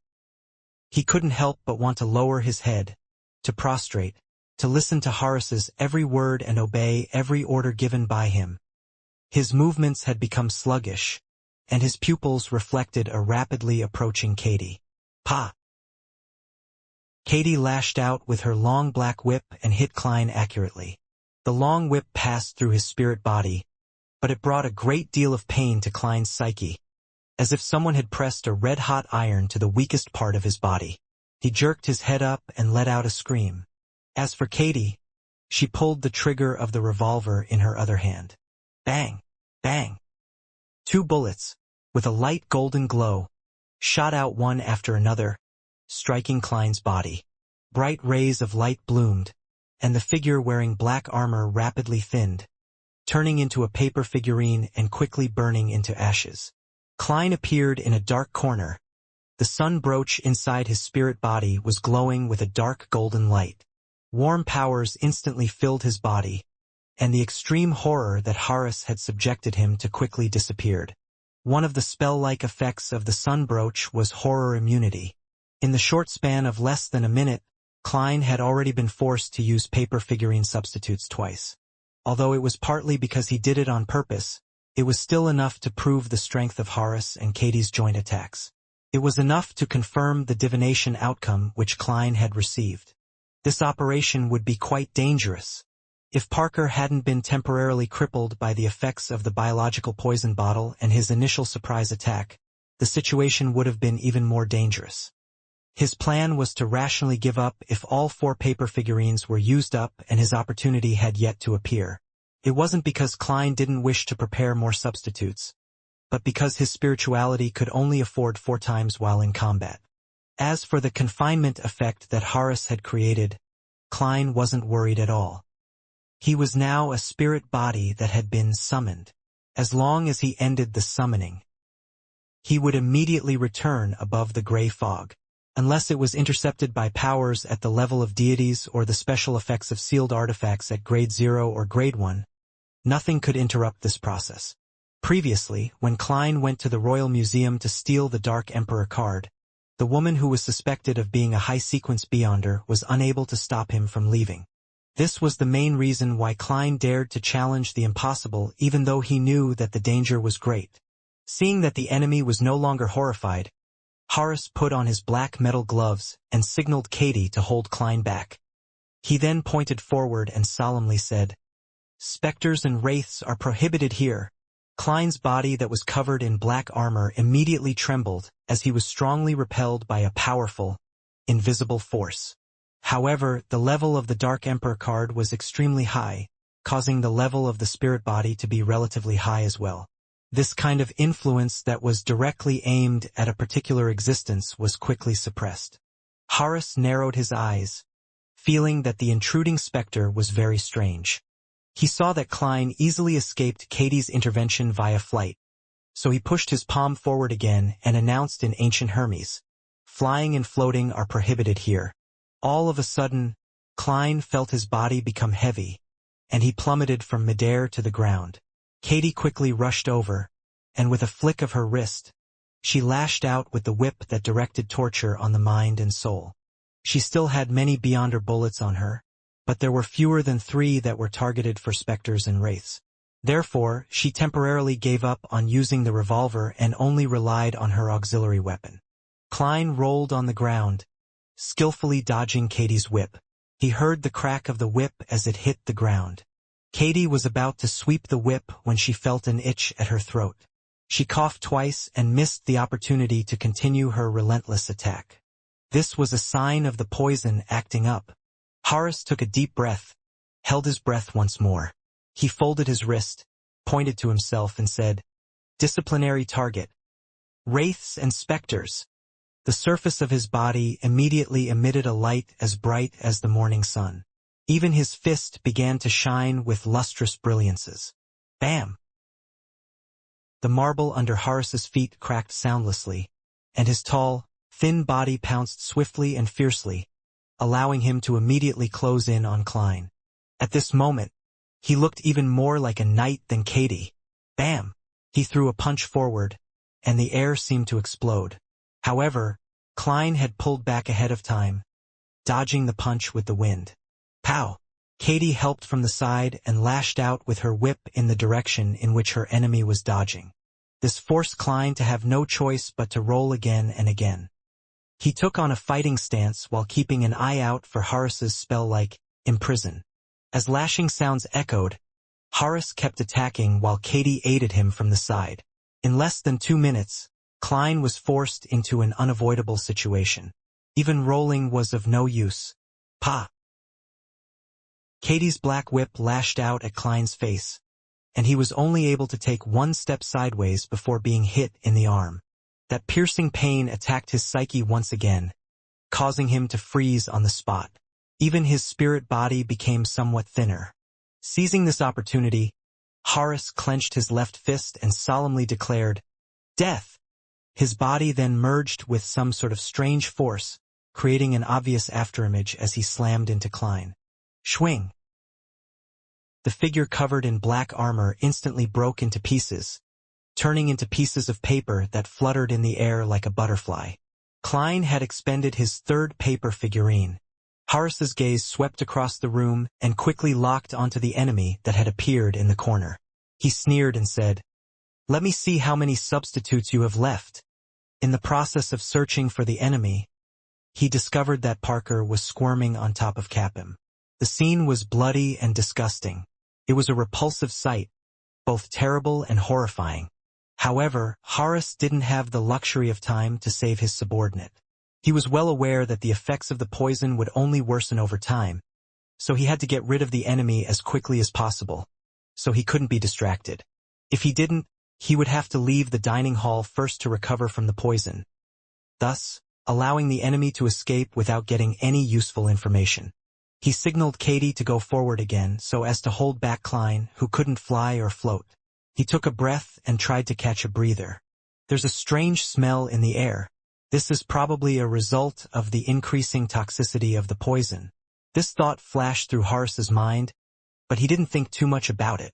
He raised his left hand and solemnly declared, "The illegal intrusion of another's house is a crime. An illegal intrusion."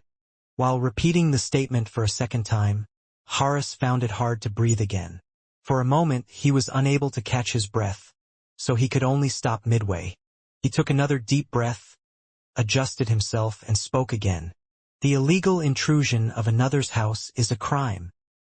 He repeated it 3 times, and Klein, who was still unable to extricate himself from Katie's entanglement, felt a baffling chill. Cough, cough, cough.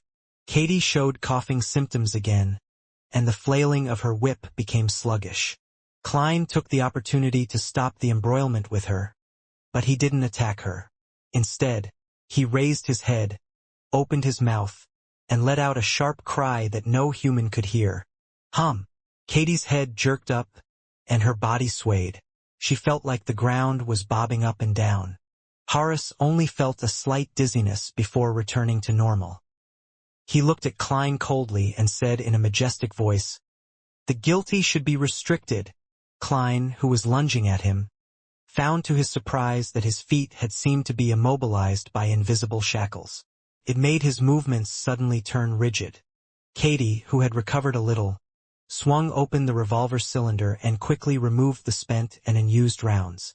Then, she took out a quick reloading device and stuffed 6 rounds of ammunition, including her remaining purifying bullets, into the cylinder.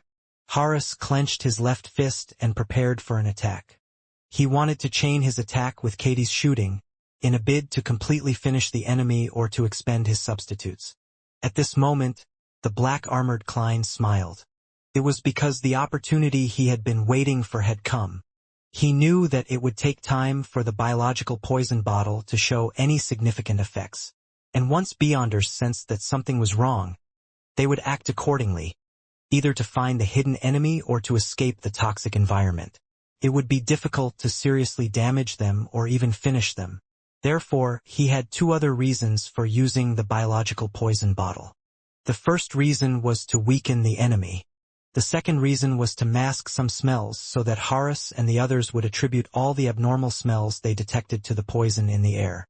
It made them focus all their attention on this aspect. This was the most important segment of a magic show, and also the key to success or failure. That abnormal smell was the smell of gas.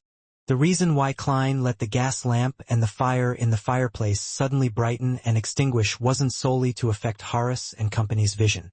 It was mainly to attract their attention so that he could destroy a few hidden gas pipes. In the beginning, he had intentionally put himself in danger in order to trick Katie into firing a bullet meant for wraiths and specters, so that she would no longer blindly fire at him and not trigger a corresponding explosion. He kept entangling himself with her and hadn't made any other attempts solely because he was waiting for the air to be filled with gas. Therefore, he kept holding back from using flaming jump or flame controlling. As for Horace's actions of using confinement on the room, he had expected it, but he didn't expect it to be this successful. Therefore, before he entered the dining room, he had kindly inspected the doors and windows to see if they were airtight. He had destroyed the hidden gas pipes in the hall, causing the area, both inside and outside, to become a huge bomb. Even without confinement, it would ultimately not affect anything. As a specter, Klein was undoubtedly unafraid of explosions. Lower-level ghosts might be annihilated by fire, but specters would at most suffer some damage. This was why Klein had to buy extra purifying bullets and the sun brooch despite the fact that he had flame controlling. When he saw that Katie had raised her revolver and was about to shoot, and that Horace was about to pronounce death on him, Klein smiled and snapped his fingers. Horace suddenly felt a dangerous foreboding. However, at this moment, he saw that a flame had already lit up in the fireplace to his side, instantly igniting the surrounding air. Boom! With a loud boom, Horace's vision was instantly filled with an inferno that filled the room. It was as if he was watching a grand display of fireworks. Capim lay flat on the ground, itching and aching, wishing he could tear himself apart on the spot to rid himself of this hellish pain. Then he saw a scarlet wave of fire that spread over in a flash, and he heard a deafening explosion. He imagined that this last moment would seem infinitely long, and that it would allow him to recall all of the beautiful scenes when his wife and children were still by his side. He thought that he would feel relieved because he would no longer have to endure this inhuman torture. But at that moment, extreme fear and an intense desire to live surged from the bottom of his heart. And the so-called memories didn't even flash past his mind before he was overwhelmed by an excruciating pain before being plunged into deep darkness. Boom! The dining room windows were blasted apart, accompanied by countless brick fragments and rubble, as well as the burning tongues of fire that kept reaching outwards. The guards patrolling this area were immediately knocked over. Those who were lucky enough to not get hit had their ears left ringing. Their bodies either swayed, staggered, or fell. They saw that more than half of the dining room's outer wall had collapsed and that the flames seemed to be floating in midair. The residents of the entire street and the police officers in charge of the surrounding area heard a loud boom at the same time, leaving them confused and frightened. In the dining room, dressed in black armor and a black crown, Klein stood there, bathing in the red flames and enjoying the strong blasts of the waves without flinching. A lot of the black gases around him had dispersed, and even his spirit body had suffered some damage, but it wasn't serious at all. Beside a toppled table, Parker and Capim were blasted into a corner. Their heads were cracking and their bodies charred. The surface of their bodies was still quietly burning with flames, and the rest of the servants were in a similar state. In the area opposite the fireplace, Katie, who had been unable to avoid the attack in time, was slammed into the wall and then fell to the ground. Her body was mangled and covered in blood, and there were a lot of charred marks on her skin. Not a single piece of her skin remained intact. She wasn't dead yet, but she had fainted from her severe injuries. Even so, she still coughed while convulsing, inhaling large amounts of the lingering flames. The black whip also suffered similar damage. Many cracks appeared on its surface, and a small portion of the whip was ignited. None of the Beyonder bullets that she possessed were spared from the explosion. Katie was no longer capable of fighting. Horace had rolled in time to protect his vitals, but there was still a lot of blood and charred flesh on him. He staggered to his feet, revealing that his back, his hairband, and his legs were ablaze with red flames. His breathing became more difficult, and his body suffered relatively severe injuries. However, this was sufficient to prove the robustness and strength of his body. Or rather, having worn the black iron glove, his body became sufficiently robust, and his physique was sufficiently strong. However, this was within Klein's expectations. Since he was unable to assess how much damage his opponent could take, he had overestimated his enemy's constitution while coming up with a plan. Out of the corner of his eye, Horace saw that Klein was almost perfectly fine. His pupils shrank as he hurriedly stretched out his left hand and pointed in that direction. He said in a low voice, "Exile!" Again, Klein failed to resist and was pushed away like scrap paper in a hurricane. He flew out of the dining room. In the hall outside, after the momentary ignition, the fire had already weakened. Another wave of disaster was brewing due to the wooden staircase, but the damage here wasn't too severe because the main body of the explosion had been confined to the dining room. Seizing this opportunity, Horace suddenly turned around and ran outside without looking back. Even though the flames covering his body were still burning, he didn't waste any time to deal with them. He knew that he was in a terrible condition and on the brink of losing control. Furthermore, the effects of the poison would soon reach its peak. Compounded by these two factors, he didn't think that he had any chance of defeating the intruder. It would be the same even if he had the help of the Sequence 7, Belize, at the entrance to the basement. Horace believed that if this battle continued, the only thing that awaited him was having the poison act up or him losing control due to his injuries. Once he decided to run, he didn't care about Katie, who was still alive, anymore. When Klein, who had just stabilized his body under exile, saw this scene, he immediately raised his head, opened his mouth, and let out a shriek that no human could hear. Hum! Horace felt a wave of dizziness, and his feet paused for a moment. His skin, which was still in relatively good condition, was now covered in dense, translucent blisters. This was an early sign of him losing control. However, he quickly recovered and continued his mad dash, escaping from the lawn of the villa. He's really hard to kill. Klein didn't pursue him, in order to avoid an accident. He remembered that his goal was to rescue the victims and not to wipe away these degenerate Beyonders. More importantly, he had expended a lot of his energy and had suffered heavy injuries.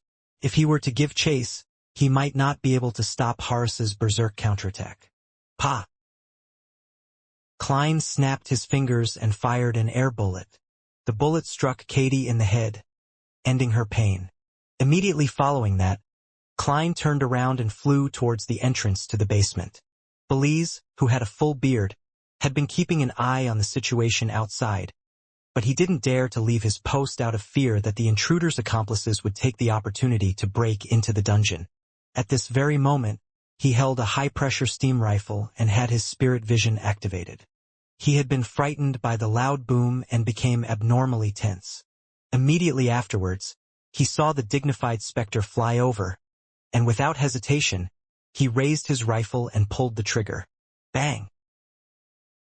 White mist was ejected from the barrel, and a sharp-tipped pale gold bullet was shot forward at an astonishing speed. Klein was prepared and long had a hunch. He had drawn out a small curve before Belize fired. The bullet tore through the hall, past the front door, and to the outside. At the same time, Belize rushed out of the duty room, holding his high-pressure steam rifle, and took on a threatening pose as he quickly moved towards the door. He believed that the intruder, who could deal with Horace, Katie, and Parker, would be able to easily kill him as well. Besides, such a big commotion must have attracted a lot of attention. He couldn't be certain that the mandated punishers would come over to investigate. Therefore, his only choice was to flee. Klein once again let out an invisible shriek, making Belize feel as if he had been smashed by a hammer. He saw stars as a few drops of blood dripped from the tip of his nose. But this didn't stop Belize from running. After shooting at Klein to stop him, he was already running into the hall, tumbling towards the door. Klein hesitated for a moment. Then he gave up on chasing and fighting. He turned off the main valve, went to the entrance of the basement, and snapped his fingers repeatedly. Bang! Bang! Bang! Air bullets shot at the invisible walls, gradually disintegrating the confinement. This was also one of the reasons why Klein dared to cause a gas explosion and use the biological poison bottle. With the effects of Horace's confinement in the underground dungeon, as long as it wasn't a frontal assault, he didn't have to worry about accidentally harming those pitiful girls. He destroyed the locks and flew into the dungeon, first finding the cell where Daisy had been held based on the revelation from his prior divination scenes. He then confirmed that she wasn't hurt too badly and was still able to move. Then, his body turned illusory and melted into the metal door. Creak, creak, creak. The iron doors on one side opened quickly, one after another, as though an invisible specter was running to unlock them. Creak, creak, creak. After one side was done, he did it for the other side. Daisy and the other girls were frightened by the explosion outside. After a while, she was surprised to find that the door to her cell was open for some baffling reason. Yet no one entered. Felt like she could leave at any time. Some of the girls, who hadn't been disciplined at all since they were recently kidnapped, mustered their courage, got up, and attempted to run to the exit of the basement. They passed through the hall, which was slightly damaged by the explosion, and they left the burning villa's worsening condition, running faster and faster in the direction of freedom. When they reached the street, Daisy and the other girls thought to look back. Looking back, they could just barely make out an imposing figure standing upright on top of the evil building. It was clad in full black armor, and it wore a black crown. Whoosh! The cape behind the figure began to flutter silently. As they remembered the scene, they sought a nearby cathedral with their mistrust towards the police. When Klein returned to the smoky and burning dining room, he found that Parker's and Katie's Beyonder characteristics had just begun to show signs of appearing. He checked the items they were carrying and confirmed that most of them had been destroyed. Even their money was charred to a crisp. Klein jumped up to the second and third floor, quickly checking for any relevant clues. He didn't attempt to use mediumship because he was short on time, and bringing them above the gray fog didn't meet the requirements of his curtain call. If even a minor leader was made to maintain secrecy, then these important figures would definitely have their own restrictions. They aren't good candidates for performing mediumship as I please. Furthermore, the previous series of required actions is too troublesome, complicated, and inappropriate for the current situation that I'm in. Klein ended his investigation with nothing to show for, but he picked up a deck of tarot cards. Returning to the destroyed, charred dining room, he took out all the major arcana cards from the tarot card deck and walked over to Capim's corpse. Then, he specially took 2 of them and scattered the rest over Capim's body. When this was done, he covered Capim's eyes with the 2 tarot cards he had specially drawn. They were face up with their main side. By this time, Parker's and Katie's Beyonder characteristics had appeared.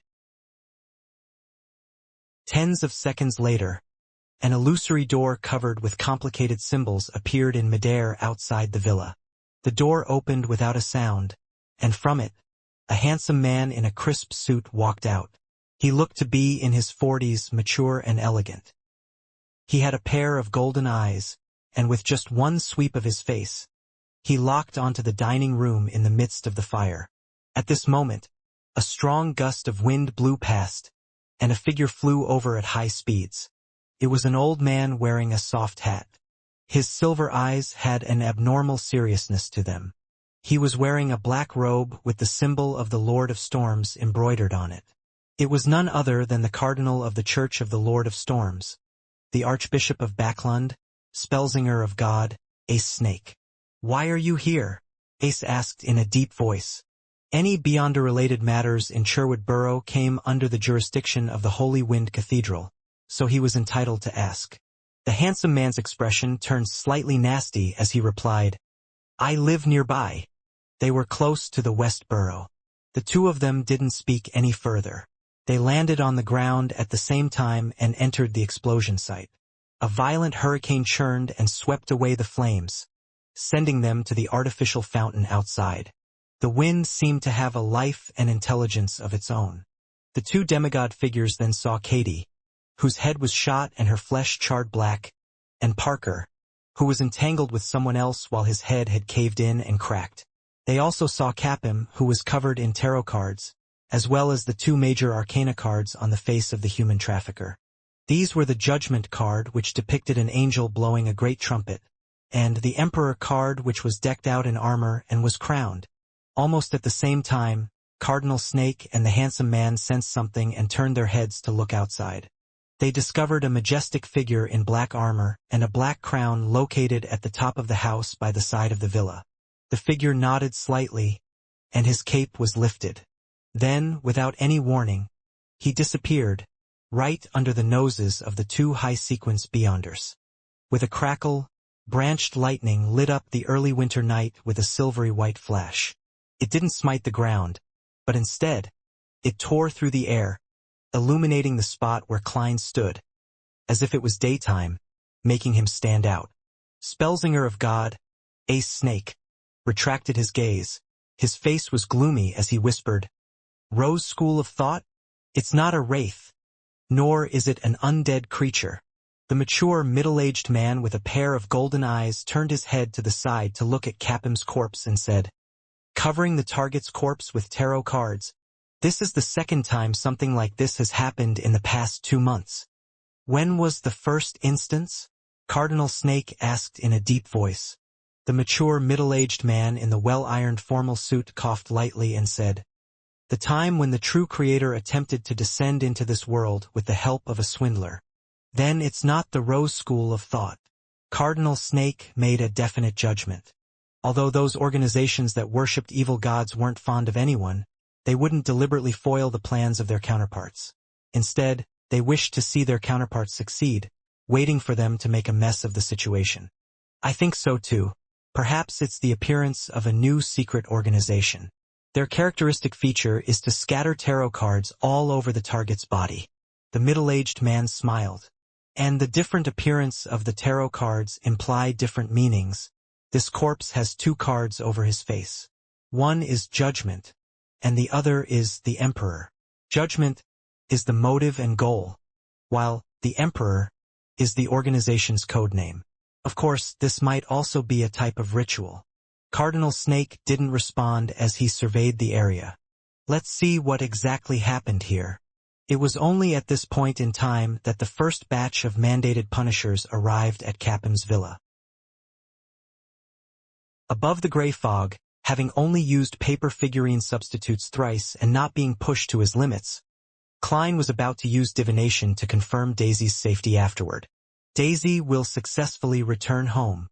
Holding the spirit pendulum in his left hand, he closed his eyes and silently chanted the sentence.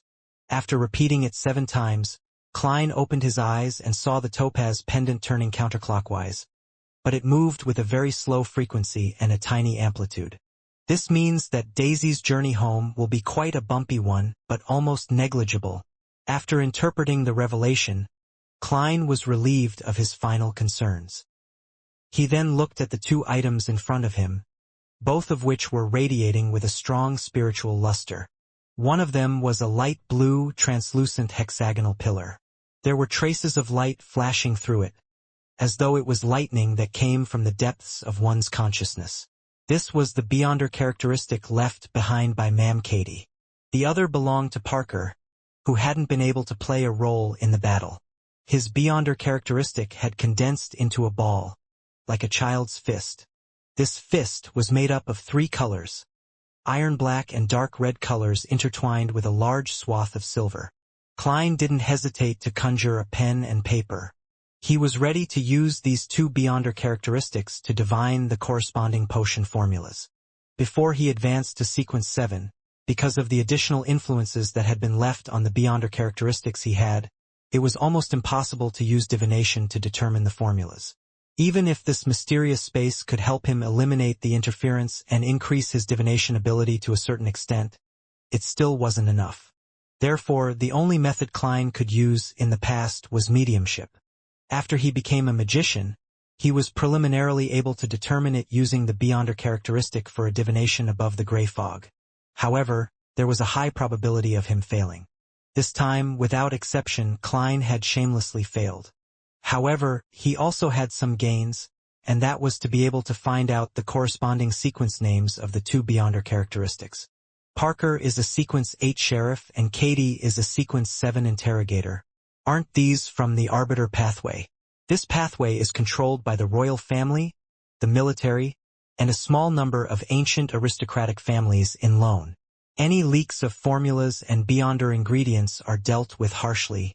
Could a number of the girls abducted by Capim be sent to the estate of some aristocrat? But there's no need for them to send for Beyonders to help Capim just to enjoy themselves. It obviously doesn't make sense. Horace is much more powerful than Katie, so perhaps he's a sequence 6 of this pathway. After wearing that glove, he might even be as strong as a sequence 5. Could it be that they're involved in some bloody heretic sacrifice, and the target they seek cannot be exposed? Apart from those on the inside of the kingdom, Fainapotter's Castilla family also possesses this Beyonder pathway, which is then transmitted to their army and intelligence system. Could this be another espionage case of some unknown nature? Klein tried to divine a few of his conjectures, but he failed again. He temporarily put this matter to the back of his mind and lightly tapped the edge of the long bronze table as he muttered to himself, "As long as I have the formula, with the corresponding supplementary ingredients, these 2 Beyonder characteristics will be able to turn a person into a sequence 8 sheriff and sequence 7 interrogator. Miss Magician's friend, who's called Zio, seems to be lacking the Beyonder ingredients for sheriff. I can sell Parker's Beyonder characteristic to Miss Magician through the world, so that I can quickly amass the money needed for the ingredients of the faceless sequence potion. However, always doing it through the world doesn't seem rather appropriate. I deliberately left the tarot cards this time. If Miss Justice were to hear of this matter, then she would definitely believe that it was done by my adorer. I'll let Mr. Fool do the selling on his behalf." Klein quickly finalized a plan and made the sheriff and interrogator Beyonder characteristics fly to the corner and hid it among the junk pile. I wonder what the names are for the arbiter pathways sequence 6 and 5. It seems like something that uses order and laws. Judge? Klein put away those thoughts and closed his eyes midway to carefully observe his current state. Once again, he felt his spirituality become lively as the potion stirred. He felt that his digestion of the potion had sped up. This time he had confidence, based on his intuition, that he had concluded most of the magician rules. The remaining minutiae were good to have, but it didn't really matter if he lacked them. It didn't significantly affect his digestion process. Conjuring a fountain pen and goatskin, Klein enhanced his memory by writing the magician's rules. 1. Never perform unprepared. 2. Challenge the impossible, even if the final outcome is nothing but an illusion. Klein believed that these were the 2 core tenets of the magician's rules. Grasping them would be key, and the rest were supplementary for perfection. 3. Take the initiative to perform. 4. Try to get applause from the audience. 5. Wield control of the target's attention. Putting down the dark red fountain pen, Klein skimmed through it and judged them by himself. Daily acting, together with 3 or 4 proactive acting instances, would be enough to allow me to digest the magician potion before New Year's. If I were to challenge an impossible performance during this period, then my progress would be even faster. This is roughly at the speed I wish to achieve. There were still about 2 months till January 1st, 1350. After doing all this, Klein rubbed his temples, prepared to return to the real world. After putting away the Dark Emperor card, the biological poison bottle and other items, he suddenly laughed and said self-deprecatingly, "Challenge the impossible, isn't that equivalent to courting death?" As his voice echoed, Klein's figure disappeared from the space above the gray fog. In the cheap hotel in the Backlund Bridge area, he suddenly opened his eyes and saw the candlelight of his summoning ritual. After quickly clearing up everything, Klein put on a thick worker's jacket he'd bought for 4 soldi and went to the window. He picked up the sweet iced tea that he had bought earlier and looked at his blurry figure which was reflected in the window. There was a heartfelt smile on his face as he whispered, "Cheers." Just as he finished his sentence, he touched the glass with his cup, then lifted his chin and downed it in one gulp. Then he sauntered out of the hotel. The nearby gas lamps were already fully lit up, and pedestrians and carts were bustling about, oblivious to the explosion at the border between the Sherwood Borough and West Borough. Klein strolled around the Bravehearts bar for a while, and at 7:58, he knocked on the door of the Beyonder gathering organized by Eye of Wisdom. He wore an iron mask and a hooded robe, acting completely ordinary. Meanwhile, Zio, who went to various places every night to check on her contacts, saw a sign that had never appeared before. It belonged to the golden-masked man who had sold the sheriff's formula to her at the gathering organized by Mr. A. It was the sign of an emergency meeting. He hasn't come looking for me all this time, and I've been pretending that it had never happened. Why would he suddenly? Zio thought for a moment before deciding to take a look. The golden-masked man had promised to give her some missions, allowing her to save enough money and exchange it for the corresponding Beyonder ingredients. Therefore, Zio switched areas and marked the time and place of the meeting. Half an hour later, Zio walked out of her hiding place after secretly observing a remote alley that also extended in all directions. She walked towards the golden-masked man. The man was still wearing his black tuxedo. His light brown eyes swept over Zio's head. "There's a mission for you." "Difficulty and compensation?" Zio asked like clockwork. The man nudged his mask which was forged from gold. "It's not dangerous, but it can be very dangerous. It all depends on what you do. The initial compensation is £30. If you can acquire useful information, I can even directly give you a Beyonder ingredient corresponding to Sheriff." "What's the mission?" Zio said with a frown. The golden-masked man's gaze turned heavy as he said, "Through the channels available to you, figure out who has recently been keeping tabs on Capim." "Capim? That human trafficker?" Zio returned with a question. The man nodded. "Yes.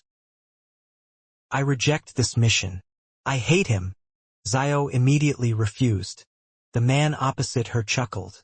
"You aren't working for Capim. Because he's dead." "Dead?" Zio was instantly stunned. "He died at home, and his body was covered with tarot cards. There were 2 cards on his face, one Judgment, and the other the Emperor. By the way, pay attention to matters in the past few years which have involved tarot cards but were not reported to the police," the man added. Sherwood Borough in the house Zio and Furs rented. Furs was just finishing the beginning of her new book and, in her good mood, prepared to reward herself with a cigarette, when Zio pushed open the door and entered the study. "Smoking is harmful to your health." Zio sniffed. Furs didn't argue with her when she saw her puzzled look. Instead, she asked, "Looks like something happened to you?"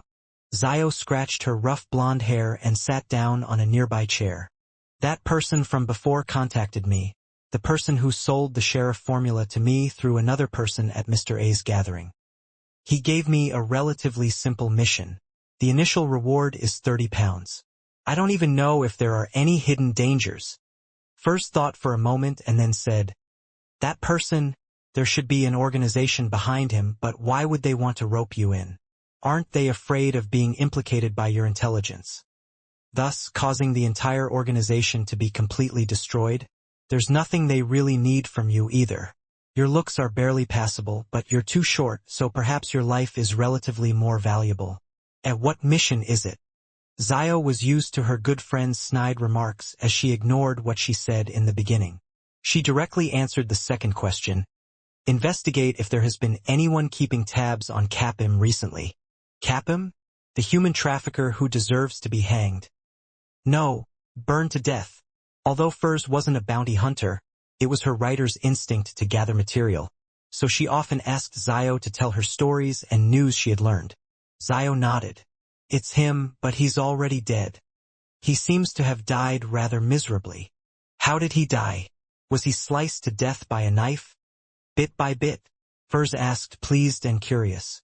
That person didn't go into a detailed description. Perhaps it'll be mentioned in the papers tomorrow. Zio thought for 2 seconds before continuing. He only mentioned a rather special situation at the scene of the death. He said that Capim's corpse was covered in tarot cards. His face was covered with the Judgment and the Emperor cards. The Judgment card probably meant that it was a judgment on Capim, and the verdict was death. But what does the Emperor card represent? That murderer? No. That hero's identity? As a best-selling author, Furs instinctively began interpreting the unique layout of the scene of the crime. Suddenly, she froze. Tarot cards? The corpse was strewn with tarot cards? Furs suddenly thought of the secret organization she had just joined. Tarot Club. Couldn't be one of us, could it?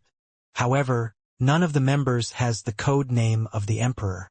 If it's really the case, then this is the first time I've found traces of the Tarot Club in the real world. We're not just a secret organization that only exists above the gray fog. As Furs's emotions churned, she felt pleasantly surprised and also worried. Under an attendance lead, Klein entered the familiar activity room. There was only one candle in the room. The dim yellow light made the surroundings look like a scene from a ghost story. Coupled with the black robes and the iron masks worn by the mysterious people, the atmosphere turned even more intense. The moment he stepped in, Klein suddenly had a baffling sensation. He felt the flickering candle flame staring at him. He felt that the flame would burst and ignite his hair and robe. He felt that the curtain behind the oriel window would suddenly flare up, enveloping his body and covering his nose and mouth, forcefully choking him to death. What's happening? Klein was stunned as he turned extremely tense. It wasn't a premonition for danger, but a feeling that was hard to avoid. Klein carefully found a seat and sat down. The moment his buttocks touched the surface of the chair, he felt as if the chair would explode and thick wooden thorns would end up piercing through his body. This reminded him of the videos he had seen back on Earth. Due to the explosion of a low-quality gas cylinder under a swivel chair, the steel pole, and the debris had stabbed into the seated owner's buttocks, drilling into his abdomen. The whole scene was filled with badly mutilated blood and flesh. A ghastly sight. Why am I always making such bad associations? Is it because of the damage done to my spirit body from the battle earlier? Klein looked around thoughtfully and saw that the fat apothecary had still not attended. What happened? Or has he already left Backland? Klein murmured something to himself and heard Eye of Wisdom announce the beginning of the gathering. In the course of the next few hours, Klein felt as if the chandelier on the ceiling was going to fall sideways and smash into his head. He thought that the coffee table in front of Eye of Wisdom would suddenly move sideways and stumble him over, and he suspected that the members of the gathering around him were full of malice and might cause him trouble at any moment. It made him fidgety, alert, and puzzled, and he was too distracted to pay attention to deals that either ended in success or failure. If one is to say that a premonition for danger is like an occasional vibration, reminding one that there's news entering the room or an incoming phone call, then the feeling I have at this moment is akin to an electric drill boring constantly, causing me to be unable to relax or pay attention to anything else. Klein tried to rub his forehead, but it only touched the cold iron mask. At this moment, he felt as if his iron mask would suddenly cave in and stick close to his face, embedding itself into his brain. Is it really because my spirit body was damaged so it's making me hallucinate? Klein frowned. He originally wanted to make a request to buy the thousand-faced hunter's blood and mutated pituitary gland at this meeting. But in such a situation, he could only give up out of caution. Although the level of Eye of Wisdom's gathering wasn't high, and there was a high probability that it wouldn't involve a high-level monster like the thousand-faced hunter, Klein believed that a lot of the members here also attended other gatherings and might be able to come into contact with the relevant information and clues. Amidst his anxiety, Klein attended the gathering as a bystander. Just after taking off his robe, removing his mask, and leaving the room, the feeling that everything in the room was going to harm him had instantly disappeared, disappearing in the oddest manner. Klein's pupils shrank, confirming that his previous experiences didn't originate from the damage to his spirit body. Otherwise, he wouldn't have experienced two completely different states, inside and outside. He suspected that there was a person or creature in the activity room of the gathering, one that was invisible, imperceptible, and extremely terrifying. That entity had stimulated his spiritual perception as a seer and his sense of danger as a clown, but because of the entity's suppression or some other special reason, this stimulus appeared in the form of a rich association that failed to make him realize it. Who could it be? This is too scary. Just the existence itself made me have a reaction similar to the symptoms of losing control. Without making a sound, Klein left Eye of Wisdom's house and headed toward the nearest street. All of a sudden, he had a guess. The Bravehearts bar is nearby, and it's also the monitoring area of Wraith Steve, who was killed by Miss Sharon, Merrick, and I. Their deaths would definitely make the Rose School of Thought's high-sequence Beyonder angry, and he would cast his sights over here, towards the Beyonders living near the Bravehearts bar. Was that him? Fortunately, I used the biological poison bottle and the sun brooch tonight, and to prevent myself from being divined, I left them above the gray fog. Otherwise, the result would be unimaginable. The magician who just completed an impossible performance would be killed directly here. The Beyonder world is truly dangerous. Inside the Holy Wind Cathedral, Cardinal Ace Snake looked at the captain of the mandated Punisher team and asked emotionlessly, "Who is Capim? Why is there an underground dungeon in his villa?" The captain of the mandated Punisher team replied immediately, "He's a tycoon, one who was rumored to be related to many cases of missing girls. He's suspected of being a human trafficker, and that he is secretly engaged in the slave trade. That underground dungeon proves the rumors. Why did a human trafficker receive the protection of so many Beyonders? And their sequences aren't low either," Cardinal Snake pressed. "Your Grace, this requires an investigation. We tried using Beyonder means to find clues, but all of them failed." The captain of the mandated Punisher team replied, somewhat trembling in fear. "I've tried it too." Cardinal Snake didn't blame him. This member of the Church of the Lord of Storm's upper echelon paused for a moment before continuing. "Continue to investigate this matter. Also, find that sequence 6 or 5 specter." After his subordinate had left, Cardinal Snake picked up his fountain pen and wrote down in his notebook a number of subjects to pay close attention to. Capim, human trafficking, tarot card ritual, strange specter without a high sequence, concealed plot. In Empress Borough, the opulent villa of Count Hall, Audrey was waiting for the maid to cut up the food, when she heard her father, Count Hall, who was used to reading the newspapers at breakfast, laugh. "Capim is dead." "Who is he?" Audrey asked with her eyes wide open.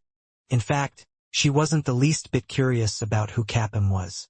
She was simply going along with her father, who obviously had the desire to share his thoughts. This was both her specialty as a daughter and the innate nature of a telepathist. "He's a tycoon who secretly might be a human trafficker. He has rather good ties with some people." "Heh!" Count Hall chuckled. "He was killed last night. There were obvious signs of him being judged at the scene of the crime, so the newspapers are calling the murderer a hero bandit. The hero bandit Dark Emperor. Oh, they named him after the code name of the rulers of the ancient Solomon Empire. Hero bandit? Hero bandit Dark Emperor? Dark Emperor." Audrey immediately thought of the card of blasphemy belonging to Mr. Fool. This was the item of the highest level she had come into contact with so far. She suddenly became interested in the Capim murder. "It sounds interesting." Although it's illegal, I still want to say that the hero bandit did beautifully. Oh, Dad, how did it go? The police and relevant departments of the church didn't divulge any exact details. I haven't met them either, but this is what's said on the papers. The hero bandit was dressed in black armor and a black crown.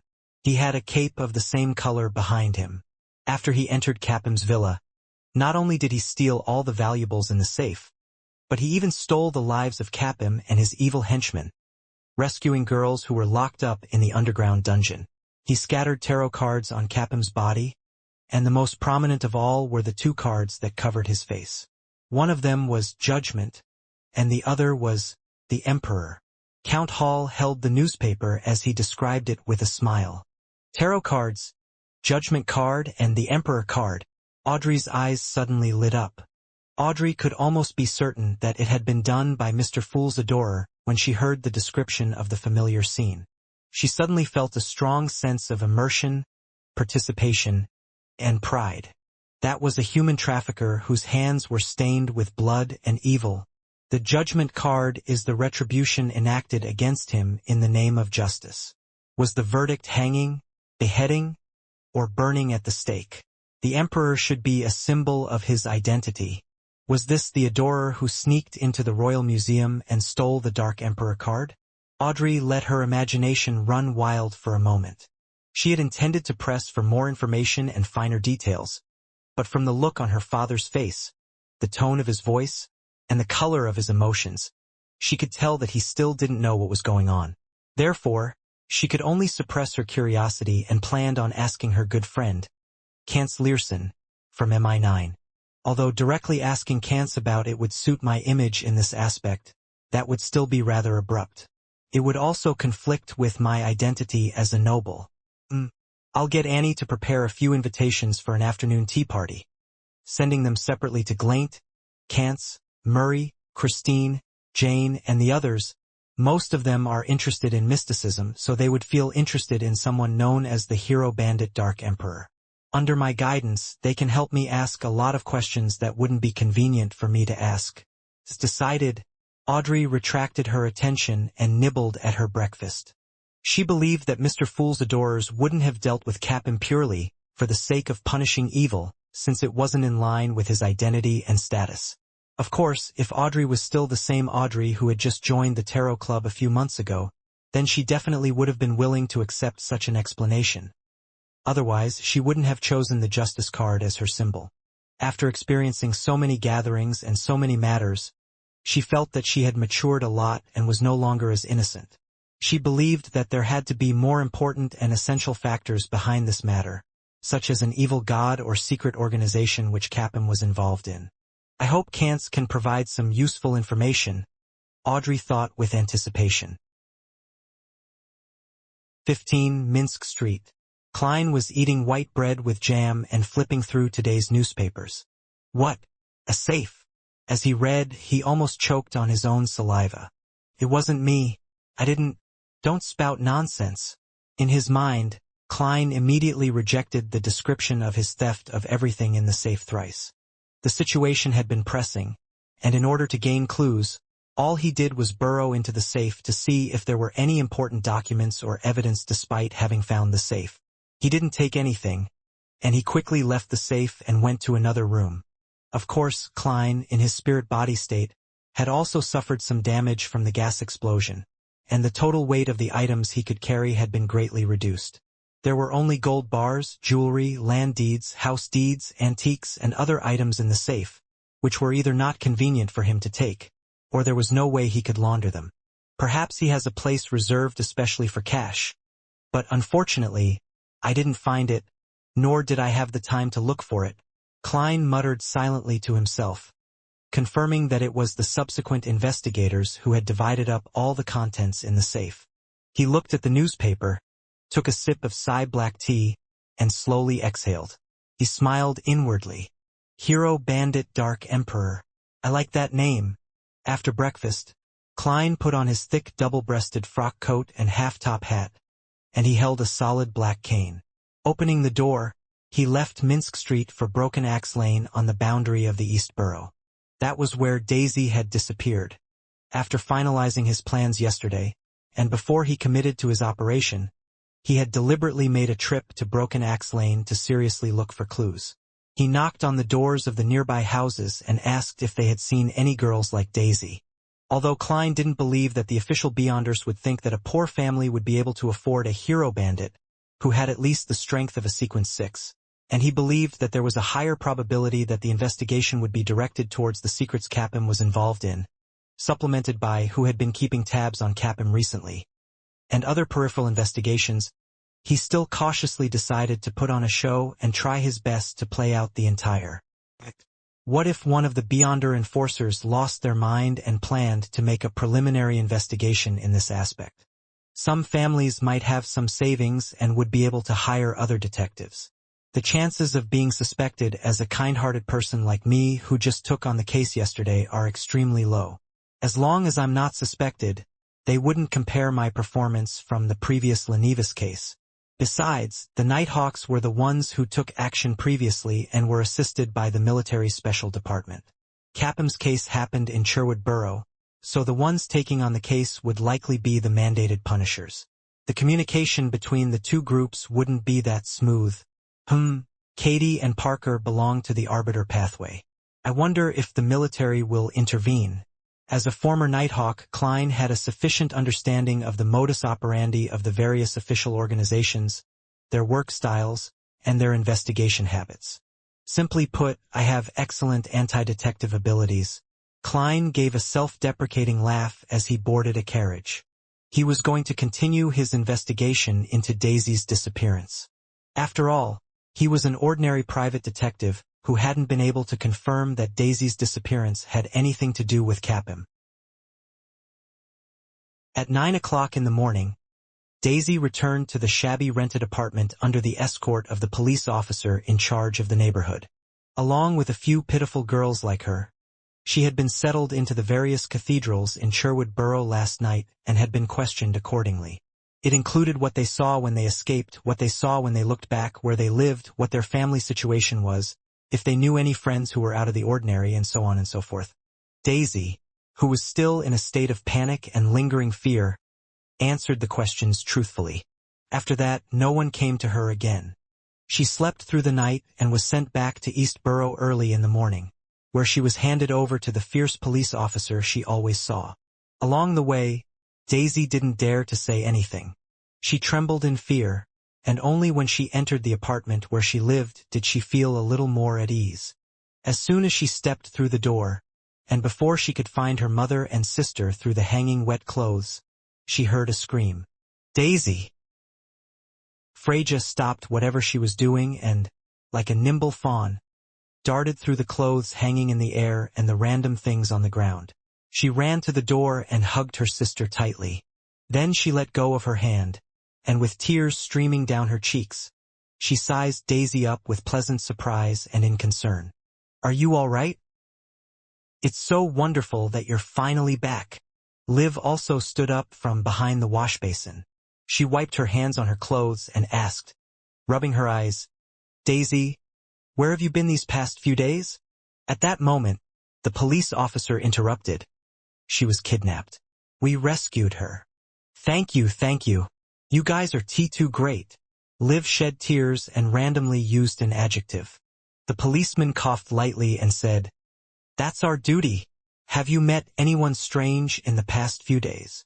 Liv was stunned for a second. Hoping to not be involved in too many matters or get into any trouble, she said, "No, I really haven't." The policeman waved his hand and said, "Be more careful in the future. Don't take deserted shortcuts again." He couldn't stand the humidity and the motley of smells, so he turned and left. Liv looked at her daughter again. She took wide strides over to her side and wiped her hands on the side of her clothes before hugging Daisy. "It's good that you're back. It's good that you're back," she murmured through her tears, not asking if Daisy had been hurt. Daisy relaxed and sobbed. Beside her, Freja was also crying. She stretched out her arms and hugged her mother and sister respectively. The three of them cried for a while before letting go. Liv wiped her eyes again and said, "Wash the clothes first. There are still a lot of them." Daisy, who had just been rescued, nodded and quickly threw herself into her busy work. It wasn't until noon, while they were nibbling on their black bread and drinking plain water that could hardly even be considered tea, that Liv finally had time to ask, "Daisy, were you hurt?" Daisy shook her head. "They just hit me a few times." "That's great. The police rescued you? A kind detective was willing to help search for you for free yesterday, and you ended up returning today." "Ah, he still has your vocabulary book," Freja mentioned in passing. "Already prepared," Liv mentioned. "I'll get old Kohler to get it back and tell the detective you're home, so that he won't have to busy himself over this matter. Regardless, we have to thank him again." Daisy felt relieved as she replied to her sister's question. "No, it wasn't the police. There was a sudden explosion, and the doors that kept us locked up were strangely opened, and we just ran out. However, I did see a gentleman or a lady on the roof.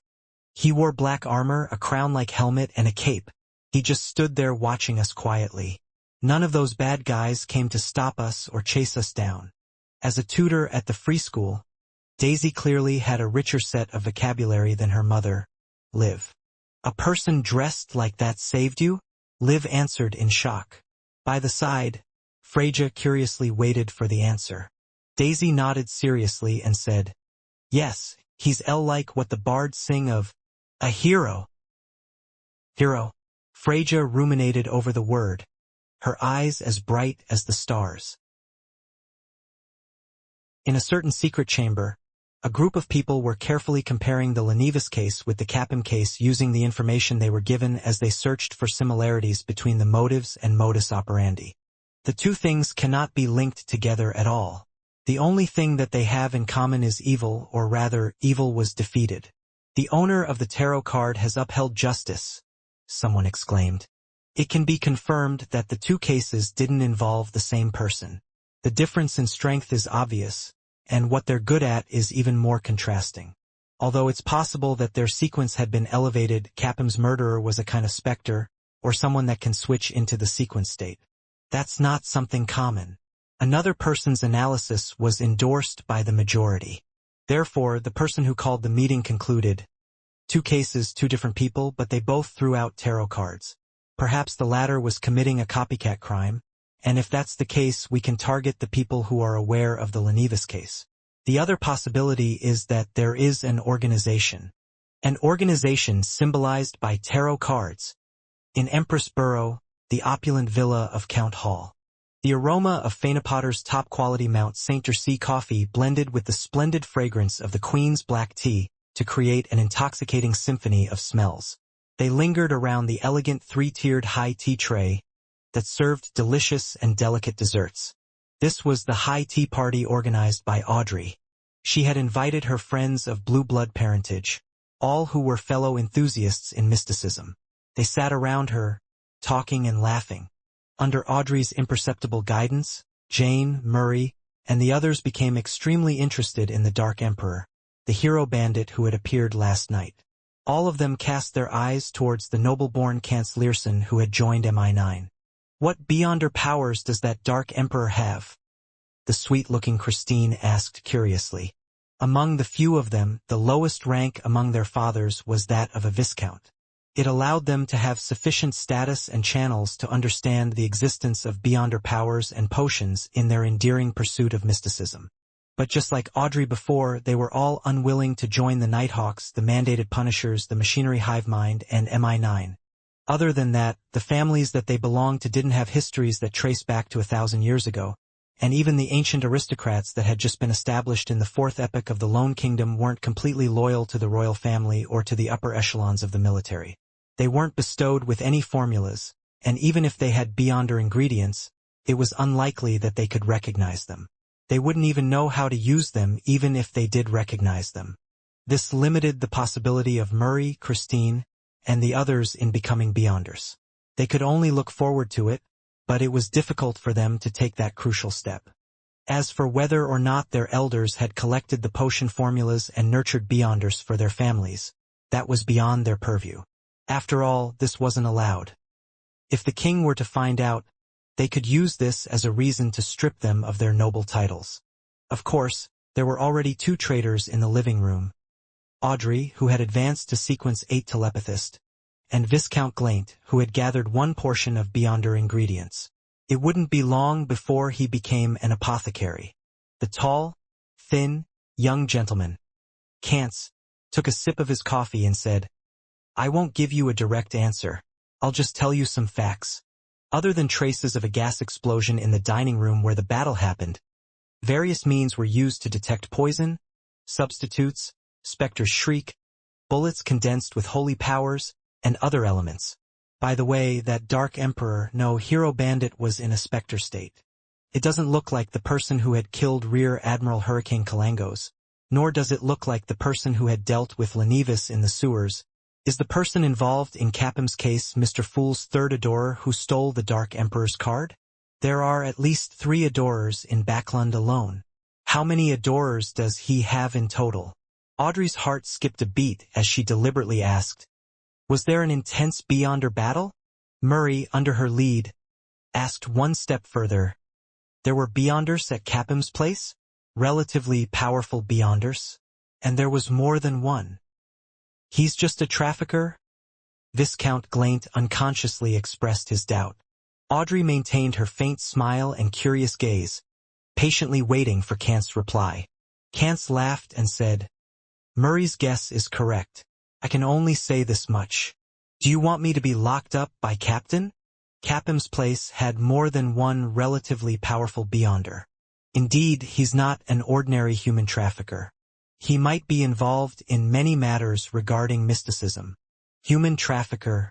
Could he be involved in some cult's sacrificial rite? Mr. Fool's adorer attacked because of this? It was roughly the same with Lenivis. It involved a cult and sacrifices, as well as the descent of the true creator. I wonder which cult and evil god is behind Capham. Mr. Fool's goal seems to have always been targeting these evil gods. Is it really strife between the gods? Who knows how many grand schemes of those evil gods he has foiled? Audrey made many connections as her heart surged with emotions. Our tarot club's enemies are the evil gods. The rest aren't qualified. Does Mr. Fool wish to get the title of the nemesis of evil gods? Audrey pursed her lips and chuckled softly in her heart.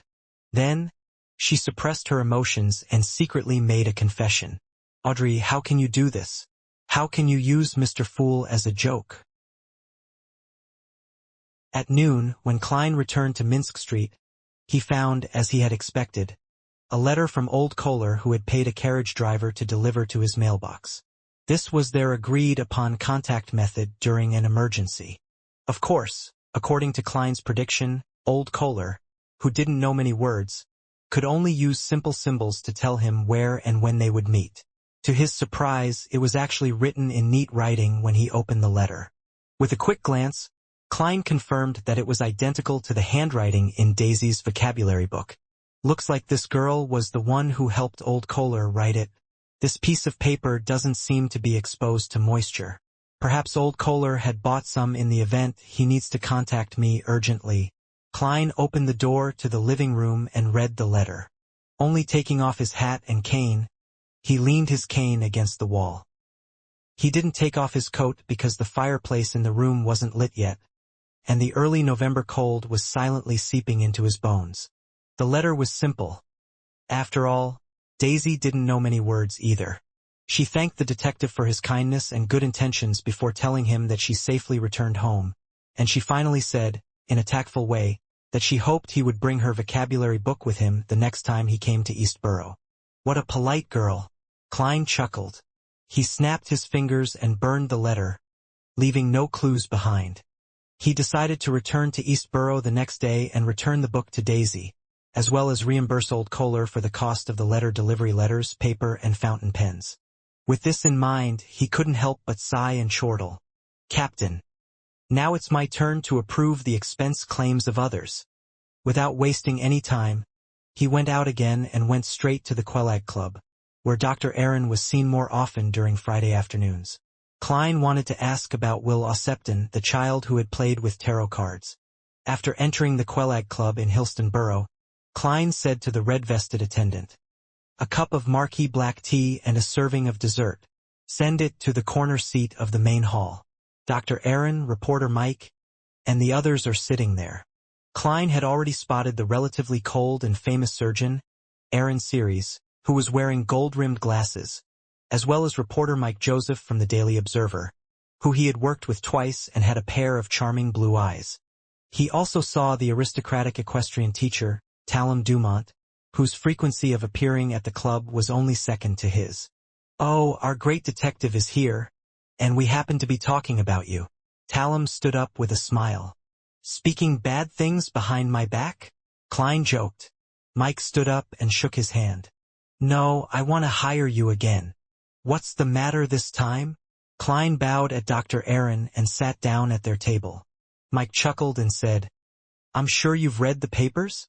Capim has been killed off by the hero bandit Dark Emperor, and his crimes have been exposed. What a joyous event. And as a reporter, I need to have an acumen for the news. I plan to get a list of names of the girls who were rescued in Eastborough from the police department to interview them. Then, I'll paint Capim's most cruel, most evil, and most unforgivable side to the readers of the newspaper. Of course, the victims must remain anonymous."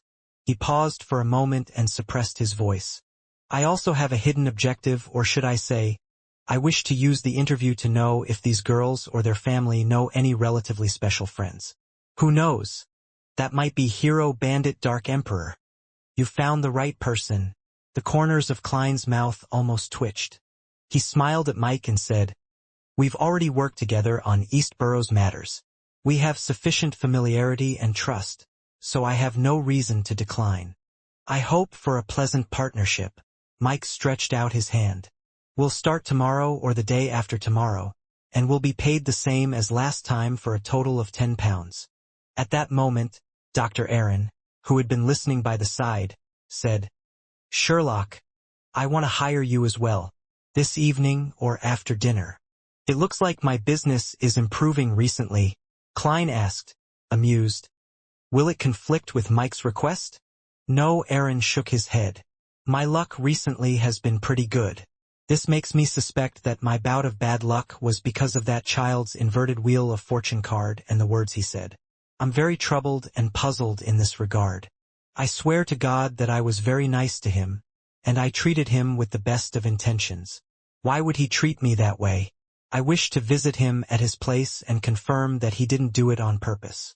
However, I'm ultimately afraid that something similar would happen again or some accident might occur.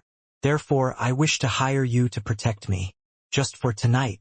It won't conflict with Mike's request. How about it? That's what I wanted to do. After challenging the impossible and doing good deeds, my moral standing has become pretty good. Am I really going to become the king of yellow and black who wields good luck? Klein was pleasantly surprised as he said with a reserved smile, "No problem. We can talk about the remuneration." City of Silver. Derek Berg once again examined the translucent worm with 12 circles, the remains of Amon's avatar. He had originally wanted to ask Mr. Fool what this was exactly, but considering how he had already troubled this godlike figure once, he couldn't bring himself to ask as he abandoned this plan. Now, he planned on showing it at the next tarot gathering and ask Mr. Hangman, Miss Justice, and the rest. After hiding the worm, Derek suddenly thought of something. It was about time for the team that had gone with Shepherd Elder Lovia to explore the half-destroyed temple of the fallen creator to return. It wasn't too far from the City of Silver, and it was in a direction that they hadn't set foot in before. He decided to take a look. There were quite a few people he knew among the expedition team. Looking at the dark sky being lit up by streaks of lightning, Derek didn't knock on the doors of the few acquaintances he knew. Instead, he walked along the broadest road and walked all the way to the training field at the edge of the City of Silver. After each exploration team returned, they were forced to stay here for a certain period of time. Not only would it be convenient for them to communicate and report on the things they encountered in the darkness, but they would also be quarantined in a tactful manner to guard against strange things that might latch onto any member's body and suddenly erupt after a certain amount of time. This was the result of the City of Silver's 2,000 years of experience. It wasn't that complicated, but it was quite useful. As soon as he entered the training ground with the axe of hurricane stuffed behind his waist, Derek Berg's eyes suddenly lit up. He saw the gorgeous elder Lovia, who seemed to be in her 30s, as well as two familiar faces that were his age. Due to the City of Silver's limited environment, its population was unable to grow any further. The number of people of a certain age group was an adequate number, and although Derek wouldn't dare say he knew all of them, he had seen a majority of them before. He was classmates and partners with some of them during general education classes and on the practice grounds. The person Derek was most familiar with on this expedition team was Dark Regents, who had once been his patrol teammate. The youngster named Dark was of medium height and was slightly chubby. He was strong, optimistic, and cheerful. His face often beamed with a friendly smile. Currently, he was a Sequence 8 gladiator of the Giant Pathway. At this moment, the two parties were separated by a translucent wall that was as hard as steel, making it impossible for them to make any effective form of contact. They had to wait until the members of the exploration team were confirmed to have no problems before they could meet directly. Derek, who had become silent and withdrawn since the death of his parents, waved to Dark. Noticing this, the gladiator turned his head to the side and looked over. "Dark, how was it? You didn't encounter any danger, did you?" Derek shouted. The material used to create the black wall in that area came from somewhere that wasn't far from the City of Silver and was called dark amber. It was hard as steel, but at the same time, it possessed a certain degree of transparency and had properties that made it good for transmitting sound. Derek's speech went through unobstructed. Derek imagined that Dark would definitely smile brightly and wave his arms out of habit, saying, "Take a look. I'm not injured at all. So shouldn't it be obvious that we didn't meet with any danger?" "It was nothing." Hearing his voice, Dark walked a few steps closer to the wall and answered with a smile, "No, everything went smoothly." Looking at his smile without any faults, Derek suddenly felt a chill run through his body. It was just like he was camping in a ruined tower or a ruined city at night. Darkness was all around him as they accumulated into overwhelming horror. Inside the Quelag Club, Klein and Dr. Aaron agreed on the remuneration. £2. I have to say that a doctor's money sure is easy to earn. If it were me in the past, such a request would have cost at most 10 solely. Klein, who already had the intention to take the mission, sighed in his heart. He remembered that during his time with the Nighthawks, he had heard Corpse Collector Fry mention that famous doctors had very high incomes.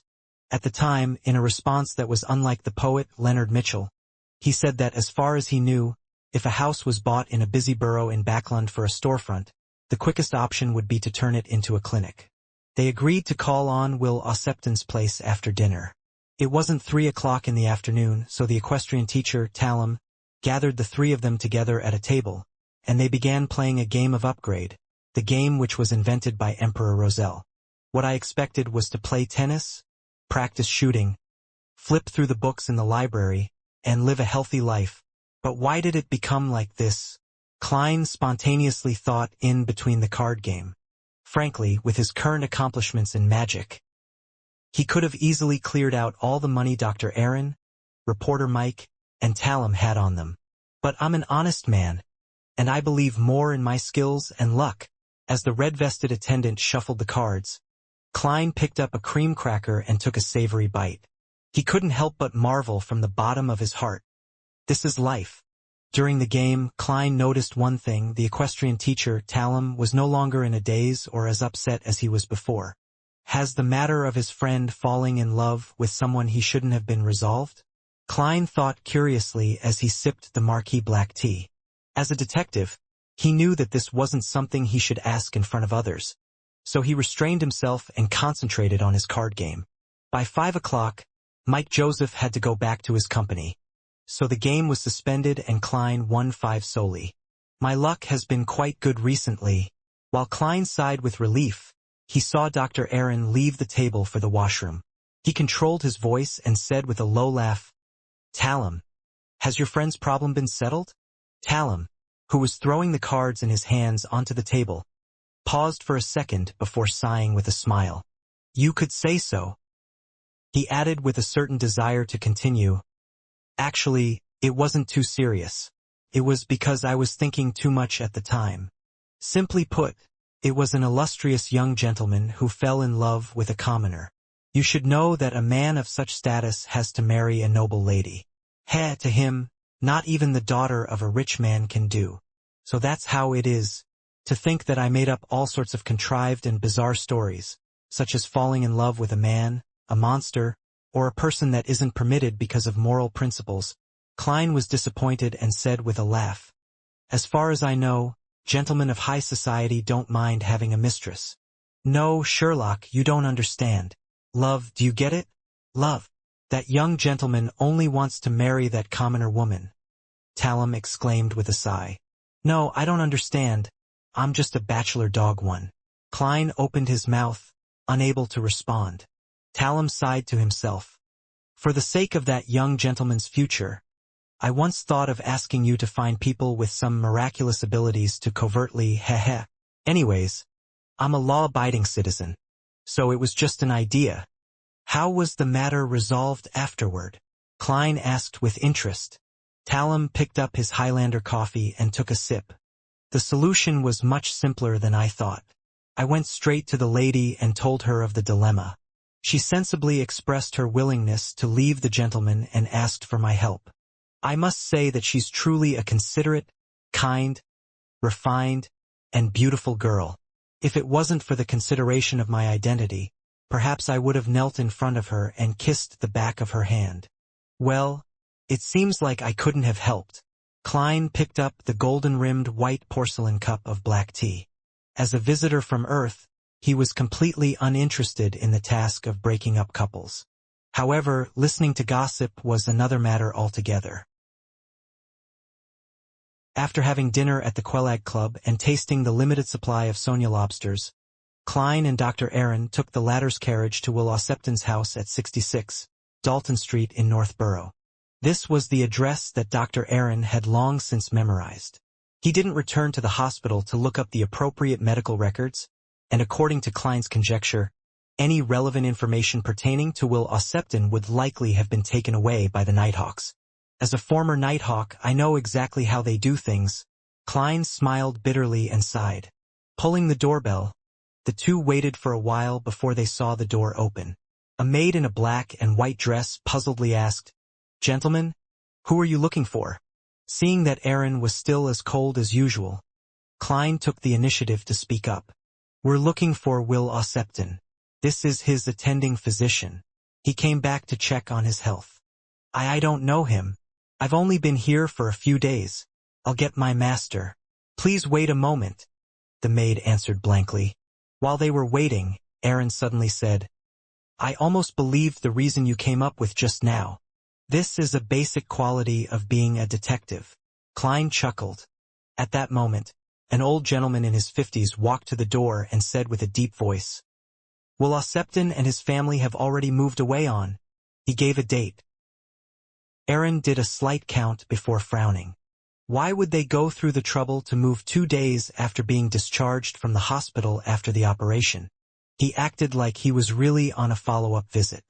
Klein was slightly puzzled and asked, "Sir, how do you know the date so clearly? Typically speaking, subsequent tenants would only move in after a certain period of time." That old gentleman snappily replied, "Someone came to ask before, and I even went to look for the landlord just for that." "The Nighthawks?" Klein asked without much hope. "Do you know where Will Ossepton and his family moved to?" "No," the old man said tersely. "Did they leave anything behind?" Klein hesitated for a moment before continuing with his questions. "Some stuff." The old man took a deep breath and continued. "But they were all taken away by the previous group of people. Meeting colleagues truly is a helpless matter. They can always think of the things you think of ahead of time." Klein couldn't help but sigh. Seeing that there were no further clues, Klein and Aaron politely excused themselves and left 66 Dalton Street. "It seems like you'll have to wait a long time before you can resolve your doubts." Klein turned to Dr. Aaron. Aaron was silent for a few seconds, then he slowly let out a breath. "After what happened just now, I'm not so troubled anymore. I'm just a doctor, and it's good enough to mind my own affairs." I should return to do a follow-up checkup and not question the situation, what other people think, or why they're not kind. That shouldn't be something I should be concerned with.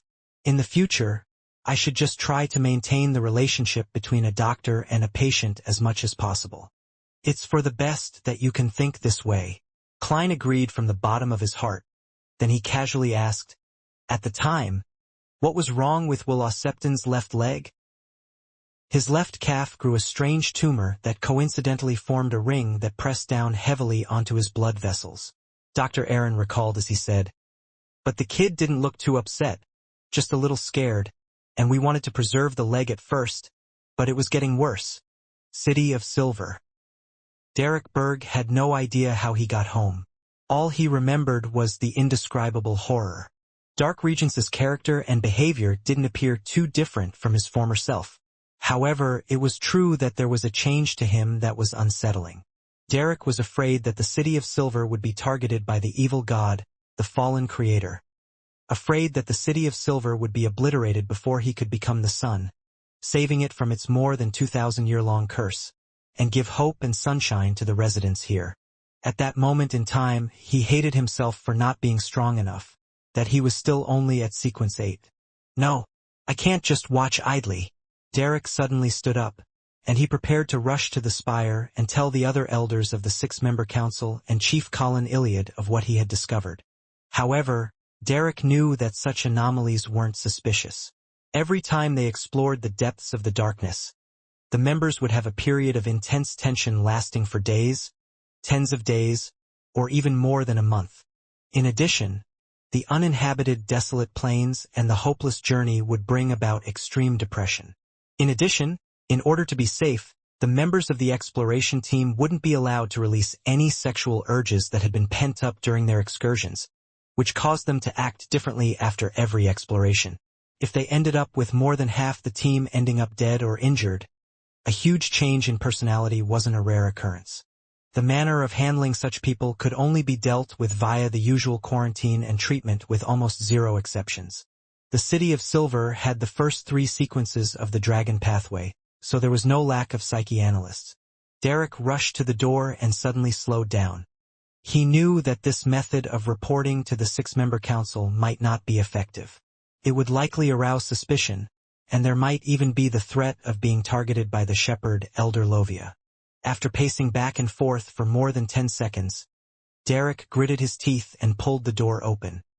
He felt that he had to warn the elders of the 6-member council, even if it would be a huge risk for him. For the vast majority of the residents of the City of Silver, sacrificing their lives to maintain the existence of this city and the continuation of this civilization was the belief that was ingrained into their bones.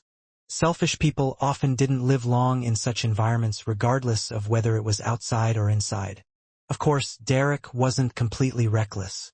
Under the tutelage of the members of the Tarot Club, especially the Hanged Man, he clearly understood that there were times when one had to be patient, protect himself properly, and avoid unnecessary sacrifices in order to better defend the City of Silver.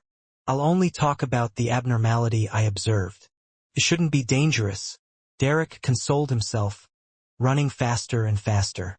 Finally, he saw the spire that represented the highest authority in the City of Silver.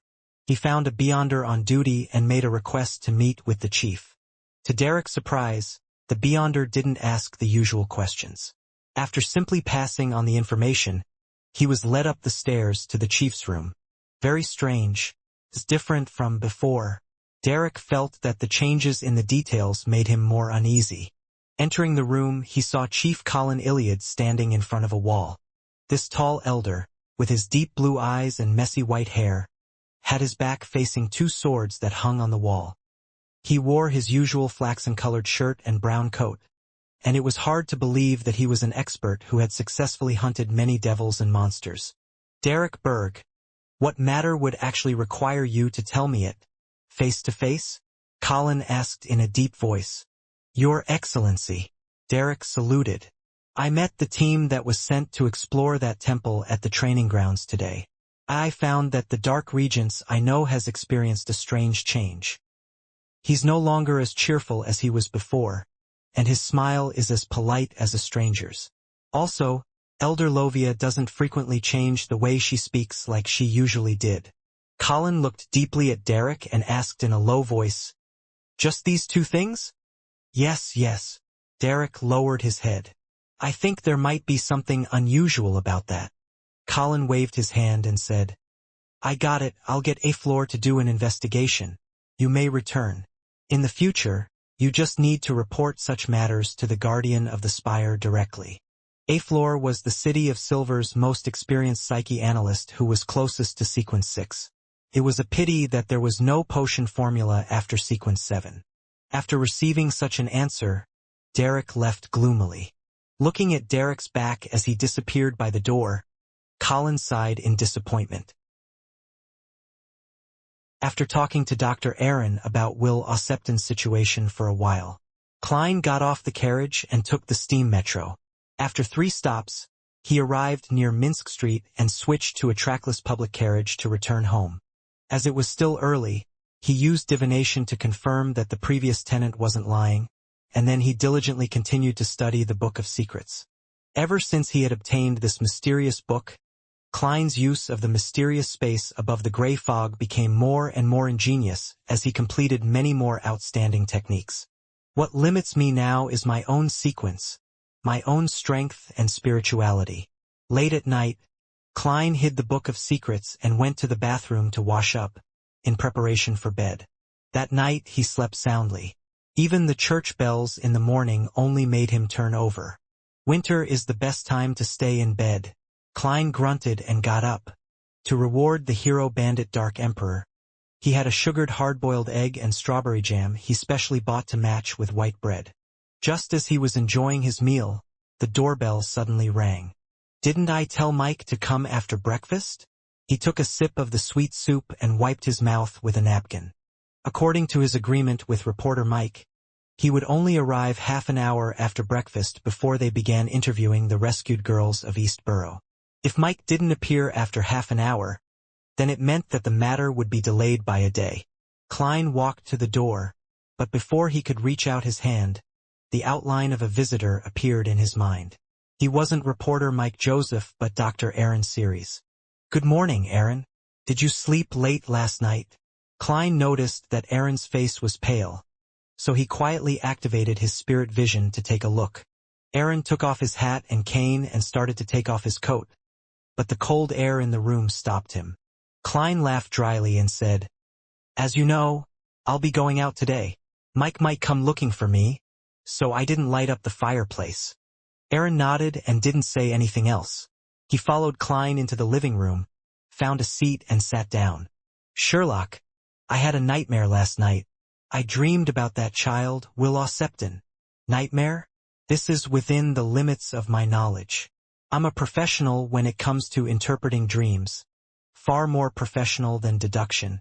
Klein leaned forward, clasped his hands, and said, "What kind of nightmare?" Aaron recalled and said, "There are some details and processes that I can't remember. What I remember most is a tall, pitch-black steeple with a huge silver snake coiled around it. It was moving slowly, looking at me with its cold, merciless red eyes. I don't know why, but I entered the steeple and I would go up the stairs and, at other times, down the stairs, going through walls after walls and one locked door after another.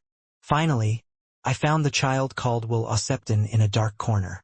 He hopped a few steps on one leg and curled up against the wall, with tarot cards scattered everywhere beside him. When he saw me, he was scared and happy. He called out, Aaron." The whole dream was roughly like that before I woke up. Klein listened attentively and thought for a while before asking, "Did Will Ossepton say anything else?" Aaron frowned in thought before suddenly saying, "Yes," he said. Aaron, a snake wants to eat me." Following that, a giant silver snake hung down from the ceiling, its head facing me. Its mouth was very big, but it has no teeth, no tongue, and it was completely blood red. Silver giant snake. A pitch-black steeple. Will Ossepton protected under layers of protection. Klein said to Dr. Aaron in a measured voice, "It's not a very strange dream. It likely has you subconsciously sensing some kind of predicament he was in while you were talking to Will Ossepton, that he was being threatened by something. That's why you dreamed of something like this. A child hiding in the depths of a tall steeple, behind countless walls and doors, huge silver snakes coiling around the top of the steeple. Heh, as a detective, we know a little bit of psychology. It's also often talked about in the newspapers. What I don't understand is why you didn't have such a dream until today. Klein didn't lie about his interpretation, but he didn't reveal the possible true reasons behind it. Aaron opened his mouth and said, "I was in too much of a hurry just now and forgot to mention something." As he spoke, he took out a leather wallet and took out a fairly exquisitely folded paper crane. After realizing that Will Osepton and his family had moved away, I remembered that he had given me this before he left the hospital, saying, "Doctor, this will bring you good luck." I didn't pay much attention to it at the time and casually threw it into the office drawer. After parting with you last night, I went to retrieve it and put it in my wallet. As a result, I had a nightmare that very night. Klein looked at the paper crane, nodded thoughtfully and said, "Dr. Aaron, it looks like Will Osepton didn't deliberately bring you bad luck. He had made up for it later. The paper crane invented by Emperor Roselle is meant to act as symbolism for wishing you well. Besides, he said it would bring you good luck." Aaron subconsciously asked, "Origami was invented by Emperor Roselle? I don't know if it's him, but I think it's likely him." Klein smiled. "Probably." Aaron was relieved by Klein's explanation and reassurance, and he prepared to observe for a few more days to see if there were any more nightmares such as this. After sending the famous surgeon out of the door with a smile, Klein's expression suddenly became solemn, as if he was thinking about something. There was no problem with his interpretation of the dream. The pitch-black steeple, the walls and doors that blocked his path, and the giant silver snake. They all symbolized that Will Osepton was in a situation where he was threatened by something that symbolized the child's fear and helplessness, as well as his attempts to hide behind layers of protection. But the problem was that this was unlikely to be a revelation Dr. Aaron's spirituality had received on its own. Otherwise, he wouldn't have had such a dream only until last night, or when he found the paper crane. A similar development should have taken place long before Will Osepton was discharged, back when his spirituality unconsciously became aware of the particularly strange developments, allowing him to have similar experiences as he had now. Therefore, Klein suspected that the medium which instilled the dream into Dr. Aaron was the paper crane. Klein activated his spirit vision to carefully observe this handicraft, but he didn't find any spiritual brilliance. However, his spiritual perception and intuition told him that there was something strange about this piece of origami. Certain magical aspects that might involve the most illusory, most difficult to comprehend, and most worthy of fear and reverence, fate. That child called Will Osepton isn't simple. It seems like the most amazing thing wasn't the tarot card, but rather he himself. The giant silver snake is a symbol of danger, and this matter is related to bad luck, good luck, and other elements. Could it be that it represents the snake of Mercury, sequence one of the monster pathway? Klein's thoughts wandered, but he couldn't be certain of anything. He turned to question the problem of how the dream was instilled. With Klein's accomplishments in mysticism, this wasn't something that was too complicated or difficult to understand. He quickly came up with an idea. The first thing to do was to rule out the influence of specters and wraiths, which would have stained Dr. Aaron's aura with a blackish-green color of varying degrees, and I didn't see any sign of that just now. There are two main ways of instilling information without causing the owner of the dream to appear abnormal. One of them is using the beyonder powers of a nightmare like Captain. An objective is met through guidance, and it wouldn't involve the culprit. Otherwise, traces would similarly be left behind. The second method would be even more ingenious and advanced. The principle of a dreamland is that of astral projections traveling through the spirit world, and the details that one would normally unwittingly notice under external stimulation would turn into a symbolic revelation. Or, they can obtain some enlightenment directly related to themselves from external sources. Then, their spirit bodies and psyche would be informed of this, and because the owner of the body was in a state of sleep, this will appear in the form of a dream. So the second way is to instill it into the spirit world. First, use some magical method to create the revelation that one will need, and then naturally let the target's astral projection obtain and feedback the information while roaming the spirit world. That way, the target will be able to dream of the scene that others would want them to dream of, and there will be no superficial traces. This is something that I'm currently unable to do, even if it's a spirit body that's able to partially wield some of the power above the gray fog. Klein paused for a moment and then added another possibility. A seed was planted in Dr. Aaron's subconscious through the paper crane, and once he found it, he would have the corresponding dream. That's easy to confirm. As long as I use mediumship on Dr. Aaron, I should be able to find traces of it. However, would it be unfriendly to use mediumship on him?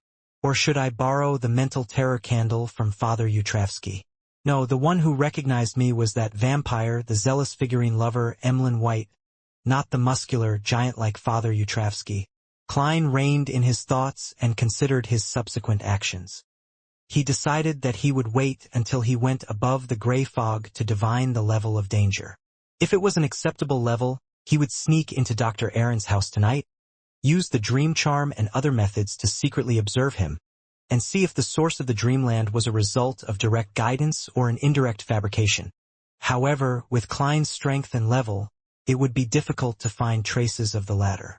Even he himself didn't have much confidence. This didn't mean that his astral projection could travel the same spirit world as Dr. Aaron's astral projection by sitting next to him and entering cogitation. This required a sufficient amount of locking on to do so. According to the descriptions in the Book of Secrets, the existence of the spirit world was quite magical. It completely overlapped with the real world, so everyone could obtain revelations from the spirit world at any time.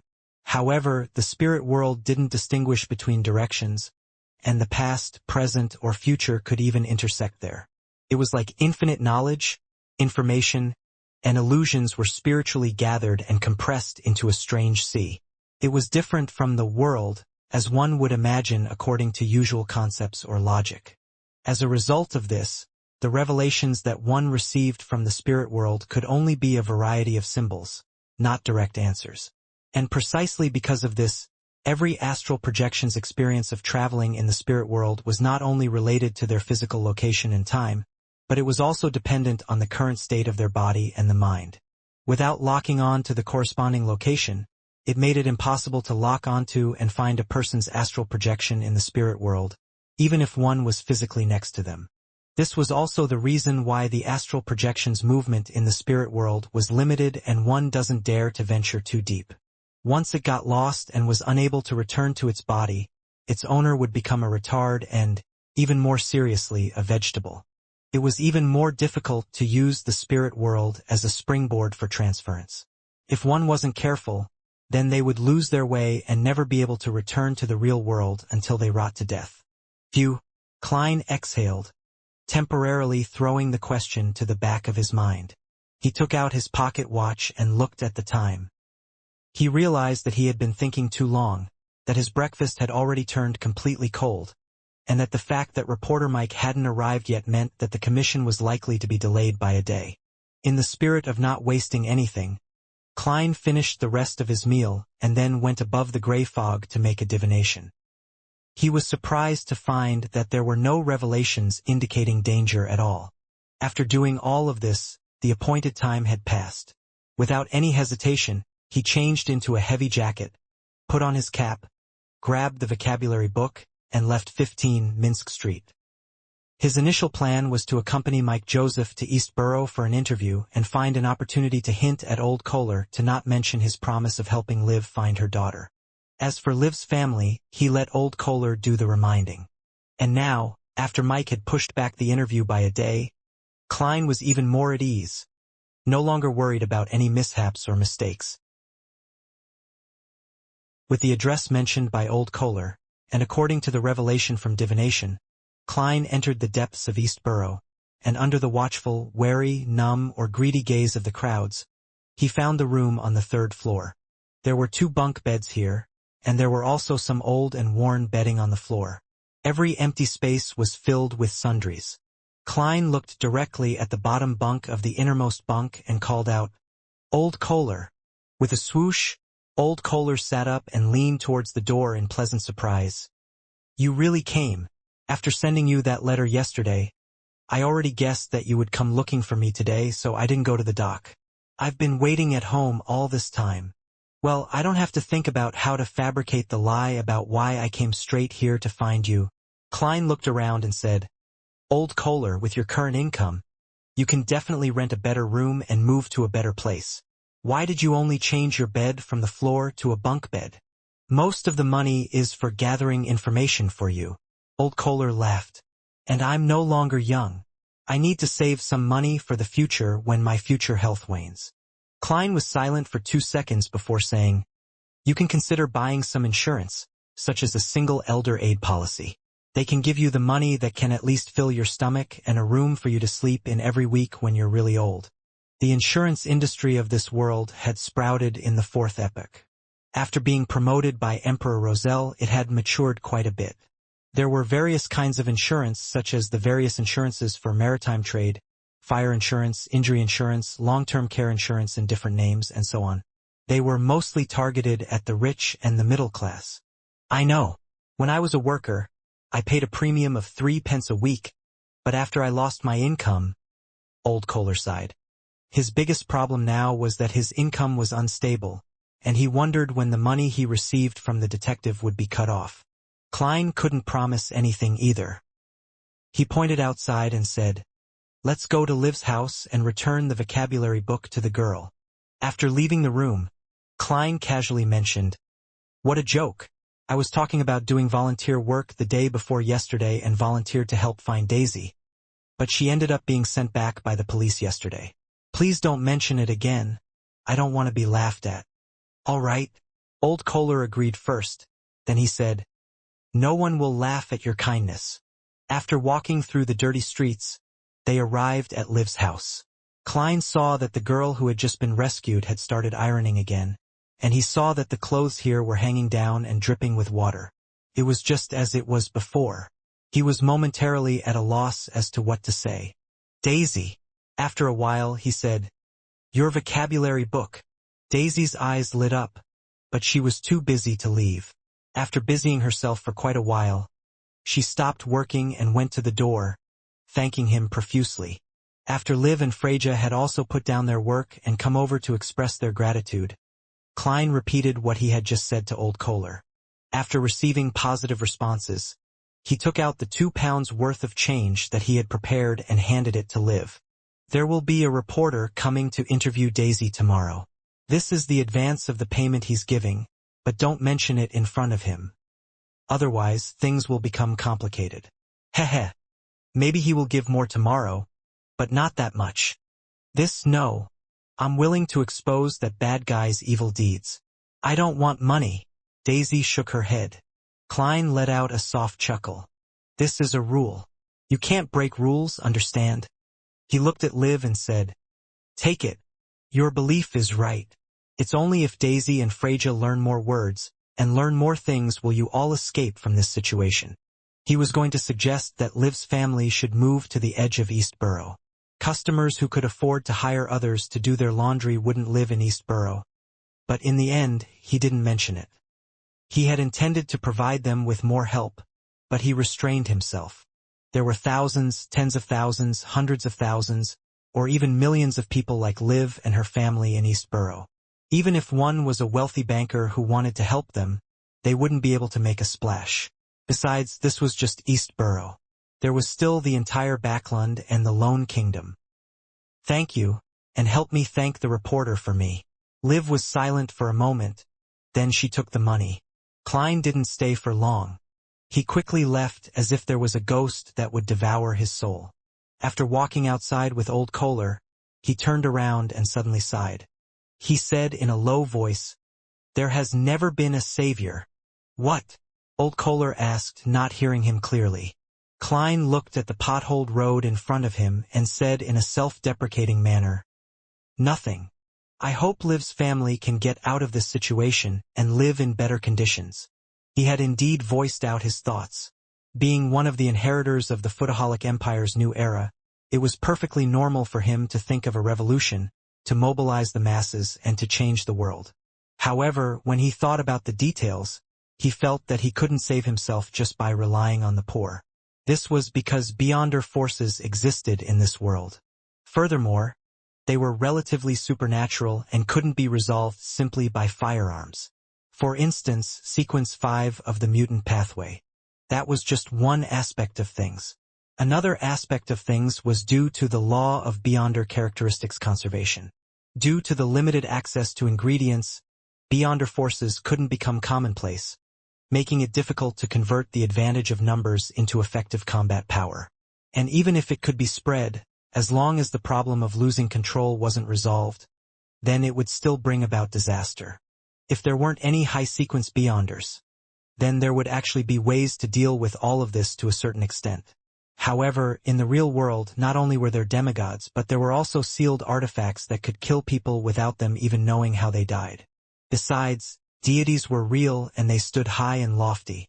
In this way, the poor would use strikes and street protests to fight back. However, once they took up weapons and established an army, they would be met with an unstoppable counterattack. It wasn't impossible for a large-scale natural disaster to occur, one that would affect people psychologically. The only ones that were on par with the official beyonder organizations were mostly secret organizations. Typically, they were related to evil forces, so by joining hands with them, death might not even be the most tragic ending. Therefore, to embark on the path of revolution, the most hopeful road to success was to get the support of one or more churches.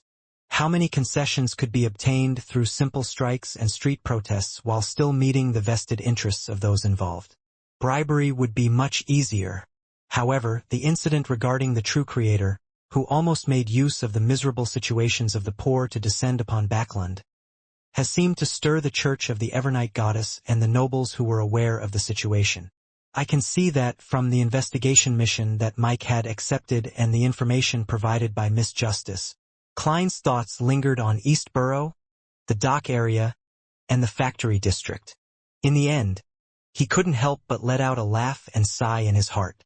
After all the ideas that come to me, it seems that only through the threat of an evil god's descent can the poor's situation be improved. However, the evil gods are also the ones who can't wait to draw on their flesh and blood, existences that devour their souls. They're the ones most likely to bring a disaster that no one can escape from. What wonderful irony! In Empress Borough, the opulent villa of Count Hall. As Dr. Escalante had upcoming matters she had to attend to, Audrey had brought forward her second psychology lesson for the week. Susie, more excited than she was, had long rushed into the study, even leaving the ball game she usually loved the most aside. Audrey purposely displayed her curiosity during this lesson, occasionally asking Escalante about psychology related to mysticism. At the end of the lesson, Escalante finally spoke after some deliberation. "Miss Audrey, we've organized a seminar on this subject. Many members have specialized in the intersecting field of psychology and mysticism. Are you interested in joining?" "Of course." Audrey nodded and answered without the slightest sign of hesitation. It perfectly matched her predetermined innocent and curious personality that she had set for herself. Escalante smiled. "Remember to keep this a secret. You know that your elders have a strong prejudice against the study of mysticism. I'll bring you there for the next lesson." "No problem." Audrey gave her consent with a hint of excitement. After sending off Escalante, whose hair reached her waist, out the study, she closed the door behind her, faced the mirror by the bookcase, and remained silent for 2 seconds. Following that, she lifted up her skirt and took a step and did a swirl from a court dance. Then, looking at herself in the mirror, she sweetly smiled and said, "Audrey, you're great." Audrey knew that she had taken the first step in entering the Psychology Alchemists. Although the seminar was most likely an outer circle, and there would definitely be a lot of tests to follow, this really made her open the door to the Psychology Alchemists. In the process, she didn't borrow strength from the outside world, but instead, she relied solely on her observation and performance to perfectly hide it from psychiatrist Dr. Escalante. Therefore, she was very proud of herself. "That seminar sounds interesting." Susie leaned over and wagged her tail. "Audrey, can I join?" "Join? Looking at this golden retriever with its wicked round eyes, Audrey immediately sank into deep thought. She dragged out a terse acknowledgement. "I can't do it at the moment, Susie. Why, you're too conspicuous." At this point, she changed the topic of their conversation and said with a slight smile, "But I can bring you along." On Saturday night, taking his master key and his black cane, Klein walked out of 15 Minsk Street. Without the latter, he didn't think that he would be able to return today. He was going to find Dr. Aaron, enter his dream, and find out how the nightmare regarding Will Ossepton came about. As for where Dr. Aaron lived, he had already found out yesterday, 3 Birmingham Road, Hillston Borough. By the time Klein arrived, it was past 11 o'clock and the neighborhood was dark and silent. After tossing a coin and performing a divination, Klein passed through the outer bars, walked around to the side, and used the master key to open up an invisible passage through the wall into the dark corridor. With his agile steps, he quietly went up to the second floor and hid in an empty guest room. When it was clear that Dr. Aaron and his wife were asleep, Klein entered their bedroom through the wall. The first thing he did was take out a slumber charm and mutter the incantation, making Dr. Aaron's wife really fall asleep, preventing her from suddenly waking up and disturb what he would subsequently do to her husband. Then, Klein sat down on a chair in front of the dresser, held the dream charm in his hand, and whispered a word in ancient Hermes, "Crimson." As soon as he finished saying that, he felt the charm in his palm become light, as though it had become a weightless illusion. As his spirituality poured in, a transparent flame wrapped around the charm, burning a deep and serene black. Driven by Klein's will, the blackness spread out, enveloping both Dr. Aaron and himself. Klein quickly entered a cogitation state and saw the endless darkness and the single oval-shaped light. His spirituality extended out and touched that illusory and hazy object. The world around him suddenly turned upside down and twisted, and Klein found himself on a barren plain, with pitch-black stones at his feet and not even a blade of grass. In the center of the plain stood a black steeple with a huge silver snake coiled around it. It had its head reared up, and its red eyes stared coldly in their direction. Unlike what Dr. Aaron had described, the silver serpent had no physical scales, and its body was covered in dense patterns and symbols.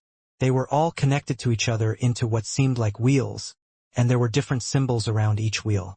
The giant snake's tail and head's wheels were each halved, looking incongruous, as though they could kill a person with obsessive-compulsive disorder. But Klein imagined that if the giant silver snake could bite its own tail with its mouth, the wheel would be complete. It wouldn't be disconnected, and there wouldn't be any more changes. Next to Klein, Dr. Aaron stared blankly ahead, moving closer and closer to the dark steeple. "I can now confirm that no one is guiding Dr. Aaron. That excludes Nightmare Beyonder powers." Klein quickly made a judgment. He didn't stop Dr. Aaron, but he followed him towards the black steeple and the silver snake. The two of them had only taken a few steps when their target had already appeared before them. The giant silver snake had its upper body bent down, as though it was considering how to enjoy the dessert that was delivered to its mouth. Its mouth opened wide, but there was no putrid smell coming from it. Its red eyes were cold and merciless, looking at everything like they were nothing more than prey. Yet, it didn't have the slightest hint of bloodlust or cruelty. In front of it, everything seemed puny and equal because of their insignificance. In the end, the serpent didn't launch an attack. Klein followed Dr. Aaron through an old, rotting wooden door and into the darkness of the tower. As Aaron had told him, the layout was abnormally confusing and chaotic. The stairs spiraled up and down, and the halls, libraries, and rooms were normal, inverted, and some were embedded in other parts. It was a building that couldn't possibly exist in the real world. After passing through the doors and walls, Klein had no idea where he was in the Black Tower. Perhaps he had reached the top or perhaps the basement. In the rich darkness, he suddenly noticed a figure curled up in the corner in front of him. The figure, sensing Dr. Aaron's approach, scrambled to its feet, hopping over on one leg. It was only when the figure was very close did Klein clearly see him. He looked dignified and strong, in his early teens, and had an expression of obvious fear. The figure was about 1.4 meters tall, and his left calf was missing. It was obvious that he was the child who had undergone surgery, Will Aucepton. In his hand was a deck of tarot cards. His pitch-black eyes were filled with surprise and joy, as well as fear and horror. "Dr. Aaron, a snake wants to eat me." Suddenly, he let out a blood-curdling scream as the image of a huge, mysterious silver snake was reflected in his eyes. Whoosh! The tarot cards in his hand fell to the ground, leaving only one card tightly gripped in his palm. Klein focused his gaze over it and saw that there was, similarly, a wheel on the card. It was the Wheel of Fortune card. Whoosh! The dream shattered instantly, and Klein found himself still sitting in a chair in front of the dresser. The crimson moon outside the window was obscured by the clouds. Its moonlight that penetrated through the curtain barely outlined the large objects in the bedroom. The darkness and intensity became the main theme of the room. Klein sat in such an environment and was in no hurry to leave. He looked at the sleeping Dr. Aaron and began to analyze the images he had seen in the dream. Will Aucepton eventually held the Wheel of Fortune card in his hand. And in such a dream, everything symbolizes something. It's a revelation obtained by one's astral projection. In other words, Will Aucepton's matter is related to fate. Furthermore, that giant silver snake might very well represent the snake of Mercury. This child might actually be related to a high-sequence beyonder, B of the monster pathway, or some strange sealed artifact. Does his danger stem from the snake of Mercury or the result of greed due to the strange sealed artifact? But the snake of Mercury is sequence 1. It's an existence closest to that of a god. Just its name on its own is an embodiment of his high level. It's impossible that he can't do anything to a child like Will Aucepton. That Amon who is of an unknown sequence number, perhaps sequence 1, 2, or 3, could even invade the space above the gray fog with just an avatar. This matter doesn't seem to be that simple. There must be a huge secret behind his matter. At this thought, Klein had already decided to pull back completely. It's obviously a very dangerous matter. Furthermore, that tarot card might not be a mystical item. What's special might very well be Will Aucepton himself. Yes, apart from having nightmares, Dr. Aaron's troubles are already settled. There's no reason for me to get involved in it. To proactively act on this and challenge the impossible is nearly identical to suicide. Yes, I must follow what my heart tells me. Klein pushed the surface of the dressing table with his black-gloved right hand and slowly stood up. Having just entered the dream, he was completely convinced that Dr. Aaron's nightmare came from a revelation that his astral projection had received in the spirit world, and that revelation had been deliberately created and provided by a high-level existence. The paper crane was just a tool for locating him. According to a chapter in the Book of Secrets, Klein could also try to use the paper crane to find Dr. Aaron's astral projection in the spirit world and observe the source of the revelation, but he had already decided to not get involved. Stretching his body, Klein flipped through Dr. Aaron's leather wallet with the last of his curiosity, and he took out the paper crane. He placed the paper crane on the tip of his cane, and he held them simultaneously. Then, his eyes turned deep as he softly muttered to himself, "Will Aucepton's current location," after the divination sentence was repeated 7 times. A breeze suddenly blew in the room, bringing with it a cool feeling as if it were blowing on one's soul. Klein let go of his right palm, and the cane stood firm before falling down with the paper cranes, pointing diagonally at the bed. "There!" Klein frowned and moved to another position. He repeated the divination and successfully received his feedback. And the intersection point of the 2 divinations was Dr. Aaron. Will Aucepton's position overlaps with that of Dr. Aaron. "That's interesting," Klein said to himself, amused and amazed. His curiosity was piqued to the extreme.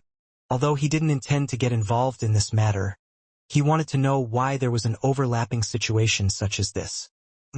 Why don't I bring the paper crane above the gray fog for divination? With the gray fog's obstruction, there won't be any accidents. Klein quickly came up with a new idea. Since it wasn't convenient for him to summon himself in Dr. Aaron's bedroom, he decided to take the paper crane home first. He had actually long prepared for this. Before coming, Klein couldn't confirm the seriousness of the matter, and he had hoped to find Will Septon, seeing if he had the opportunity to obtain the tarot card. Therefore, he had prepared another paper crane to replace the real one. It made it easier for him to do all sorts of divination, and he could switch it back once the problem was resolved. As soon as he thought of it, Klein took out the paper crane he had prepared. He had deliberately folded it above the gray fog, just in case Dr. Aaron had suddenly decided to hand over anything related to Will Septon to the Church of the Evernight Goddess, allowing his counterfeit to be divined. Taking into account the overall picture and the details would make things much easier. Klein praised himself. With the help of the faint moonlight, he carefully compared Will Septon's paper crane and his, to see if there were any clear differences. Upon comparing them, Klein immediately fell silent. His handicraft skills weren't even comparable to a child's. In fact, they're all paper cranes, so there isn't much of a difference. Mine is only a little cruder. As long as Aaron hadn't studied the original one carefully, then he wouldn't be able to tell that it has been swapped. Klein muttered silently to himself, took out a coin, and used divination to make a final confirmation. After receiving a revelation that confirmed this, he put his paper crane back into Aaron's wallet and returned it to its original position. He then took care of the scene, bringing Will Septon's paper crane along with him and left 3 Birmingham Road. With the help of the dowsing rod, Klein successfully returned home. While he was taking a bath, he summoned himself and brought the paper crane along with the master key above the gray fog. Sitting in the quiet and empty palace hall, he picked up the paper crane and carefully examined it for a few seconds, but he didn't discover anything abnormal. Then, with a pen and paper, Klein wrote the same divination sentence as before. Will Septon's current location. This time, he switched to using dream divination, and he was pleasantly surprised to see an image appear in the world of the gray fog. It was a dark room. A strong and dignified Will Septon leaned against the desk with the help of a chair by the window, and he looked out at the scenery with his pitch-black eyes. He held a stack of tarot cards in each hand, and beside them, there was a pile of wooden blocks. The wooden blocks formed a ring-shaped snake that connected itself from head to tail. The scene outside the window was just as dark, and there was the faint sound of flowing water. The dream ended here without a sound. Klein opened his eyes, tapped the edge of the long bronze table with his finger, and he said to himself, that Ouroboros-like snake is indeed the snake of Mercury? That means it's the snake of Mercury which represents fate. There was the sound of running water outside the window. Does that mean that Will Septon's current position is close to the Tussock River? Previously, when I divined his position, was the overlap with Dr. Aaron caused due to interference by fate? Seeing that divination above the gray fog could only receive a revelation of this degree, Klein was no longer troubled by curiosity. He barely interpreted the situation and planned to exchange the paper crane tomorrow night. He would then find an opportunity to guide Dr. Aaron and have him go to the Church of the Evernight Goddess to tell the bishop about this matter. It's best to leave such matters to the officials. Klein let out a chuckle and returned to the real world. After taking a leisurely bath, he didn't get busy and crawled into bed. After an unknown period of time, Klein suddenly realized that he was clearly dreaming. He was in the living room, reading the Book of Secrets. This familiar feeling. He turned his head to look at the door like he usually did. The door creaked open, and a figure in a gray coat walked in. He was about 30 years old, with a long, thin face with a broad forehead, and dark blue eyes that looked intelligent. "It's not the captain."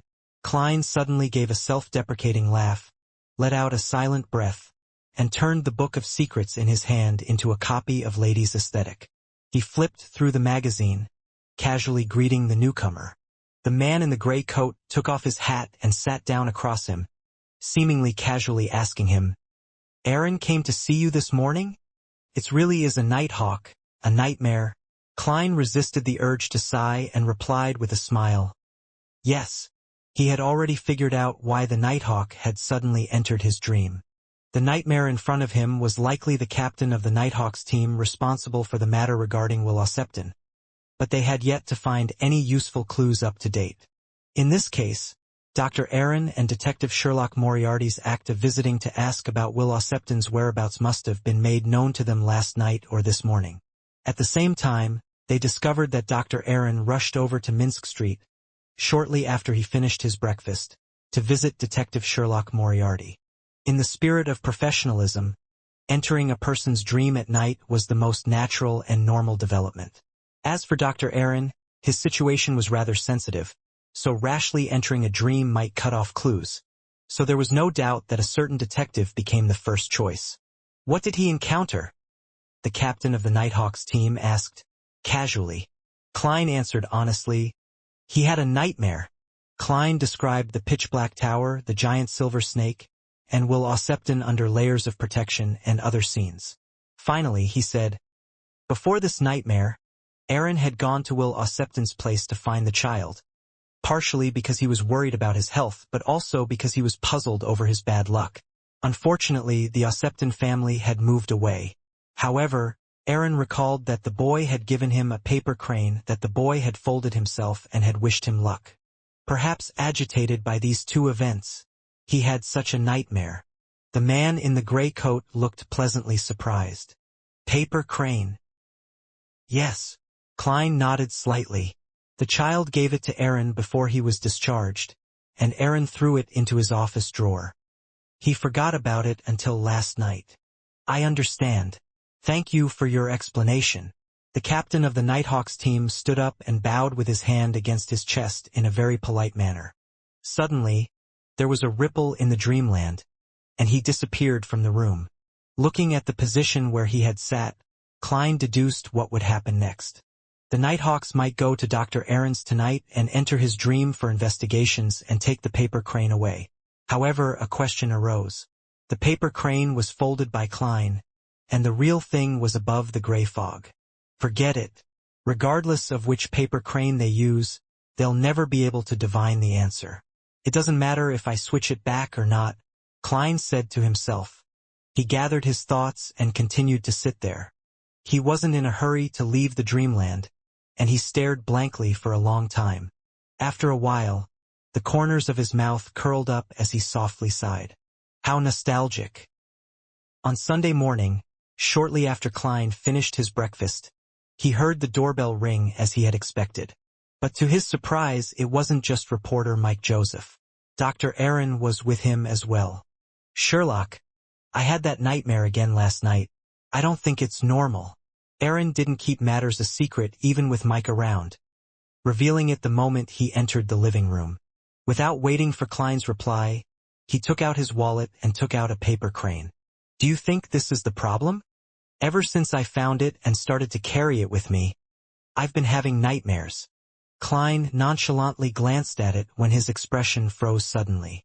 If he hadn't been a clown in the past and had great control over his facial muscles, then he might have revealed an undisguised smile in front of the reporter and doctor. Yes, a smile. This paper crane is even uglier than the one I made. This was the first thought that came to Klein's mind. At that moment, he had the urge to cover his face and sigh. Could having poor handicraft skills be a tradition of the Nighthawks? There was no doubt that the paper crane in front of him was the result of another switch.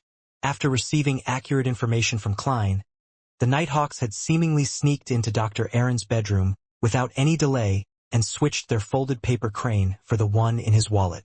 But what they didn't expect was that the one in the wallet was also a fake. It was folded by Klein above the gray fog and appeared rather crude. I feel an inexplicable sense of joy. Klein glanced at Dr. Aaron, who didn't notice it, cleared his throat and said, Perhaps. I suggest that you go to the cathedral again and talk to the bishop you previously talked to. We need to believe that the gods that we believe in are always watching over us. As he spoke, he drew a triangular sacred emblem on his chest. After the nightmare had left last night, Klein had specifically gone above the gray fog to divine if it was dangerous having switched the paper crane. The result was that it was very safe. Thus, he was now able to make this suggestion with great interest, in an attempt to tease his former colleagues. I wonder how they would feel seeing the paper crane that they didn't fold very well returned to them, Klein placated Dr. Aaron in all seriousness and turned to the reporter and said with a smile, "Mike, to tell the truth, what I really want to advise Aaron to do is to go see a psychiatrist, but faith can certainly soothe his soul." "You're not being frank at all." Mike laughed. "All right, let's go." The next day, Klein accompanied the Daily Observer reporter into East Borough to interview the rescued girls. With a full £1 as payment for the interview, no one refused it, not even some of the abused girls. In this interview, Capham's sin was the main focus. The current situation of the girls was another main focus. The former made people angry, while the latter left people feeling heavy. Daisy was actually lucky enough to be able to return to work when she got home and use her labor to barter for food. Less than a third of those who were rescued were like her, and most of them were the kinds with some savings at home, and they were in a position that allowed the traumatized women to heal and have time before they sought out suitable jobs. As for the other two-thirds of those rescued, they had to continue working hard in order to survive. And in the face of the mass unemployment of textile workers, they were often only able to find temporary jobs with low wages. Those with parents and siblings who hadn't lost their jobs were still okay. At least they were able to help each other, barely filling their stomachs. The families in less optimistic situations had already begun to walk the path of street girls, as though they had never been rescued. Their act of betraying their bodies once was perhaps only for some food. This caused Mike to turn silent like before, and it was only when it was dark and once he left East Borough before his spirit returned. He thanked Klein. "Sherlock, it's all thanks to you. Otherwise, I definitely would have been blackmailed today by those rogue gangsters." "Isn't that why you hired me?" Klein smiled politely without any complacency. With Old Kohler informing them beforehand, Old Kohler and Liv's family hadn't revealed that he had helped search for Daisy for free, especially when Daisy, who was pretty smart, was asked if she knew any relatively special people. She answered directly, "Mr. Reporter and Mr. Detective." Mike nodded sluggishly and walked on in silence for a long time. Before he boarded the carriage, he suddenly let out a sigh. "I would like to make a call in this report for the government to use Capham's estate to set up a bursary fund, which will use the annual income to help the rescued girls and others who have been harmed by Capham to get them out of their predicament.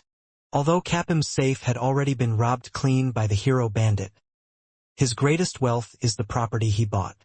But these should have all been obtained illegally." Klein listened carefully, gave Mike a deep look, and said in sincere praise, "You're the best reporter I've ever met. There are plenty of reporters like me. There are always idealists in the world." Mike sighed.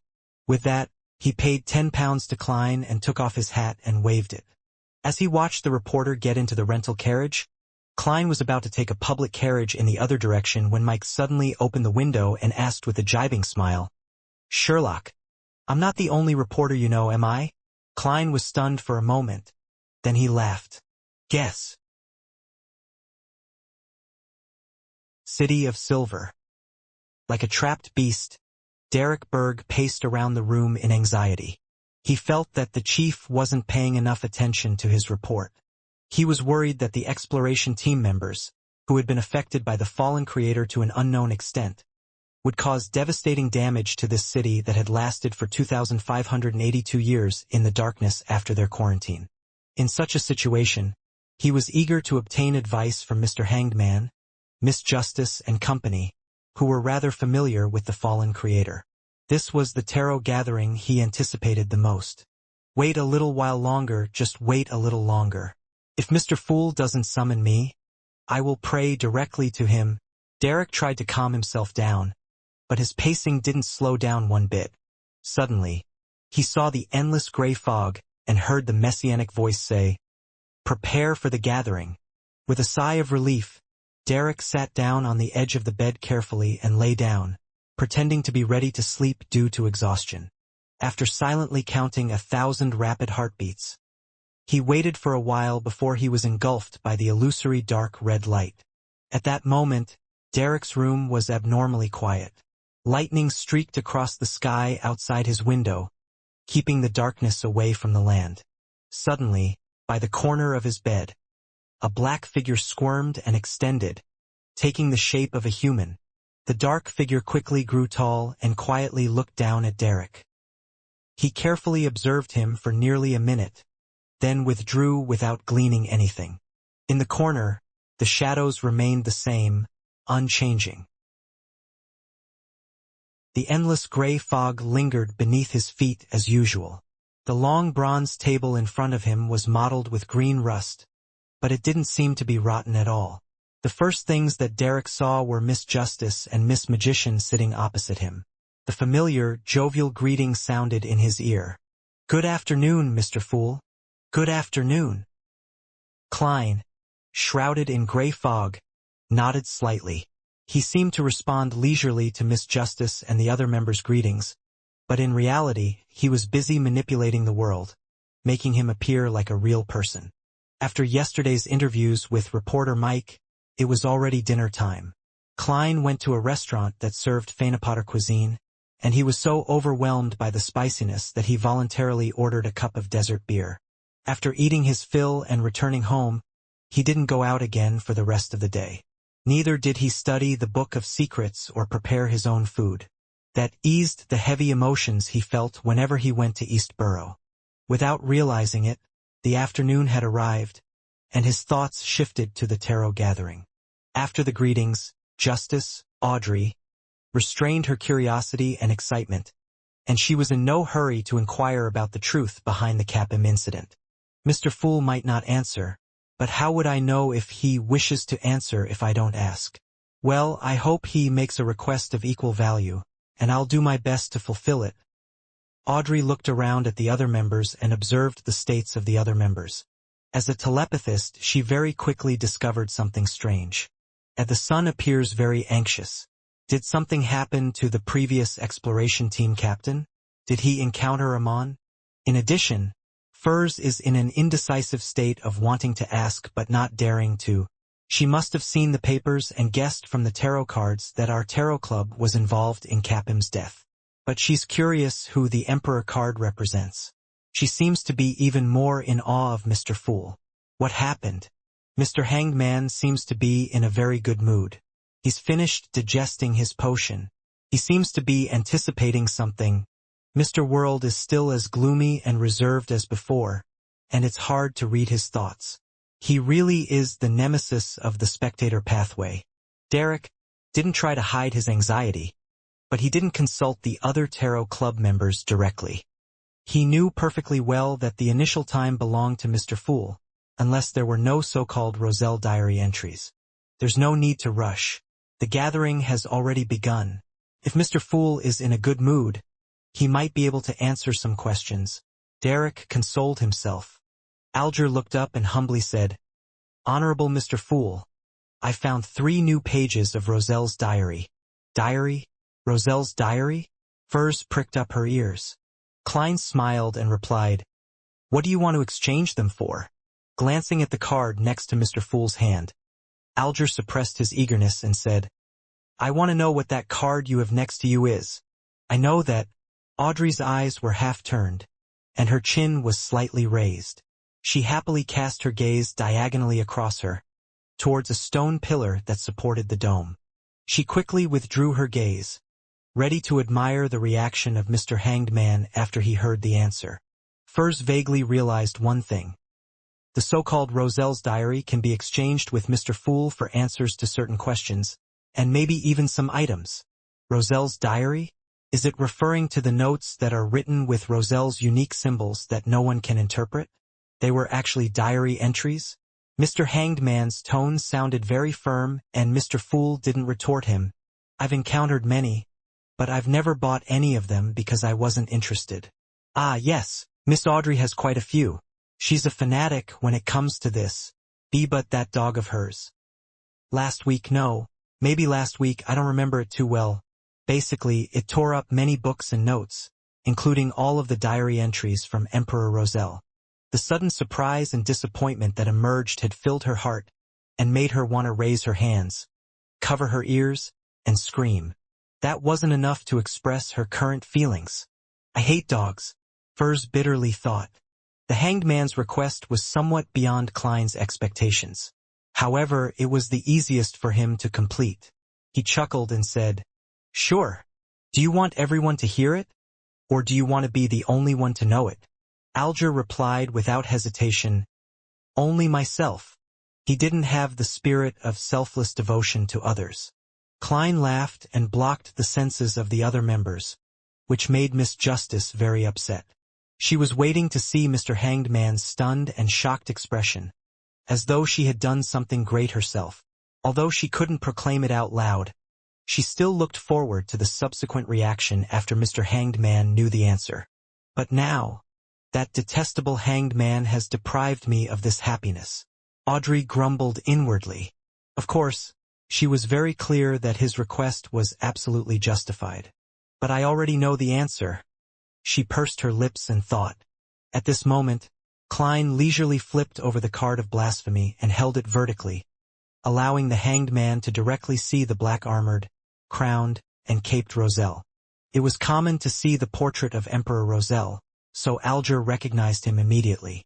More importantly, there was a clear sign on the card saying, "Sequence 0, Dark Emperor." Indeed, it's the rumored deck of cards, which contains the Paths of the Divine, made by Emperor Roselle. It's the original prototype of tarot cards. Sequence 0, Dark Emperor. Is this the lawyer pathway to becoming divine? Mr. Fool has been collecting Roselle's diary all this time, apparently in order to find clues to this deck of cards, and in a matter of months, he has already acquired one.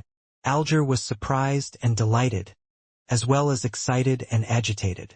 All of a sudden, he inexplicably felt that the future of the Tarot Club was incomparably bright. Previously, he had only been intimidated by the mysteriousness and potency of Mr. Fool, and he had only held the notion of using the Tarot Club to exchange information and goods. But now, he began to think of the advantages that he and the other members could reap when Mr. Fool managed to collect all of Emperor Roselle's cards. At that time, the Tarot Club might become the most powerful secret organization. Alger couldn't help but look forward to the future. Then Klein said slowly, "A card of blasphemy." He then immediately removed the isolation barrier. As soon as she regained her senses, Justice Audrey immediately turned her gaze towards the Hanged Man. Through the blurred image, she could vaguely read the remaining shock, joy, and yearning from the other party. "That's more like it." Audrey was immediately greatly satisfied. A card of blasphemy. Indeed, it's related to the blasphemy slate. Alger bowed his head in thought for a few seconds and began to conjure the 3 pages of Roselle's diary. Soon, the 3 yellowish-brown goatskin parchments were in Klein's hands. He casually lowered his gaze and started reading at a moderate pace. March 15th. I really am the protagonist. With just some archaeological clues and folklore, I found a ghost ship left behind by the Solomon Empire in the Fog Seas boundary at the Aurak Archipelago, the Dark King. It's really cool. There are some ancient books on it, including a treasure map pointing to some nameless island. That's the final settlement of a great noble of the Solomon Empire who was defeated and left the northern continent. Everything that he left behind is there. This treasure will definitely belong to me. March 19th. After much deliberation and consideration, I finally decided to set out on a long voyage. After that, I'll enter the Royal Army as an officer, so it will be hard for me to have an opportunity such as this again. Edwards and Grimm are willing to take the risk and follow me into that foggy sea. Actually, I don't just want the treasures. I also wanted to verify something, from the sun, the red moon, to the trajectory of the stars in the sky, as well as the changes in 4 seasons, all sorts of signs and different data to prove that the world I'm on should be a planet. In that case, it shouldn't only be the northern and southern continents. Based on the various data, the landmass occupied by the 2 continents totaled up isn't even a tenth of the planet's surface area. Could the rest of it be the sea and islands? To the west of the northern and southern continent is the Fog Sea. To the east is the Sonia Sea. I suspect that there are other continents at the end of these 2 seas, just like how the southern continent is at the end of the Berserk Sea. Maybe I can find a brand new continent, the Western Continent. Let's go. Great seafarer Roselle Columbus Magellan Gustav. Go and verify your conjecture. The Emperor sure was reckless when he was young. He actually dared to go on a voyage just because he received a treasure map that he had no clue about its authenticity, or if it held any danger. No, he's as rash as he was when he was young, even in his old age. The cards of blasphemy are evidence of this. Klein couldn't help but lampoon. The diary entry seems to be linked to a page or two that he had seen before, separated by at most one or two other diary entries. So Klein was almost certain that Roselle had lost his way in this voyage and ended up finding a primitive island just outside of the safe sea routes. On it, there were a number of beyonder creatures. In the process, he had also teased Grimm and Edwards, who were following him to sea, using the memes of the four horsemen of the apocalypse and the Pirate King. In addition, Grimm, who had been praised by Roselle as the smartest of them all, became increasingly stranger after discovering the primitive island, and he ended up dying in the fog sea. Speaking of which, the idea that the world is a planet is now widely accepted and confirmed by astronomy. Klein turned to the second page of the diary. April 18th. I discovered the term Western Continent in an ancient book on the Dark King. There really is a Western Continent. However, even during the Fourth Epoch in the Solomon Empire, when the gods were still walking the lands, the Western Continent was only a rumor. Legend has it that it was the homeland of the elves, and it was related to the ancient god named Siniathrum. The problem with that is that the elves ended up on Sonia Island and later scattered themselves over the mountains and the numerous islands in the seas, and there is no legend that they have ever tried to return to their homeland. In short, the end of the Fog Sea might be the Western Continent, the homeland of the elves. Then, what's at the end of the Sonia Sea? Is there really an Eastern Continent? Where is it hidden in the books of myths? Could it be the ethereal forsaken land of the gods? Proceed onward, Roselle. You're about to reach your destination. The Western Continent, the Eastern Continent. Roselle guessed that the latter might be the forsaken land of the gods. Yes, Mr. Hanged Man once said that many members of the Aurora Order were searching the Sonia Sea for the true Creator's holy residence. And he suspects that the holy residence is the forsaken land of the gods. This is in line with Emperor Roselle's thoughts. This world has many secrets. Klein lowered his gaze towards the last few paragraphs of the page. April 20th. All signs indicate that we're about to reach a continent. Not the land from an island. There's actually a benefit to being lost? Could it be that I've discovered the so-called Western Continent? April 21st. I saw the abyss. Abyss? Did Roselle see the abyss in the sense of mysticism? Klein's pupils shrank as he quickly turned the page. But the third page of his diary made him doubt his life and his many years of Chinese education. It was filled with the following sentences. Fuck hungry please people in manner. Klein realized that this was probably a subsequent forgery of Roselle's diary entries. They had randomly pieced together a bunch of sentences based on the original symbols. At this moment, Klein felt like he was seeing intelligible characters and had the urge to curse those forgers.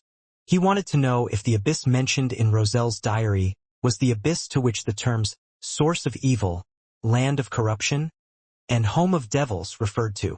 The true abyss is the dark side of the universe where even gods can be corroded. It should be independent from the real world, just like the spirit world. At the very least, this is what the Book of Secrets and the books which I came into contact with during my time with the Nighthawks say. If it's not the true abyss, then what did the Emperor mean by abyss? Klein thought about it over and over again, but was unable to come up with an explanation. He felt extremely dissatisfied, just like when a novel was dropped by the author at the most critical moment. With a single glance, he calmed down and let the diary entries disappear from his hands. You can begin. Sitting at the head of the long bronze table, he chuckled. Alger turned his head immediately towards the sun, asking indifferently, "Have you gotten anything from the former captain of that exploration team?" Derek was originally anxious to ask about the fallen creator, but when he heard the Hanged Man's question, he answered honestly, "He's dead." He's dead. Justice, the Hanged Man, and the magician expressed their surprise at the same time. They really didn't expect this turn of events. After all, the former captain of the exploration team had been locked up for decades without any problems. Who would have thought that he would die right after they discussed about him? At this moment, aside from Mr. Fool, only the gloomy and reserved the world maintained his original state. Derek nodded and said, "Yes, after I returned to the City of Silver, I wanted to glean more information from the former captain using Mr. Hangedman's suggestions. But he suddenly appeared behind me, asking me if I was looking for him." Upon hearing this, Audrey suddenly drew a short breath. Although the son obviously lacked the ability to tell a good story, his simple descriptions still gave her the feeling of reading horror novels late into the night. It was as if someone was standing behind her, also asking, "Are you looking for me?" Furs was as frightened as she was excited, having found the feeling she had as a child listening to her mother's recount of a ghost story. Despite covering her ears in fear, it felt like someone had possessed her and pried open the gaps between her fingers, allowing the voice to be transmitted into her brain. This passage can be written into a novel. As a best-selling writer, she had outstanding professional instincts. Alger, being experienced and knowledgeable, subconsciously asked, "Doesn't your City of Silver's dungeon have seals targeting rampagers? Is there no barrier between them? I remember that last time you said that there was a very powerful and mysterious item at the core." "Yes, but I don't know how or why he came to my room. He had completely lost control of himself. His head had split open in the middle and fluid kept flowing out. There were many cracks on his body, and each crack was a mouth," Derek said, describing the scene in passing. "Then how did you survive? How did you escape from his its jaws?" Furs felt immersed, and it was also a question which Audrey was concerned about. Alger's reaction was very different from theirs. He thoughtfully murmured, "It doesn't make sense to put you, a person who only shows signs of losing control, next to such a dangerous fellow. From the looks of it, the upper echelons of your City of Silver, the members of the 6-member council, deliberately made you interact with him, hoping to gather useful information from him and observe any corresponding changes. So, which elder saved you?" Derek's mouth gaped a little, feeling as if Mr. Hanged Man had personally seen and heard everything that had happened.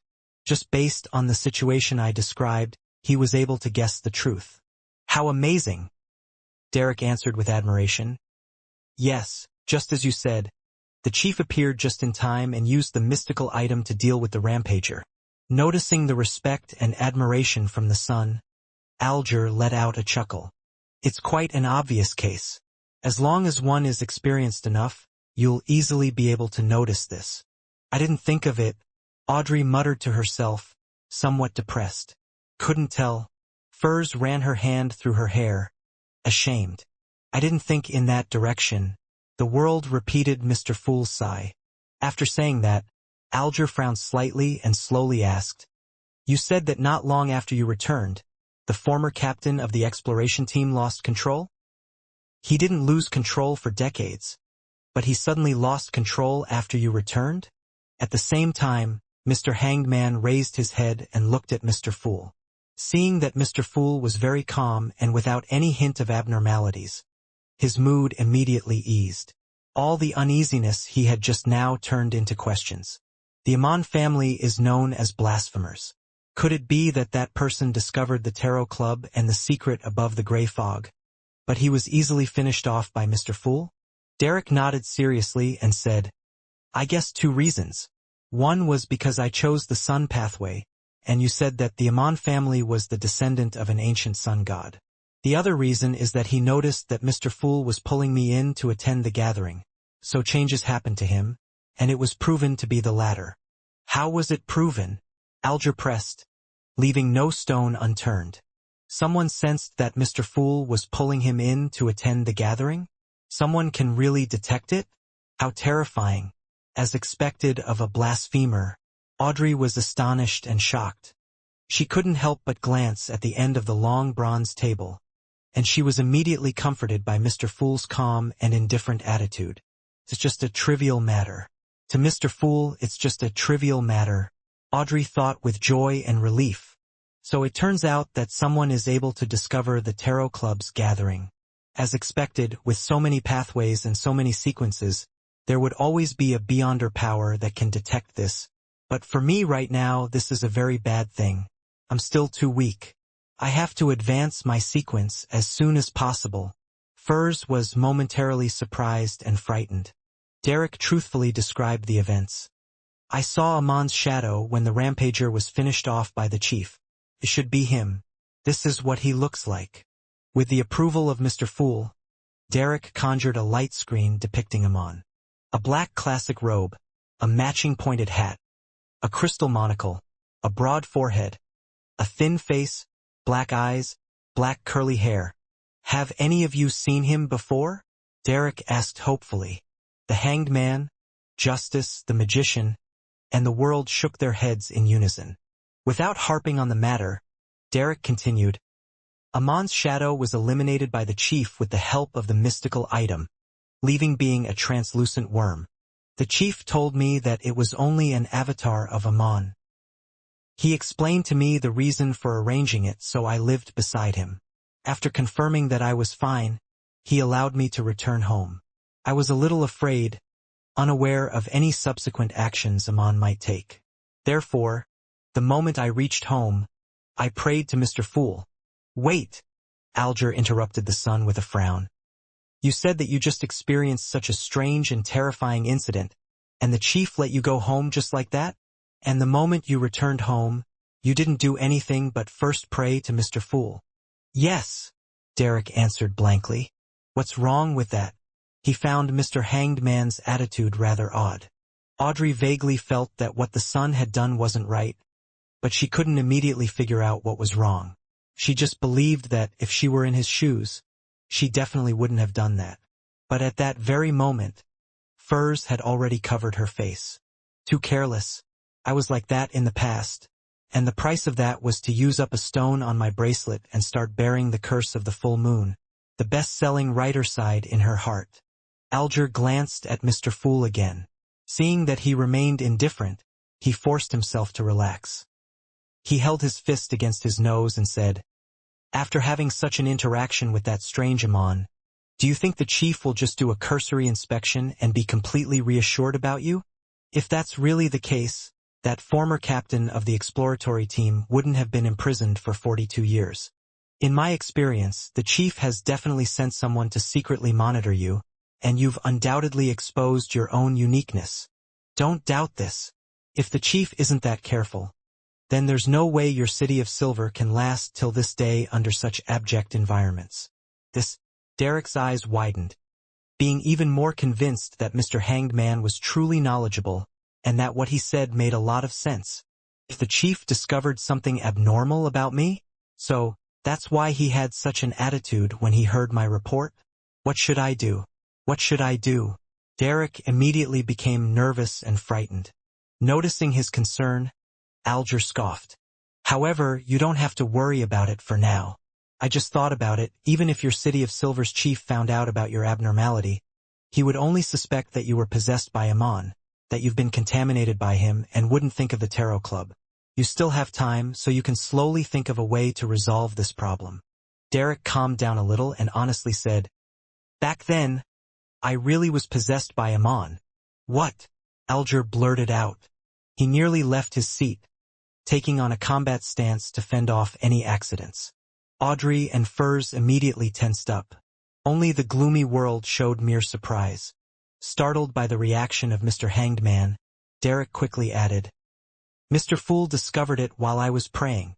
As he spoke, he conjured the scene which Mr. Fool had sent to him back then. Dressed in a pointed hat and a crystal monocle, Amon's illusory figure was coiled around his spirit body like the ghost of a python. Seeing Justice and Magician trembling from the bottom of their hearts, the Hanged Man immediately pressed on. What happened next? Later, Mr. Fool taught me a ritual. Through the ritual, he sent his angel to purify Amon's avatar. Derek replied without embellishing or simplifying anything. Angel? The Hanged Man looked in shock at the end of the bronze table. He hurriedly lowered his head when he realized that his actions were impulsive and impolite. Angel? Audrey was momentarily left dazed. After a brief moment of blankness, Audrey quickly understood what the son was saying. He was saying that Mr. Fool had sent his angel to purify Amon's avatar. Angel. Mr. Fool sent an angel. Mr. Fool really has an angel as an attendant. Every angel has at least the power of a sequence too. Although that's expected and I've already expected it, it's still amazing because it has finally been verified. And only deities can control angels. Audrey's eyes shone with excitement. She couldn't help but wonder what Mr. Fool's angel looked like. I wonder if I'll be lucky enough to see that. She looked towards the end of the long bronze table with admiration and zeal. At the same time, her spiritual perception told her that Mr. World, who was always gloomy, had also sat up straight in shock, which pleased her inexplicably. Furs recalled what had happened to her previously. She had only asked Mr. Fool to interfere with any divinations, and she ended up seeing a 12-winged archangel descend, enveloping her spirit body with its wings.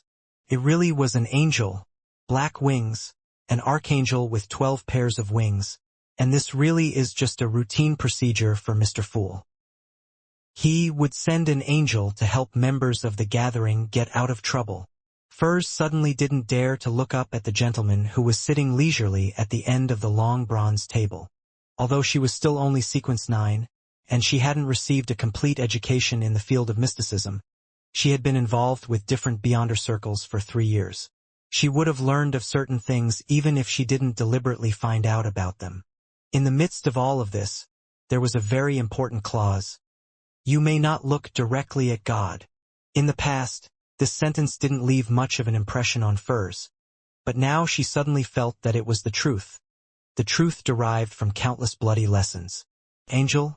Mr. Fool really does have an angel by his side. The hanged man felt a wave of fear and baffling excitement hit him, causing his body to tremble slightly. Previously, when he told us his honorific name and responded to prayers and rituals, this had indirectly expressed the notion that Mr. Fool was equivalent to a god. However, direct evidence was still lacking. But now, an angel has appeared. The existence of that alone is enough to explain many things. Amongst them, the most important thing is that angels represent the most direct form of deterrence. Mr. Fool is not without influence in the real world. Even if he doesn't go through his adorers, he can still project his majesty onto a certain region. Alger immediately thought of many things.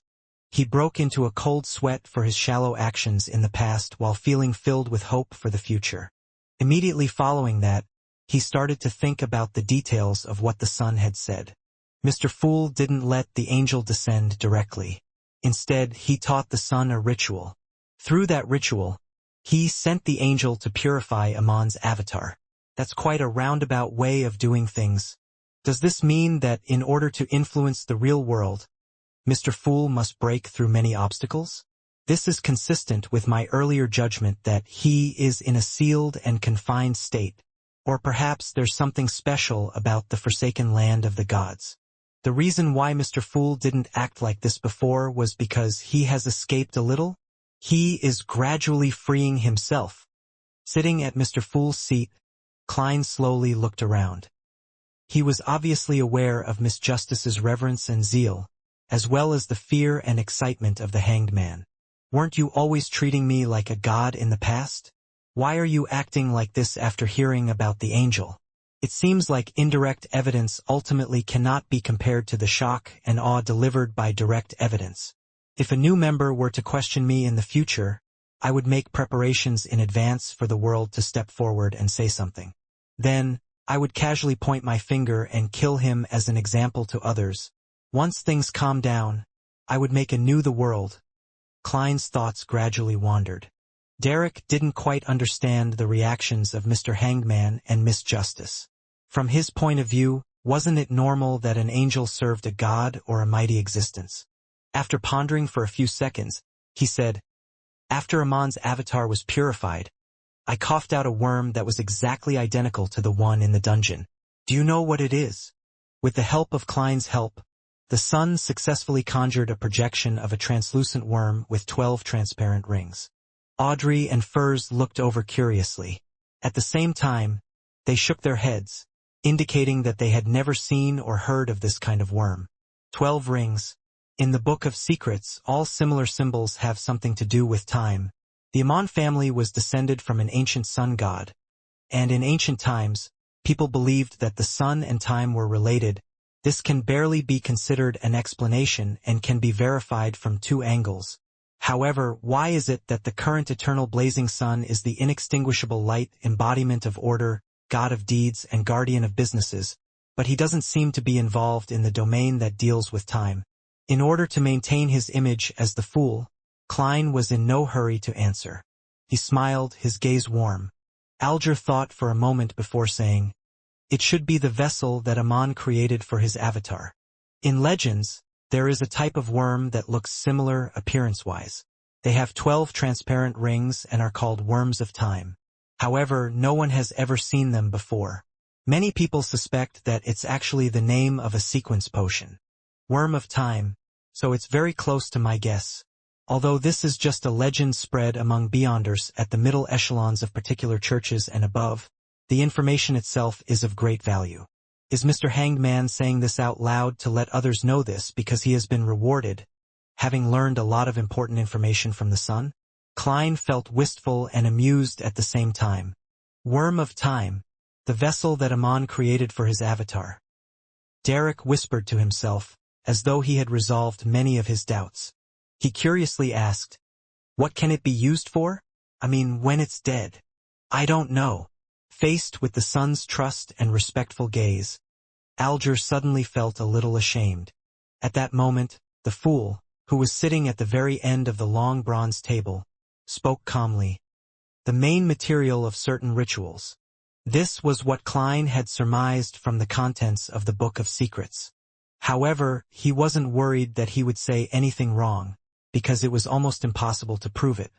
Failing to find the ritual that requires a worm of time just serves to prove that you're not knowledgeable enough. Klein casually added inwardly, "Certain rituals." Audrey and the others instantly let their imaginations run wild. "Thank you, the great Mr. Fool." Derek got up halfway and bowed. Following that, the topic steered towards the matter that threatened the existence of the City of Silver. "The exploratory team is back. I'm referring to the team led by Shepherd Elder Lovia. They completed the exploration of the fallen creator's half-destroyed temple and have returned to the City of Silver. And I discovered that a few of the team members that I know have undergone a certain degree of change. They've been corrupted by the true creator." Alger didn't hesitate to point that out with a tone of certainty. The true creator? Audrey couldn't help but look at the end of the bronze table. She remembered very clearly that the true creator had once had its descent foiled by Mr. Fool's adorer. She had even guessed that the leader of their tarot club was going to be the nemesis of evil gods. "Really?" Derek returned, refusing to believe it. The Hanged Man calmly said, "Describe their changes in detail. I still feel like he's the same person, but he's very different from before. His original optimism has now turned heavy. There's only a polite smile left from his former bright smile." Derek shared everything abnormal that he had discovered, including the sudden improvement in Shepherd Elder Lovia's state. Alger said in deliberation, "The situation might be worse than you think. Corruption could be the best possibility. Now, if they truly believe from the bottom of their hearts in the true, fallen creator, that would be trouble, and they would be irredeemable. Regardless, their characters, thoughts, and viewpoints would all be warped, turning into hidden lunatics. You can take action from this angle, letting other members of the 6-member council notice that something is amiss. I've already reported the matter, but the chief doesn't seem to trust me too much," Derek said in a slightly aggrieved and heavy manner. Furs couldn't help but sigh. "That's because your chief is suspecting that you're possessed by Amon and planning something nefarious against the City of Silver. Then what should I do? Even if I tell them of the existence of the fallen creator, they wouldn't believe me, am I right?" Derek asked anxiously. The Hanged Man pondered for 2 seconds before saying, "In truth, your chief should have begun paying attention to the shepherd and the exploratory team members. For your City of Silver to survive to this day, the upper echelons will definitely have the most basic level of vigilance and not neglect any possible threats. The only problem is that the importance they place on this matter is definitely insufficient. At the very least, it's not as important as their attention on you and Amon." Without waiting for the sun to speak, he added after some deliberation, Perhaps you can use this incident to wipe away the suspicion on you. Find an opportunity to make a particular exploratory team member to show the most thorough extent of an abnormality and enter into a conflict with him. That way, the other members of the 6-member council will notice that something isn't right and raise the priority on this matter. At the same time, hand over the suspected worm of time and say that you suddenly felt your mind be adrift while the conflict was happening and that you had no idea what happened. You only vaguely heard someone shouting "True Creator" before you woke up, and by then you had already coughed out that worm. When an evil god is involved, there are many means and abilities that one wouldn't dare use without thought. Your chief would adhere to logic and guess that Amon's avatar and the mental corruption left behind by the true creator had entered into conflict, eventually being destroyed and reduced to a dead worm. The surveillance on you would definitely decline significantly. If you act normally for an additional period of time, then the suspicion placed on you would be completely gone. Why does Mr. Hanged Man seem so well-versed in this aspect? Audrey thought with her mouth slightly open. Derek's eyes lit up when he heard this, and he felt that Mr. Hanged Man was indeed trustworthy. He had come up with such a good idea. Then, how do I make that exploratory team member display the most thorough extent of his abnormality? He quickly asked. Alger fell silent for a few seconds before saying, I don't know. He then added, it would be great if there are items related to the true creator. With a whoosh, Audrey looked towards the fool who was seated at the end of the long bronze table. Klein knew very well why Miss Justice was looking at him. Being aware of the Lenivus incident, she was certain that he had many conflicts, both in the open and in the shadows between himself and the true creator, and that it was normal for him to have the corresponding items, perhaps even quite a few of them, in his possession. Logically speaking, there's nothing wrong with her thinking. In fact, I have crossed the true creator several times, and I do have an item that fits those descriptions, Klein sighed inwardly. There was no question about helping little Sunday. There were many monsters in the forsaken land of the gods where the City of Silver was located, allowing the collection of several materials which were rare in the northern and southern continents. In addition, they had a contiguous history that wasn't distorted by any of the deities or churches. They gave the most objective stories and secrets prior to the cataclysm, and the knowledge involved was extremely valuable. Whether it was from the perspective of the Tarot Club's leader, or simply considering his own interests, Klein had no intention of giving up Little Sun or the City of Silver unless it was hopeless. However, there were certain things which weren't suitable for Mr. Fool to voice out. Just as Audrey was looking expectantly at Mr. Fool, who was shrouded in a thick gray fog, the world, who had been silent all this time, finally opened his mouth. I have an item that contains the mental corruption of the true creator. He was referring to the all-black eye that Nimblewright Master Rosago had left behind. An item containing the mental corruption of the true creator? Alger thought as he organized his words. This might be able to help the sun. Once those exploratory team members, whose thoughts and viewpoints have been warped, sense the mental imprint of the true creator, there's a high possibility that they will mutate right on the spot.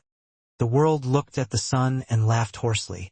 Kid, I can lend you that item, but what will you be using to pay for it? Having seen hope, Derek's mind raced, suddenly remembering what had happened during previous gatherings, and quickly said, I can help you find the characteristics of the human skin shadow, the mutated pituitary gland and blood of a 1,000-faced hunter. I can also attempt to obtain the method to removing the mental corruption on an item left behind by a rampager. Whichever I get first will be used as payment. Out of all of the options, the human skin shadow was relatively easy to encounter. It was one of the scarier monsters in the depths of the darkness. At this moment, Derek wasn't considering whether the exchange was of equal value or not. Even though a one-time loan of an item contaminated by the true creator was obviously not worth as much as the conditions he put forward, under the current circumstances, he could grit his teeth and accept whatever high price the world offered. Thus, he might as well proactively show his sincerity. The world nodded slightly. Very good. I will ask for Mr. Fool's help to lend it to you. As he spoke, he revealed the shape of the all-black eye and added, it's the equivalent of a sequence 5 Beyonder. If you lose it, you'll have to provide me with compensation. Also, as soon as this is over, return it to me. This was what Klein couldn't say in his capacity as the fool. If a god-level existence like him kept harping about compensation and remember to return it to me, then the status he had built up for himself would have collapsed. In addition, Klein took into account the hidden dangers that lay in the future. The all-black eye and the other items were all things that he had used in the real world. If he were to bring in a new member who knew of this matter, they could confirm certain matters based on this point. Therefore, allowing Sherlock Moriarty to be equivalent to the world was clearly better than having Sherlock Moriarty be equivalent to the fool.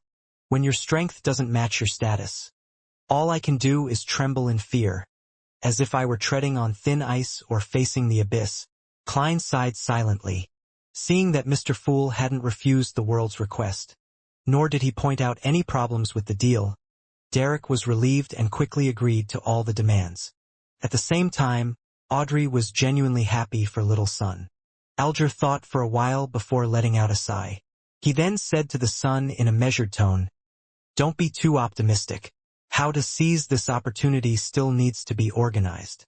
First, you have to choose a time and, without putting yourself in danger, have only one exploratory team member be present while there are several City of Silver citizens, or when they're all in a quarantined and sealed state. You have to use a wall of spirituality to seal the vessel that stores the corrupted item ahead of time and not allow anyone to notice it. By doing that, you can control the development of the situation. In addition, you need to consider how to hide that item after it's over. You mustn't let the 6-member council discover it. Otherwise, you'll never be able to clear the suspicion on you. If such an easily deceived fellow were to die, it would be difficult for me to obtain any more information regarding the forsaken land of the gods or the secrets of the ancient era." The hanged man didn't find it problematic to offer help.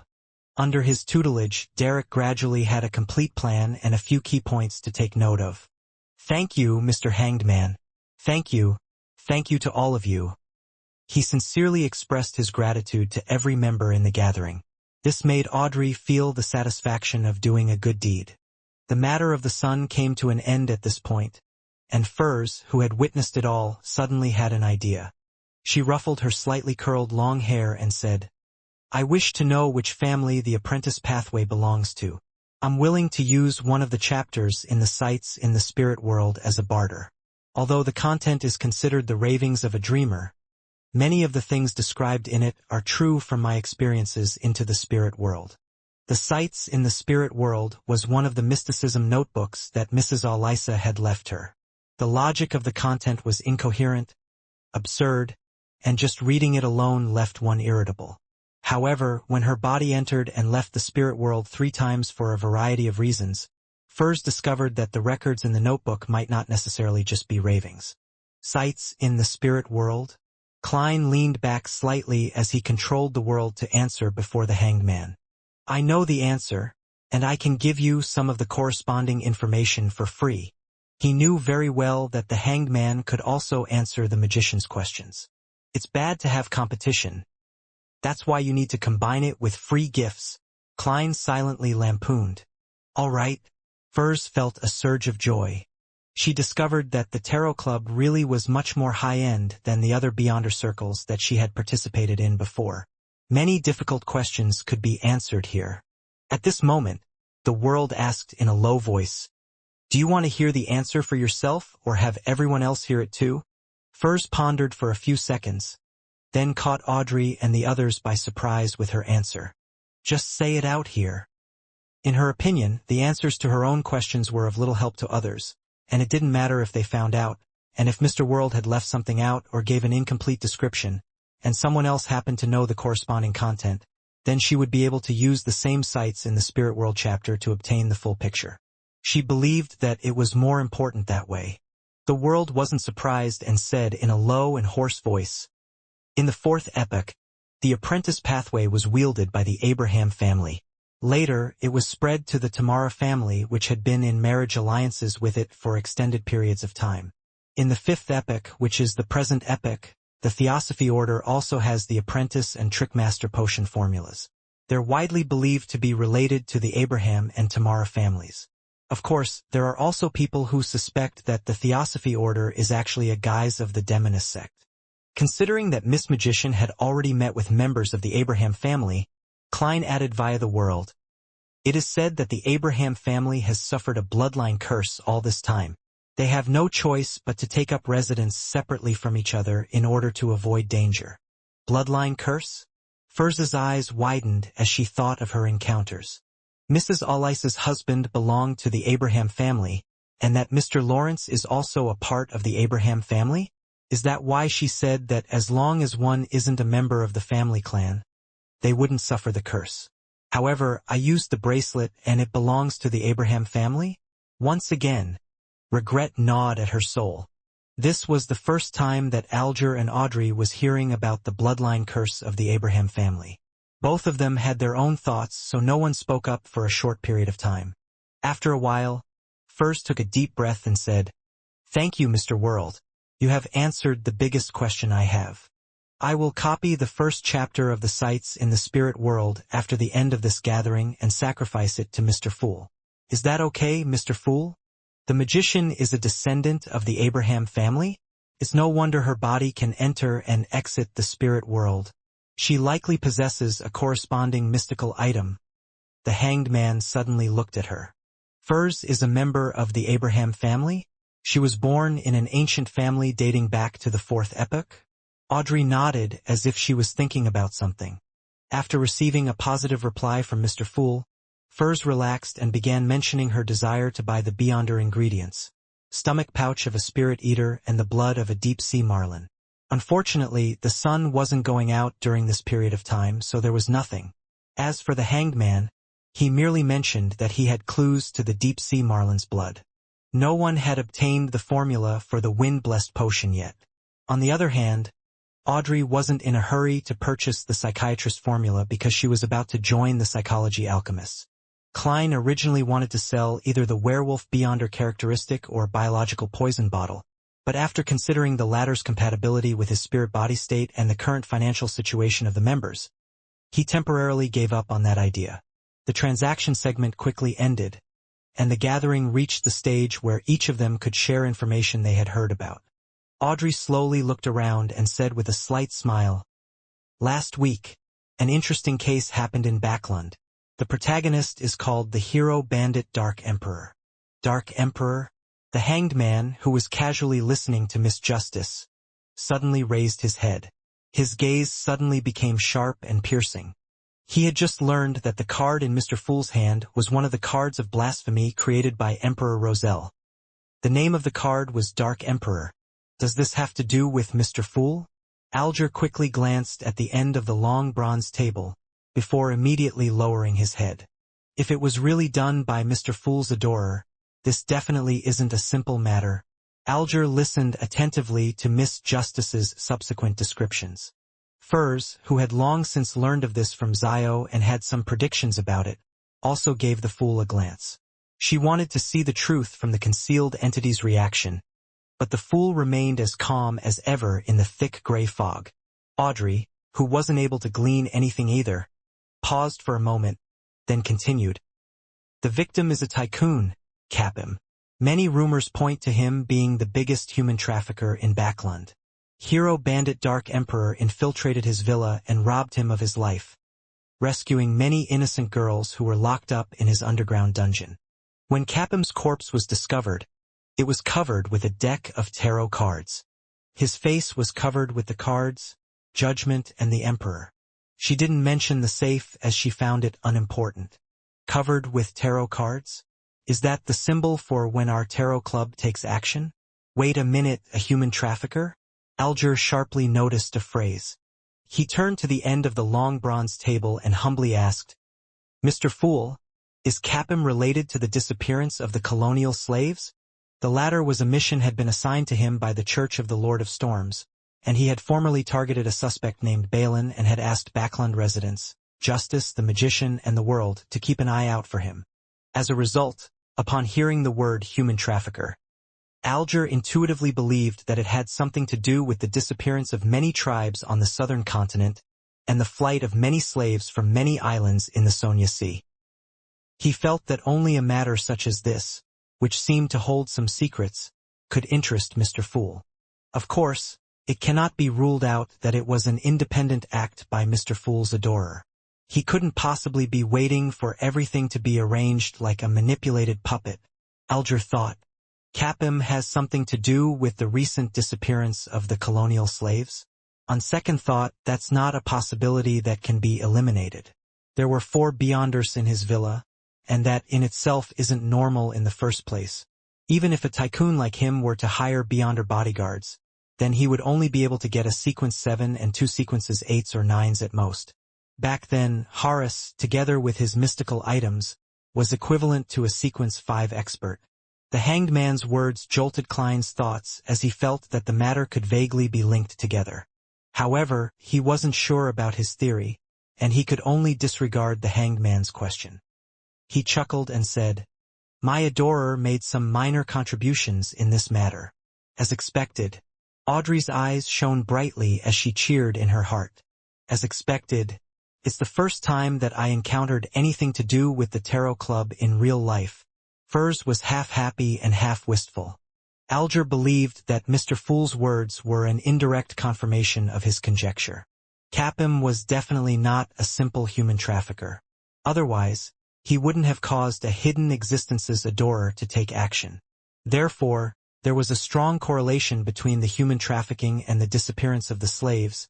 Both were matters that weren't simple. Without waiting for Miss Justice to speak, Klein lightly tapped his finger on the edge of the ancient long table and leisurely added, "He obtained 2 Beyonder characteristics from this matter and wishes to sell them as quickly as possible. The 2 characteristics correspond to sequence 8 Sheriff, and the other is sequence 7 Interrogator."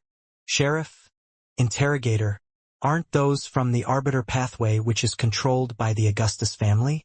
Only members of the royal family, ancient nobles, and the military could possibly acquire them. Capim had one of them backing him? Not excluding the possibility of the Phaenopotter Kingdom's Castilla family. Alger frowned, feeling that the disappearance of the slaves wasn't as simple as it seemed. Audrey's thoughts were similar to his. She had never thought that the Beyonders at Capim's villa would be from the Arbiter pathway. It's impossible that the faction in control of the corresponding formulas would collude with a human trafficker like Capim. Audrey pursed her lips slightly, puzzled and confused. Sheriff? Furs, who knew that her good friend, Zio, was saving up for the potion ingredients for this sequence, sat up hurriedly and asked in puzzlement, "Mr. Fool, what are Beyonder characteristics? That's not what I expected. Shouldn't you directly ask me how much it is?" "That's right. I don't think I've ever told Miss Magician about the law of Beyonder characteristics' indestructibility and conservation." Klein was taken aback for a moment, and then he began to consider his tone. And at that moment, Audrey spoke out on his behalf. "Mr. Fool, may I answer the question?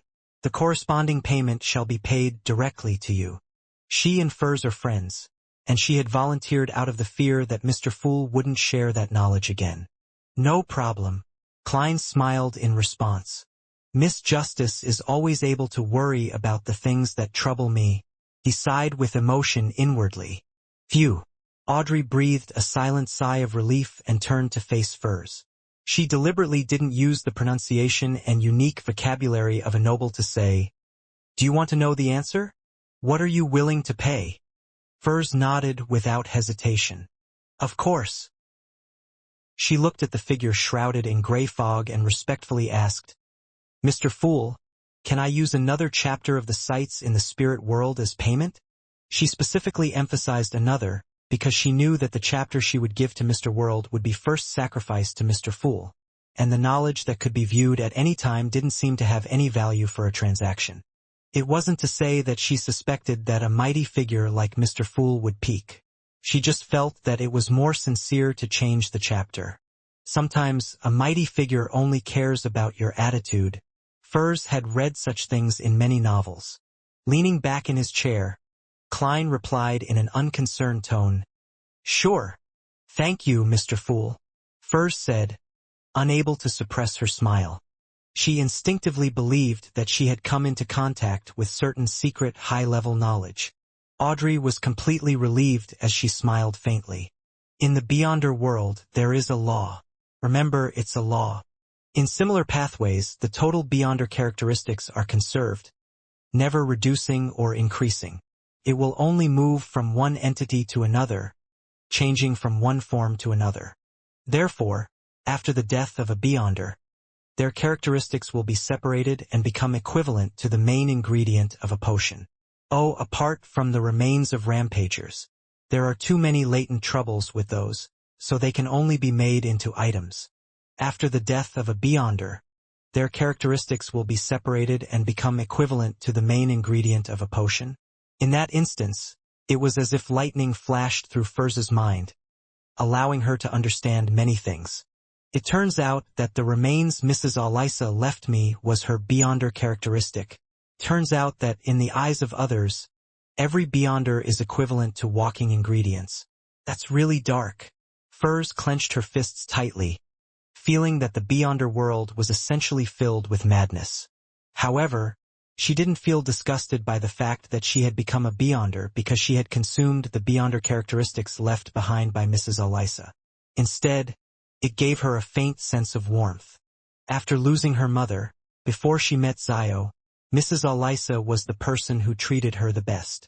For Furz, it was a sad but warm experience for her to inherit Mrs. Alisa's remains and be with her forever. So that's the case. The law of Beyonder characteristics, indestructibility and conservation. That means the characteristic left behind by a Sheriff Beyonder is equivalent to all the main ingredients. Furz asked an additional question to verify her thoughts. Yes. Audrey also thought of Zio. Furz immediately stood up and bowed to the mysterious existence that was looking down at everything. Mr. Fool, can you get your adorer to reserve the sheriff's corresponding Beyonder characteristic? I wish to buy it, but I temporarily lack the funds. Please give me another week. Is that fine? Sure. Klein took on an attitude as though he didn't care. Furz heaved a sigh of relief and quickly asked, "How much does your adorer wish to receive in gold pounds?" The price of a corresponding sequence 8 Beyonder ingredient is around 300 pounds. Klein smiled. 600 pounds. After naming the price, he immediately switched topics, showing that he didn't care about a sequence 8 Beyonder characteristic. He looked around and conjured a few goatskin parchments. This is the meaning of a portion of Roselle's secret symbols. It's considered free knowledge, making it easier for you to collect the diary entries in the future. The information included numbers and dates. The reason why Klein had taught the members of the Tarot Club this information was that he was afraid that they would later end up buying counterfeits. With the knowledge of dates, they'll be able to eliminate most counterfeits. Klein chuckled inwardly. Audrey and the others were pleasantly surprised, never expecting to gain such knowledge. Although they had already discovered that the secret symbols on the goatskin were the simplest ones, they all believed that this was a good start. With a first time, there would be a second time and a third time. After a short exchange, Klein said in a gentle tone, "Let us end today's gathering here. By your will." Audrey, Alger, and the others stood up at the same time and bowed. The crimson rays of light dissipated, and the ancient palace above the gray fog returned to its former tranquility. Only Klein was left sitting alone on the high-back chair belonging to the Fool. After returning to the real world, Furz sat at her desk and lost herself in thought about the Abraham family for a while. She had a whole new understanding of the few words mentioned in the mysticism notebooks she had. So that's how it is.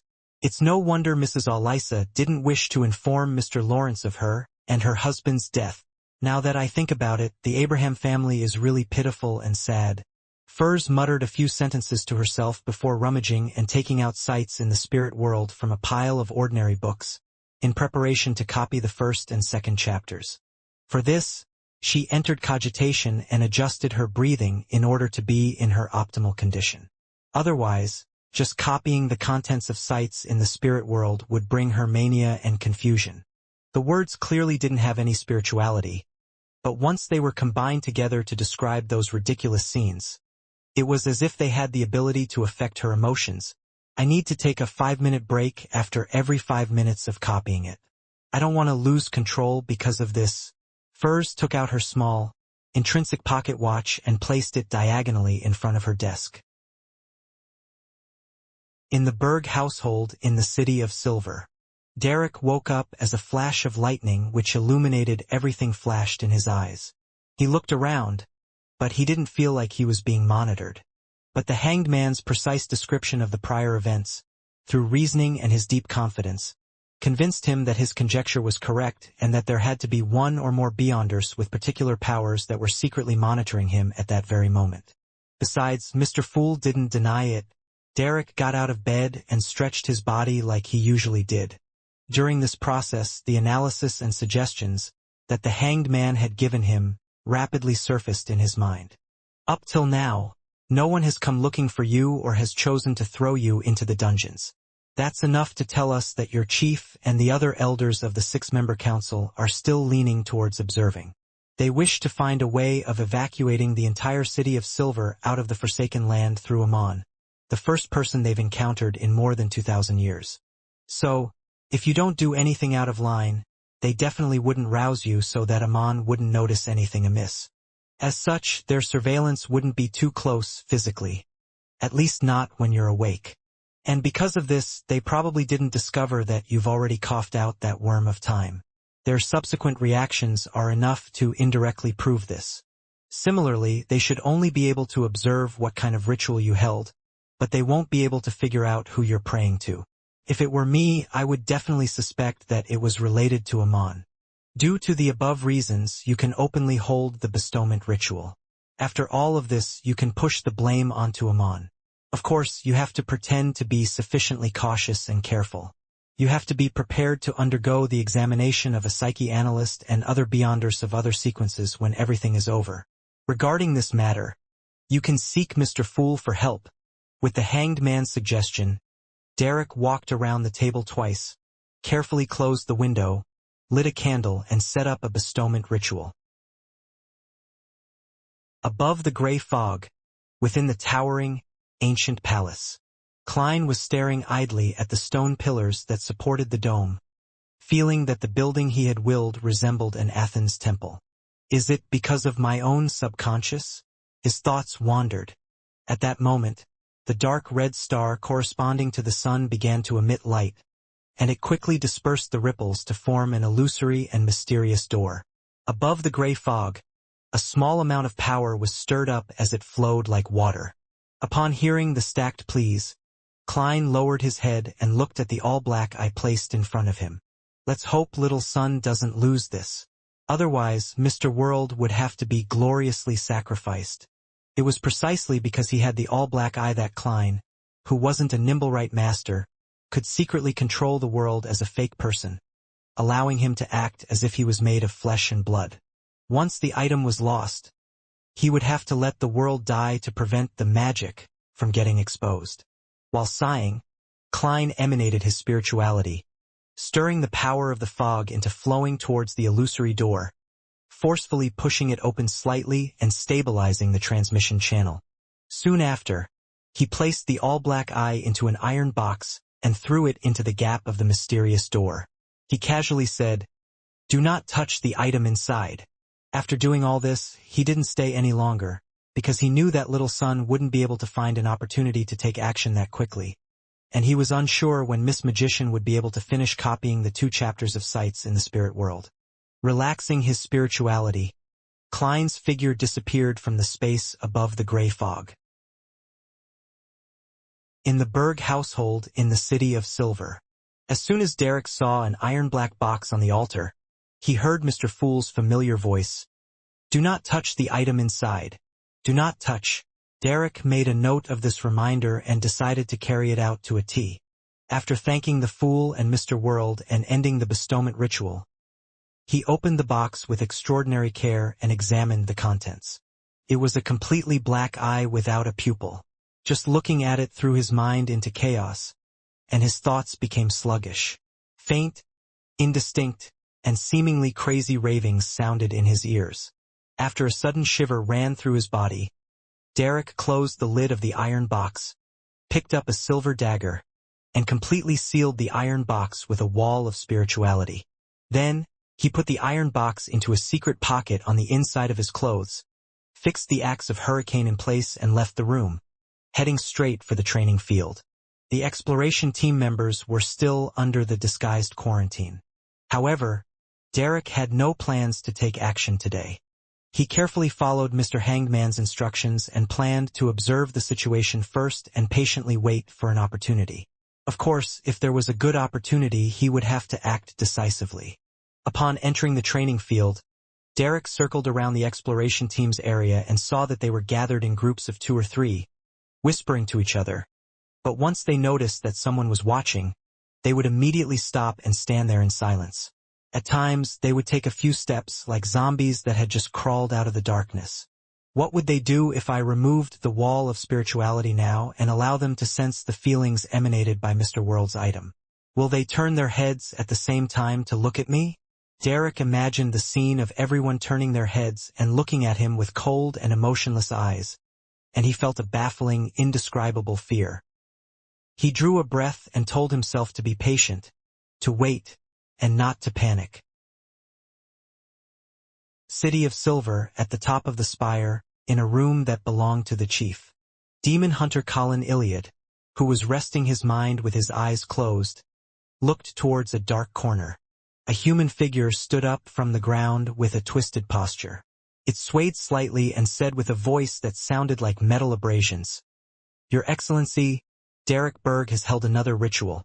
According to my observation, it's likely to be a bestowment request ritual. It's very similar to the sacrificial rituals we usually hold, but what's different is that he received a response and was given an iron black box. I couldn't exactly see what was inside, but it gave me a very evil and dangerous feeling."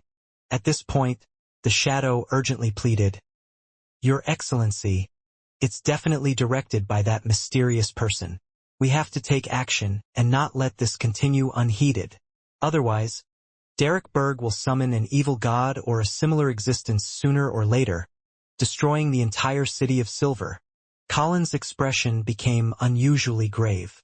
He stood up and slowly paced up and down, saying, "Let's wait a little longer. Up till now, we still haven't figured out the purpose of that mysterious person who called himself Amon. We don't understand why he only sent one avatar to the City of Silver after discovering it, as well as the goal of patiently staying in the underground dungeons for 42 years. If his intention is solely to destroy us, he wouldn't have done such incomprehensible actions.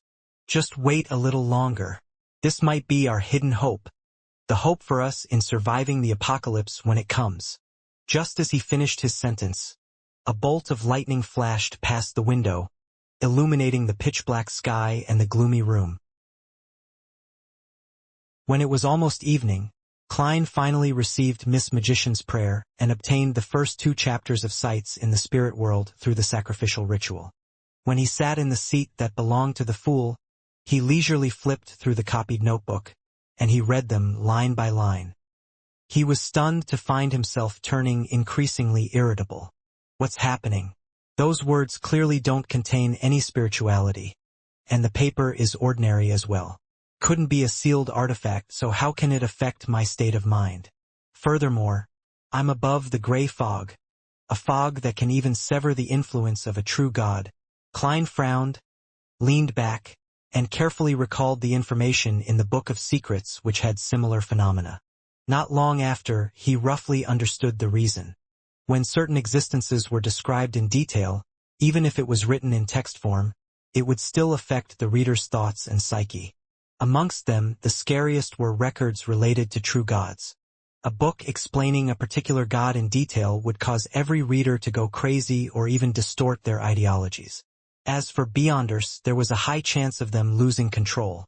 Sights in the Spirit World was written by a certain ancestor of the Abraham family. He had recorded all the strange and wonderful things that happened when he traveled through the spirit world. In the first chapter, he described the lights in the spirit world. He believed that the 7 rays of pure light of different colors contained the limitless knowledge of different domains, and that no matter where the travelers were in the spirit world, they would be able to see them blanketing higher elevations. What was even more surprising was that these 7 rays of light were alive. They were like spirit bodies that lingered there. In the field of mysticism, many of the secret deed rituals were actually aimed at the 7 pure lights, and through their secret connections, they allowed one to gain a certain amount of knowledge.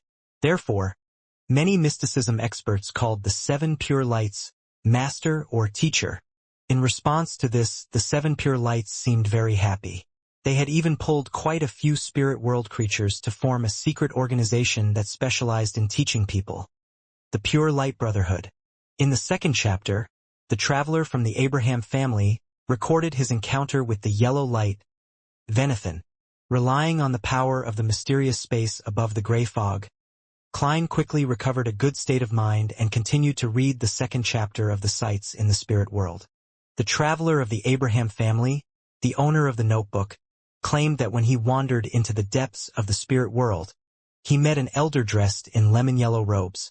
The elder's body was translucent and was abnormally similar to the surrounding creatures of the spirit world. But his attitude was surprisingly amiable.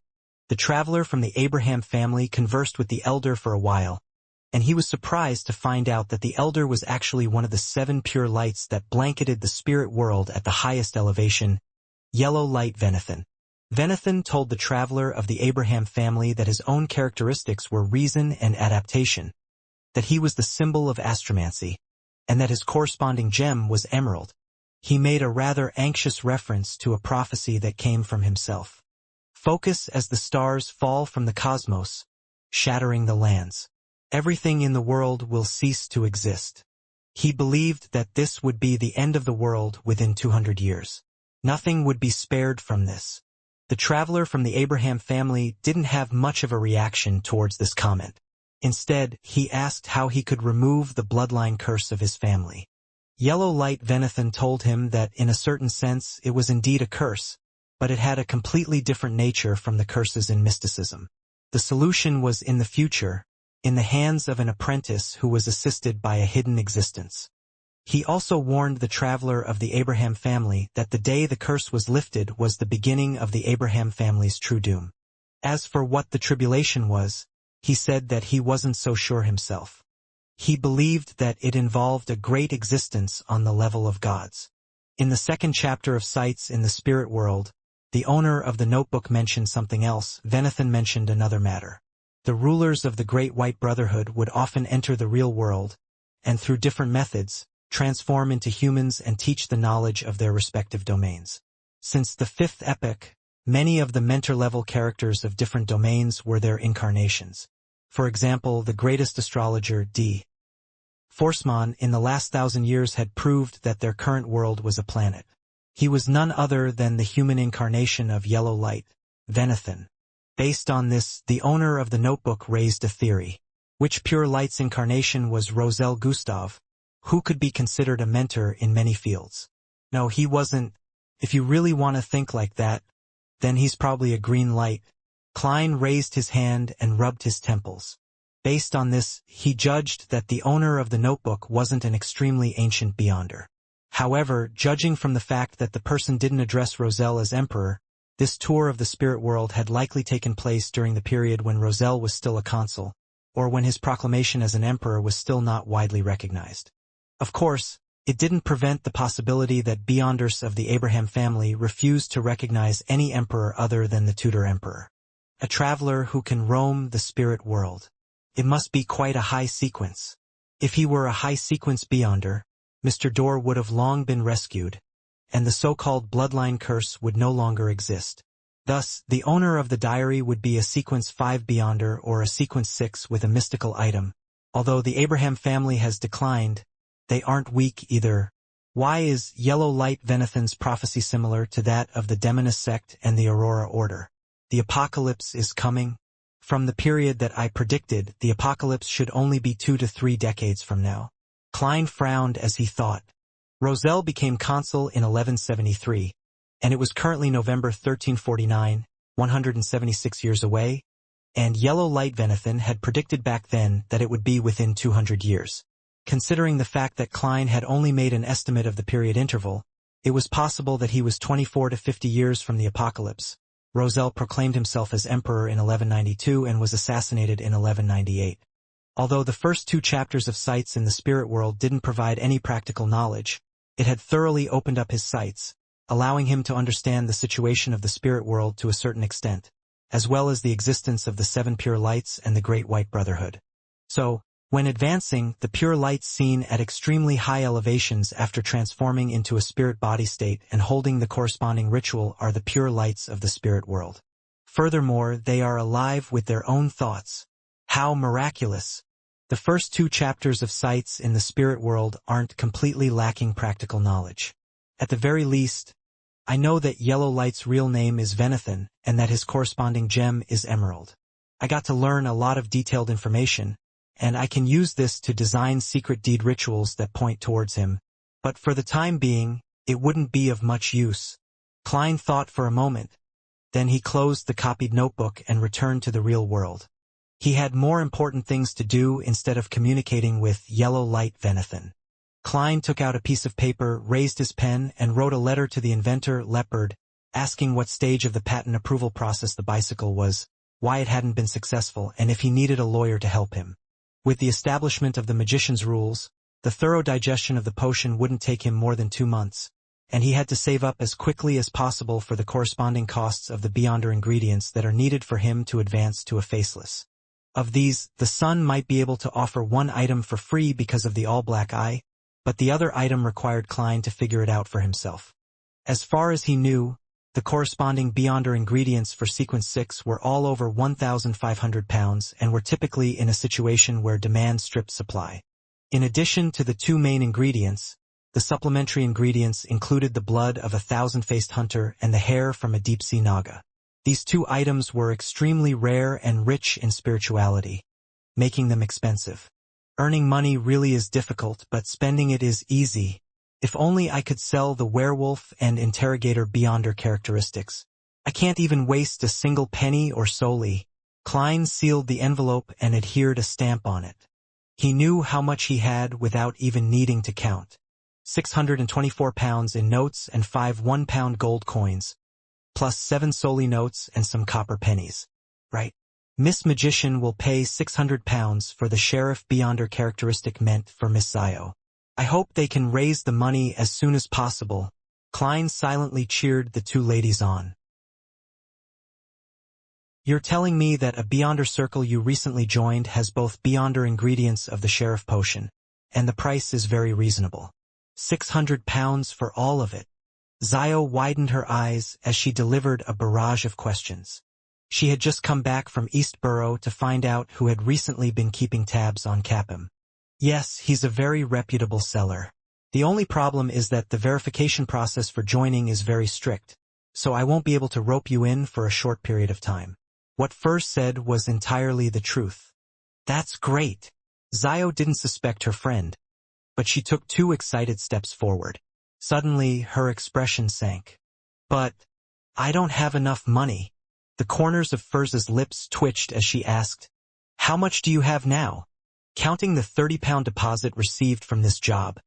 A total of 310 pounds. So I'm still short of half. Zio scratched her short blonde hair. Let me think of where I can borrow 300 pounds.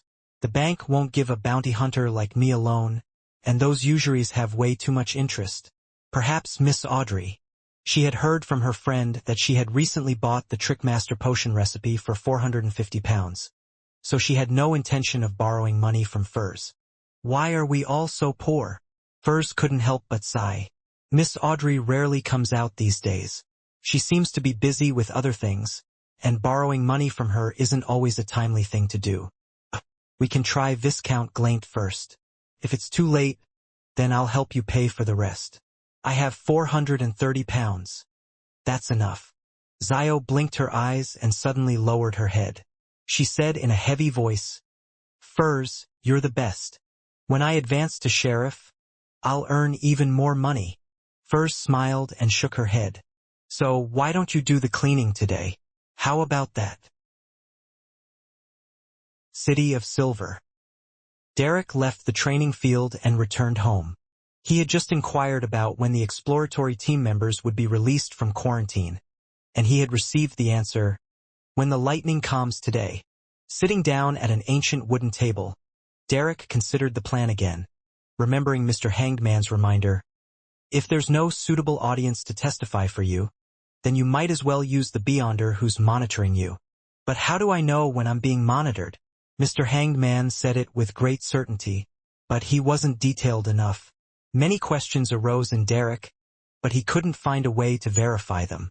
Although he felt embarrassed to ask Mr. Fool for guidance on this question, upon considering the fact that this matter was related to the survival of the City of Silver, he mustered his courage. He spoke the name of the fool in a low voice, and he briefly described the difficulties he had encountered. After a while, he saw Mr. Fool sitting in the middle of the endless gray fog. He heard a concise reply, "Touch the item in the iron box. Do not exceed 3 heartbeats. Prepare yourself in advance. Pay attention to the origins of the black lines." That simple? Derek thanked Mr. Fool in pleasant surprise. He adjusted his posture and quietly put his hand into the inside pocket of his clothes. As the wall of spirituality was lifted, Derek's fingers pushed open the iron box and carefully probed inside. Suddenly, he touched an ice-cold item, and the black illusory lines appeared in front of his eyes. At the same time, his mind buzzed, as if an illusory roar was tearing through his ears. Derek's body convulsed, and tears and snot streamed down his face due to the pain. He almost forgot what he had to do, but fortunately, in the limits of his vision, he saw the illusory black lines converge. In that dark corner, there appeared to be a shadow. Derek withdrew his hand at once, as though he had touched a red-hot soldering iron. He collapsed to the ground and began to twitch as if he had been struck by lightning. His mouth couldn't close at all, and saliva constantly dripped from it. It took nearly a minute for Derek to recover, close the box again, and seal it with a wall of spirituality. He stood up and took a sip of cold water, already aware that someone was monitoring him at that very moment. After an unknown period of time, Derek suddenly heard a knock on the door. "Who is it?" he asked, slightly at a loss. A jovial voice came from outside. "It's me, Dark. The exploratory team has been removed from quarantine. Weren't you interested in knowing about our experience this time?" Dark. The image of Dark appeared in Derek's mind. He was of medium height, slightly plump, and strong. He was an optimistic, cheerful teenager who often beamed with a friendly smile. He was a classmate during general education and a teammate of the patrol squad. But after this exploration of the fallen creator's half-destroyed temple, he had become reserved and merely smiled at everyone. Once he recalled Dark Regence's changes, Derek couldn't help but quiver as he felt a chill down his spine. Why did he suddenly come looking for me? Shouldn't he be heading home after being removed from quarantine? At that moment, many questions arose in Derek's mind. Suddenly, he thought of a possibility. Elder Lovia knows that I've suspected that something abnormal had happened to them, so she sent Dark to deal with me? Derek was first shocked and filled with horror, but immediately following that, he felt that it might not be a bad thing. Mr. Hanged Man said, "If there isn't a suitable audience to testify for you, then you might as well use the Beyonder who's monitoring you. And now, the person monitoring me is in that corner. If Dark were to suddenly attack me, then he would definitely expose the fact that there's something wrong with him. This way, even if I don't use Mr. World's item, I can still make things go smoothly." Derek turned his head to look out the window. At that moment, the frequency of the lightning had dropped to its nadir. Only after a minute or two would a bolt of lightning streak across the sky, illuminating half the sky. The entire world and most of the City of Silver was immersed in a deep darkness most of the time. If he were alone, Derek wouldn't have searched for a candle to light. He liked to lie quietly in bed and think about all sorts of things. Of course, he knew that this was actually rather dangerous. If there was no light to dispel the darkness, then monsters could suddenly appear, even within the City of Silver. However, Derek was a light suppliant himself, so he came equipped with the attribute of light and wasn't afraid of something similar happening. Knock, knock, knock. Dark knocked 3 more times, as if urging the master of the house to open the door. He wasn't like that before. He was very polite. Derek suddenly felt a deep sense of sorrow. He took out a candle from a wooden box and placed it in the middle of the table. He then rubbed his fingers, creating a golden flame. The flame lit the candle, filling the room with a faint but warm glow. and this was accompanied by a faint, pungent aroma. The candles in the City of Silver were mainly made from the fat and oil refined from the bodies of monsters. They would have different smells due to their different origins. After taking a deep breath, Derek walked to the door with a strong sense of vigilance and opened it. "What took you so long?" Dark asked with a smile. "I was looking for candles," Derek replied. He didn't dare to leave his back to the other party, and he chose to walk side by side with Dark. With his classmate and teammate, he walked back to the table and took their respective seats. "Do you want to try some of these recently dried doom fruits?" Dark asked with a smile as he removed a small cloth bag from his waist. Doom fruits were one of the very rare snacks in the City of Silver. It came from a plant called the doom blood vine, a type of organism that didn't need light to grow. It grew by absorbing the nutrients from rotten corpses. It had a tendency to attack and was considered quite a common weak monster. Every doom blood vine had many thumb-sized black fruits, which could be eaten directly. They were crispy and sweet, but they were unable to fill one's stomach and didn't provide the necessary nutrients. They could only be used as a daily snack. The merit points received from a single patrol could be exchanged for several large bags of them. "No, there's no need." Derek shook his head cautiously. "All right then." Dark poured out a pile of black fruit from the bag, picked one up, and popped it into his mouth before noisily munching on it. Derek thought for a moment and took the initiative to ask, "Did you encounter any monsters in the underground area of the temple?" Dark stopped chewing and answered with a smile. "There were quite a few of them, but they weren't that powerful. They were easily eliminated by us. That place was destroyed for a long time, so the powerful monsters probably left a long time ago." He paused for a second, then he said with the corners of his mouth curled, "We found some strange plants at the bottom of the temple. They looked like mushrooms in the general knowledge class. They were especially bright and looked very appetizing. It's been confirmed that they're edible. They can bring about an enhancement in one's spirituality and strengthen one's body. If it's combined with roasted monsters, then it will emit an unimaginable fragrance." As he said that, he took out a palm-sized mushroom-shaped object from another small cloth bag. The stem was milky white, and the cap was bright crystalline red. It was also dotted with dark golden spots. The mere sight of the plant made Derek gulp a mouthful of saliva, as though he had been starving for days. Under the illumination of the dim candlelight, the beautiful mushroom-shaped object had an alluring luster that whet his appetite in an irresistible fashion. "Here's one for you." Dark smiled warmly. Okay.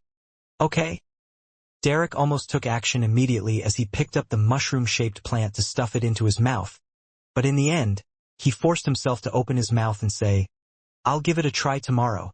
Dark didn't say anything else.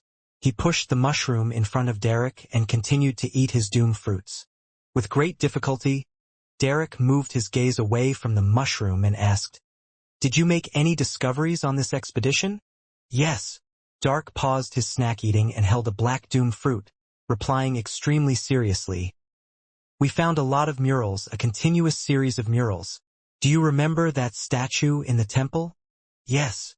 Derek shot a glance at the mushroom and nodded. A huge cross with a naked man nailed to it while hanging upside down, and its surface was deliberately smeared with a lot of blood. Dark fiddled with the doom fruit in his hand and said, "The newly discovered murals tell us that the builders of the temple believed that the statue represented the Lord who created everything, the omnipotent and omniscient God. They believed that the Lord didn't abandon this land, but instead helped us shoulder the vast majority of our sins when the cataclysm came. Thus, turning from an upright position to upside down, from walking freely to being nailed to the cross and bleeding in our stead. God's grace knows no bounds. We are not the abandoned, but instead the beloved chosen ones. Without the Lord bearing our sins and shedding blood in our stead, the City of Silver would have been destroyed long ago. Humans would have long ceased to exist. But, in the outside world, in the lone kingdom where Mr. Hanged Man, Miss Justice, and the others are located, there are no curses, no extreme darkness, no monsters lurking in darkness. We aren't the chosen ones who are beloved," Derek silently retorted inwardly. "If that's true, Then we just need to change the symbols and the corresponding honorific name during a ritual, and we can receive the Lord's response again. Dark went on, describing the murals under the temple and speaking of his speculations. As this went on, Derek found it increasingly difficult to resist the temptation of the mushroom. No, I mustn't eat it. If I eat it, I might end up like Dark and the others, completely corrupted by the fallen creator and become a fanatical believer. Even if there's someone monitoring me, they wouldn't notice anything amiss. Derek felt a surge of horror that he had to do something to extricate himself from the situation. Chase Dark away and return the mushroom to him? However, this is equivalent to giving up on this opportunity. Derek's gaze automatically fell on the yellow candle flame that was burning quietly. I'll get you a glass of water. He quickly went through the plan he had discussed with Mr. Hanged Man and calmly stood up. Dark nodded as he threw the black thumb-sized doom fruit into his mouth, munching at it noisily. While Derek poured the water, he deliberately slowed down his actions, lowered his head, and recited the honorific name of Mr. Fool. Finally, he said, "Your devoted servant prays for your attention. I pray for you to take his offerings. I pray for you to open the gates to your kingdom." Whoosh! A strong gust of wind blew up inside the room as the power of nature, generated under the incantation's influence, formed clear waves. At the same time, Dark, who had just picked up a black doom fruit, suddenly raised his head and looked at Derek, who was facing him from the side. What happened? Without answering him, Derek held one hand over the axe of Hurricane and stuffed the other into his secret pocket, removing the wall of spirituality on the exterior of the iron box. Derek cast an exceptionally guarded gaze at Dark, only to see the expression of his classmate and teammate darken as bright red traces appeared in his blue eyes. In his hand, the doom fruit strangely shed its outer darkness and transformed into a seemingly pale, fleshy color. It wasn't a doom fruit, but a finger, a bloody finger, a human finger. The pile of doom fruits on the table were comprised of human fingers. The brightly colored mushroom had also changed its appearance. It was no longer as beautiful, and it no longer flowed with an appetizing luster. It was a blood-stained scalp with short black hair. Staring at Derek, Dark opened his mouth, his voice cold and adrift. "What were you doing?" Backlund, 15 Minsk Street. As soon as Klein, who had crawled into the warm world under his quilt, heard what sounded like a prayer from Little Sun, he struggled to get out of bed and conjured a wall of spirituality. He then took 4 steps counterclockwise and went above the gray fog. Seated in the seat that belonged to the fool, he didn't hurry to examine Little Sun's request. Instead, he made the Dark Emperor card, paper figurines, and other items appear in front of him on the long bronze table in a neatly arranged order. According to the Hanged Man's plan, the scene of the sun stimulating the mutation of the exploratory team's member would happen during a sacrificial ritual. That way, when the matter was concluded, it would be quite simple to make the object, that was borrowed from the world, disappear from the scene, wiping away all the evidence. After that, all the blame could be pushed onto Amon. As for Mr. Fool, Klein had agreed to Little Sun's request to simplify the ritual in an uncaring manner. All that was needed to be done were the key steps. At this point, he was waiting for the prelude to the ritual to be completed so that he could respond. In the Berg household in the City of Silver. Looking at the blood-stained scalp, Derek suddenly recalled what it previously looked like. It was a beautiful and alluring mushroom, one that he almost couldn't control himself from swallowing. The doom fruits that Dark had shared with him and produced crisp, crunchy sounds when they were bitten into, were actually bloody pieces of human fingers with slightly pale skin. At that moment, Derek had a violent spasm in his stomach before a gush of acid surged to his throat. Resisting the urge to vomit, he quickly croaked a line of lyrics. "God, please have your kingdom descend upon this land. Your enemies will disperse, and your followers will relish in joy." There was a touch of warmth and holiness in the song, and Derek felt all the discomfort in his body weaken. His spirituality also became full and lively. His courage, his strength, and his agility were all greatly enhanced by this song. That was the beyonder powers of a Sequence 9 bard.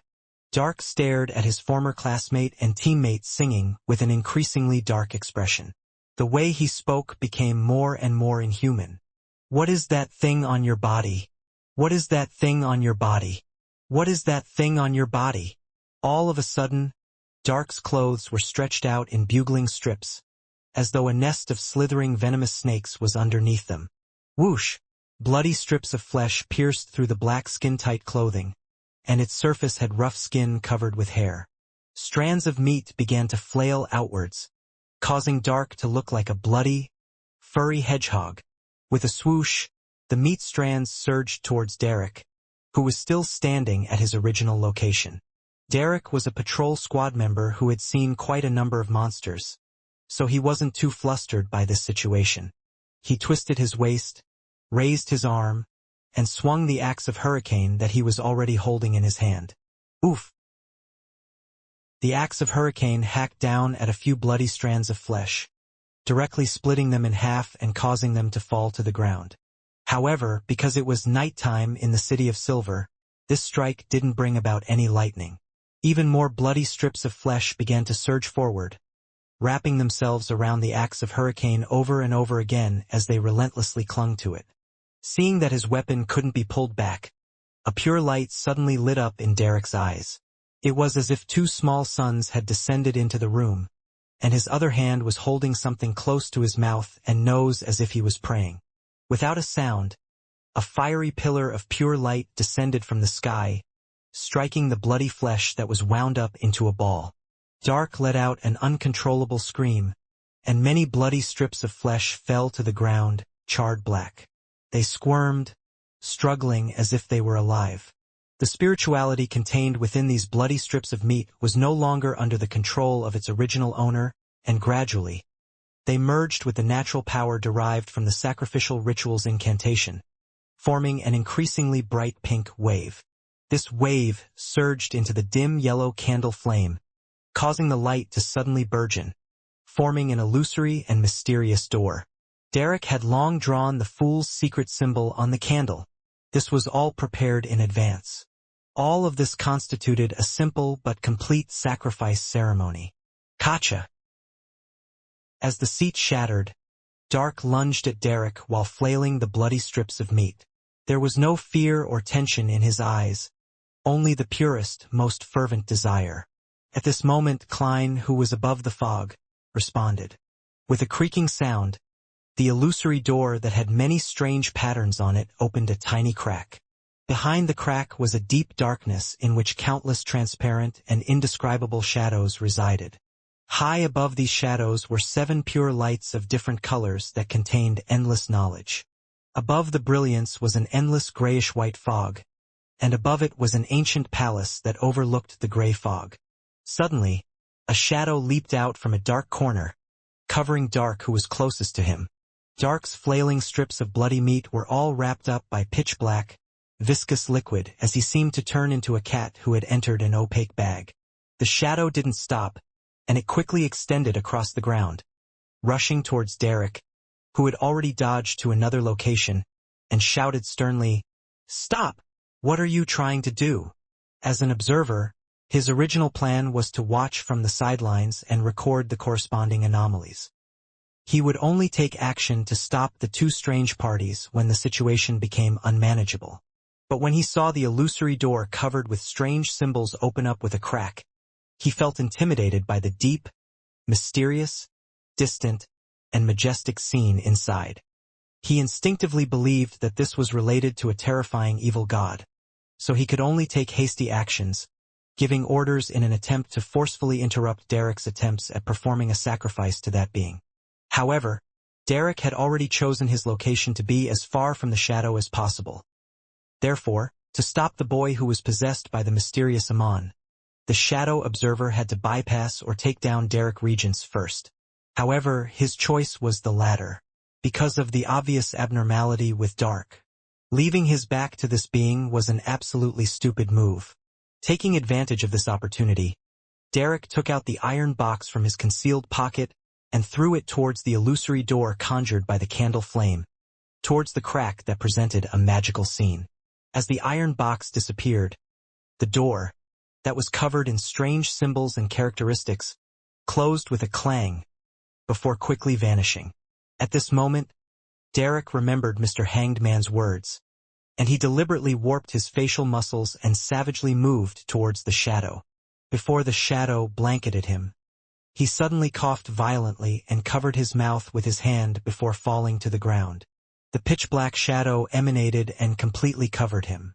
The room returned to silence, but there were now 2 huge black chrysalises on the ground. After a while, the pitch-black, viscous liquid withdrew and reformed into a shadow. With the chrysalis, the silhouettes of Derek and Dark appeared once more. The former lay there unconscious, but a tiny, strange worm with 12 transparent rings dropped from his hand. The latter had already turned into a lump of flesh, squirming and roaring as it prepared to attack. Faced with this situation, the observer had no choice but to spare some of his strength and once again wrapped him up, using his shadow-like black liquid to envelop Dark Regents, who had transformed into a monster. Glancing at the scattered pale fingers and the bloody scalp with short black hair, the observer couldn't help but take a deep breath. Using his Beyonder powers to control the shadows outside, he created tidal waves to inform the chief inside the spire. Only after doing this did he carefully examine Derek's situation and saw the strange, translucent worm. "This, the avatar that Amon hid in Derek's body is dead?" the observer muttered in surprise, as he recalled Dark's strangeness, the terrifying mutation, and the mushroom and doom fruits. He began to have a rough idea of what had happened. Perhaps Amon was archenemies with the mastermind behind Dark's corruption. In order to foil the other party's ploy, Amon was willing to sacrifice his avatar. Derek's visit to the training field to observe the exploratory team and his report of them to the chief were both Amon's attempts to rid his enemy without exposing himself. The mastermind behind Dark's corruption had noticed Derek's strangeness, so he sent Dark to take control of him. The bloody scalp and fingers were props to achieve his goal. As he thought of this, the monitor suddenly agreed with the chief's concern. The apocalypse or an even greater disaster was about to befall the City of Silver. That was why the City of Silver would repeatedly encounter so many strange events and mysterious existences that lurked deep in the darkness. Inside the chief's room at the spire, the shadow recounted everything that had happened. The grizzled, facially scarred Colin Iliad nodded gently after hearing the recount. Derek, or should I say Amon, had really prepared ahead of time. The candle with the symbol engraved on it, the evil object that can expose Dark's problem, and Derek's excuse of pouring water to whisper a prayer, as well as finally sending away the item in a sacrificial ritual. All of this indicates that the entire situation developed according to his plan. 2 questions. 1. Who does the hidden symbol on the candle refer to? Amon himself or the god behind him? 2. Why is Amon willing to expose the exploratory team's abnormality at the cost of his avatar? Is it because he's archenemies with the mastermind? Then, why did he stay in the City of Silver for 42 years? Could it be that he foretold this matter ahead of time, which is why he specifically met with the exploratory team from 42 years ago and planted his avatar in them so as to foil the plans of that mastermind? He waited 42 years for that single moment. Upon hearing the chief's questions, the shadow observer suddenly said in enlightenment, "Maybe that's how it is. Your Excellency, think about it. Why would Amon patiently wait for 42 years before making Uddle lose control when Derek was imprisoned beside him? It's because the foretold time was approaching, and he was in desperate need to switch to a free person that he can latch onto so as to foil the plans of that mastermind. Indeed, we were only thinking about what was different with Derek, and we didn't pay attention to the timing." The City of Silver's Chief Colin answered in thought. The shadow observer immediately said, "Your Excellency, please immediately lock down all members of the exploratory team. They're definitely problematic. Also, Elder Lovia. She has a non-trivial possibility of also being corrupted." Colin frowned and said, "Before you reported this matter to me, and even before Dark went out, Lovia came to me and told me that she suspects that the members of the exploratory team had been contaminated by something. She recommended that we secretly monitor them and, if necessary, have them guard Elder Hoyk's inverted mausoleum. Hoyk was the former chief of the City of Silver, and he had built himself a mausoleum. After that, he lived in that mausoleum, and his appearances began to slowly decrease. Finally, the doors were closed, impossible to open again. Elder Lovia had long mentioned of an abnormality? The shadow observer asked in surprise. After receiving a positive answer, he muttered to himself, half doubtful and half relaxed, "It's good that Elder Lovia doesn't have any problems. I've already sent people to lock down the members of the exploratory team, but we can't ignore any other possibilities." Chief Colin let out a sigh. "Let Aflor come to me. I'll interrogate Derek Berg together with her."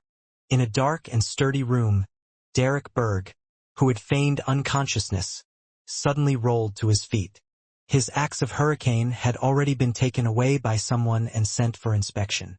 Every pocket on him had also been emptied out, leaving nothing behind. Derek took a breath and looked around steadily.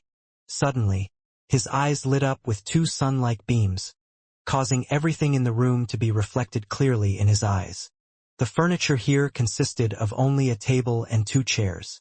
Apart from these, there was also a stone-paved floor with strange patterns on it. A half-used candle was placed on the table. This was standard issue for rooms in the City of Silver because monsters could suddenly appear if the darkness prevailed for too long. Without any hesitation, Derek sat down and reached for the candle. Then, he broke the candle and divided it into 3 sections. One was 3/4 the length of the original piece, and the other 2 were halved from the remaining quarter. After Derek's modification, the 3 candlesticks' cores were completely exposed. Pa! He rubbed his fingers together, creating a golden flame that lit up the 3 candles. The 2 at the top represented Mr. Fool, and the remaining 1 symbolized Derek himself. After finishing his preparations, Derek didn't continue to burn the herbal powder according to the normal processes. Instead, he poured in the essential oil and leaned back, softly chanting the honorific name of the fool, and quickly entered cogitation. He read it over and over again, monotonously, as if he were hypnotizing himself. With the help of cogitation, Derek entered a strange state where his mind was in a deep sleep and the spirituality was dispersing. He felt adrift, but also seemed to maintain a strange lucidity. His psyche kept dispersing upwards as it rose in height. This was artificial sleepwalking. Derek, with the permission of Mr. Fool, could simplify some of the unnecessary steps.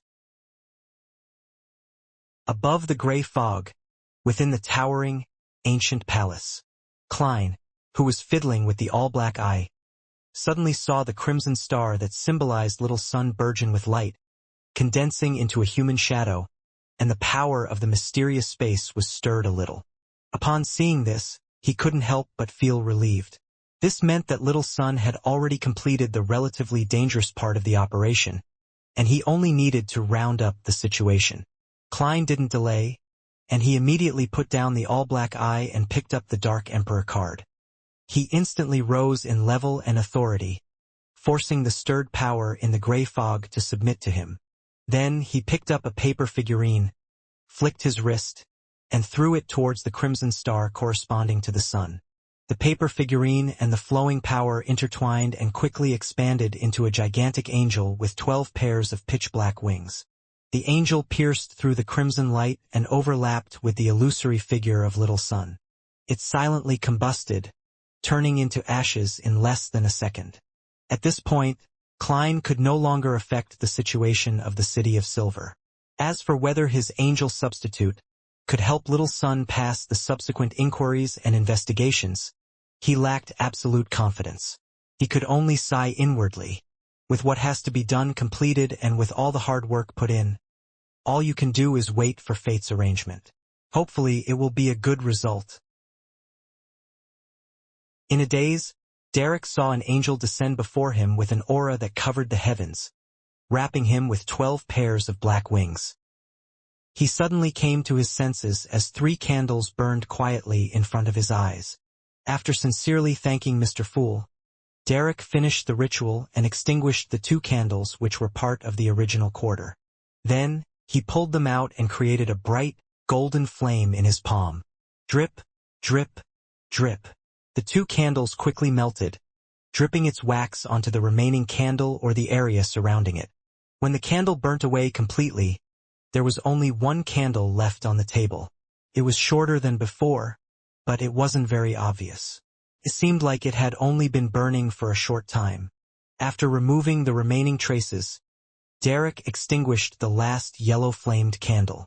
He sat up in silence, staring ahead. For a long time, he didn't do anything. He was worried that the 6-member council wouldn't react fast enough, allowing the exploratory team members to corrupt more residents of the City of Silver with mushrooms and doom fruits. He was afraid that the chief and the others would find additional clues elsewhere, thwarting all his preparations. He hated those outsiders, who lurked in the depths of the darkness, constantly carrying strong malice, including Amon and the fallen creator. He felt guilty that he had avoided the expedition without warning Dark and the rest, causing them to turn into corrupted monsters. He had painfully eliminated a classmate who could be considered a friend with his own hands. Although Derek didn't see Dark's ultimate end, he believed that a man who had transformed into that state was already no different from dead. Derek didn't know how long he waited while experiencing those mixed feelings. Midway, he even rekindled the candle. Finally, he heard the sound of the seal being removed and the door opening. Turning his head to look, he saw, with the aid of the dim yellow candlelight, a woman in a black skirt walk in. She had her hair tied up in a ponytail and it hung down to her vest. "Ma'am Aflor," Derek subconsciously called out. Aflor was a pretty woman, but she had wrinkles at the corners of her eyes. She smiled and nodded in response. Then she walked over with light footsteps and sat down across him. "Do you have anything you wish to say?" she asked gently. Derek instinctively lifted his head and looked over, only to suddenly discover that her pupils had somehow turned into golden vertical slits. His mind went adrift as he seemed to enter a sleepwalking state. Aflor adjusted the candle flame, letting the dim yellow light completely shine on the boy's face. Her pale golden pupils became increasingly indifferent, just like an emotionless audience. Suddenly, rings after rings of faint light appeared in those pale golden vertical pupils. It seemed to form a vortex and constructed a maze. In his stupor, Derek felt himself drifting away into the endless darkness and countless bright colors. At that moment, he suddenly became clear-headed. He felt as if something had ingeniously caught him in that state of reverie. He saw the flickering yellow candlelight and Aflor sitting across him with her pale gold vertical pupils. In a corner's shadow, a grizzled chief, Elder Colin Iliad, walked out. After nodding to the chief, Aflor asked Derek, "What have you been doing all this time?" Derek remembered his training and maintained the same state of mind as before. "I don't know. I've always been in a daze as if I was in a dream. Only occasionally will I have clearness of mind." At the same time as his reply, 2 complex dark green symbols appeared in Demon Hunter Colin's eyes. Aflor continued, "Do you know that you had a conflict with Dark Regents?" "I only remember that we were fighting. I felt like I had seen a man hanging upside down on a cross and a man in a pointed hat and a crystal monocle. Yes, I saw him back at the dungeon." He had opened his mouth and spoke with a smile. Derek told a long story. Aflor looked at the chief and pressed, "What did he say?" "I can't remember. I can only remember one thing," he said with a smile. "Fallen creator, true creator, shepherd." Derek almost failed to control his excitement. He had taken such a risk just to tell the chief the name of the fallen creator, and that a shepherd was suspicious. The fallen creator, the true creator, it matches with the content on the murals at the bottom of the temple. Colin nodded slightly and whispered with a frown, "Shepherd." And then, Aflor's voice remained abnormally gentle. Derek answered in his stupor. After that, they clashed, and there was a lot of light, very bright lights. Then, I woke up and kept coughing. The dark green symbols in Colin's eyes didn't fade this entire time as he motioned for Evelyn to ask about the details. Derek answered selectively, and he had pushed the blame onto Amon according to his script. He claimed amnesia on anything that went beyond that. Finally, Aflor asked, "Where did you get the axe? Where did you get the Sun Pathways potion formula?" "I bought the axe from an underground market. That person was masked, and I could only tell that he was male. The Sun Pathway potion formula was left to me by my parents. They had discovered it during an expedition," Derek answered confidently. These were points of suspicion that had always been there, so the hanged man had assumed they were bound to ask them while he was questioned. Therefore, he had made Derek to repeatedly rehearse the answers. Although the City of Silver's underground market was semi-open, there were still people who tried to conceal their identities for a variety of reasons. This provided the best explanation for Derek. After Aflor finished seriously listening to him, she turned her head sideways to Demon Hunter Colin and said, "He's not lying.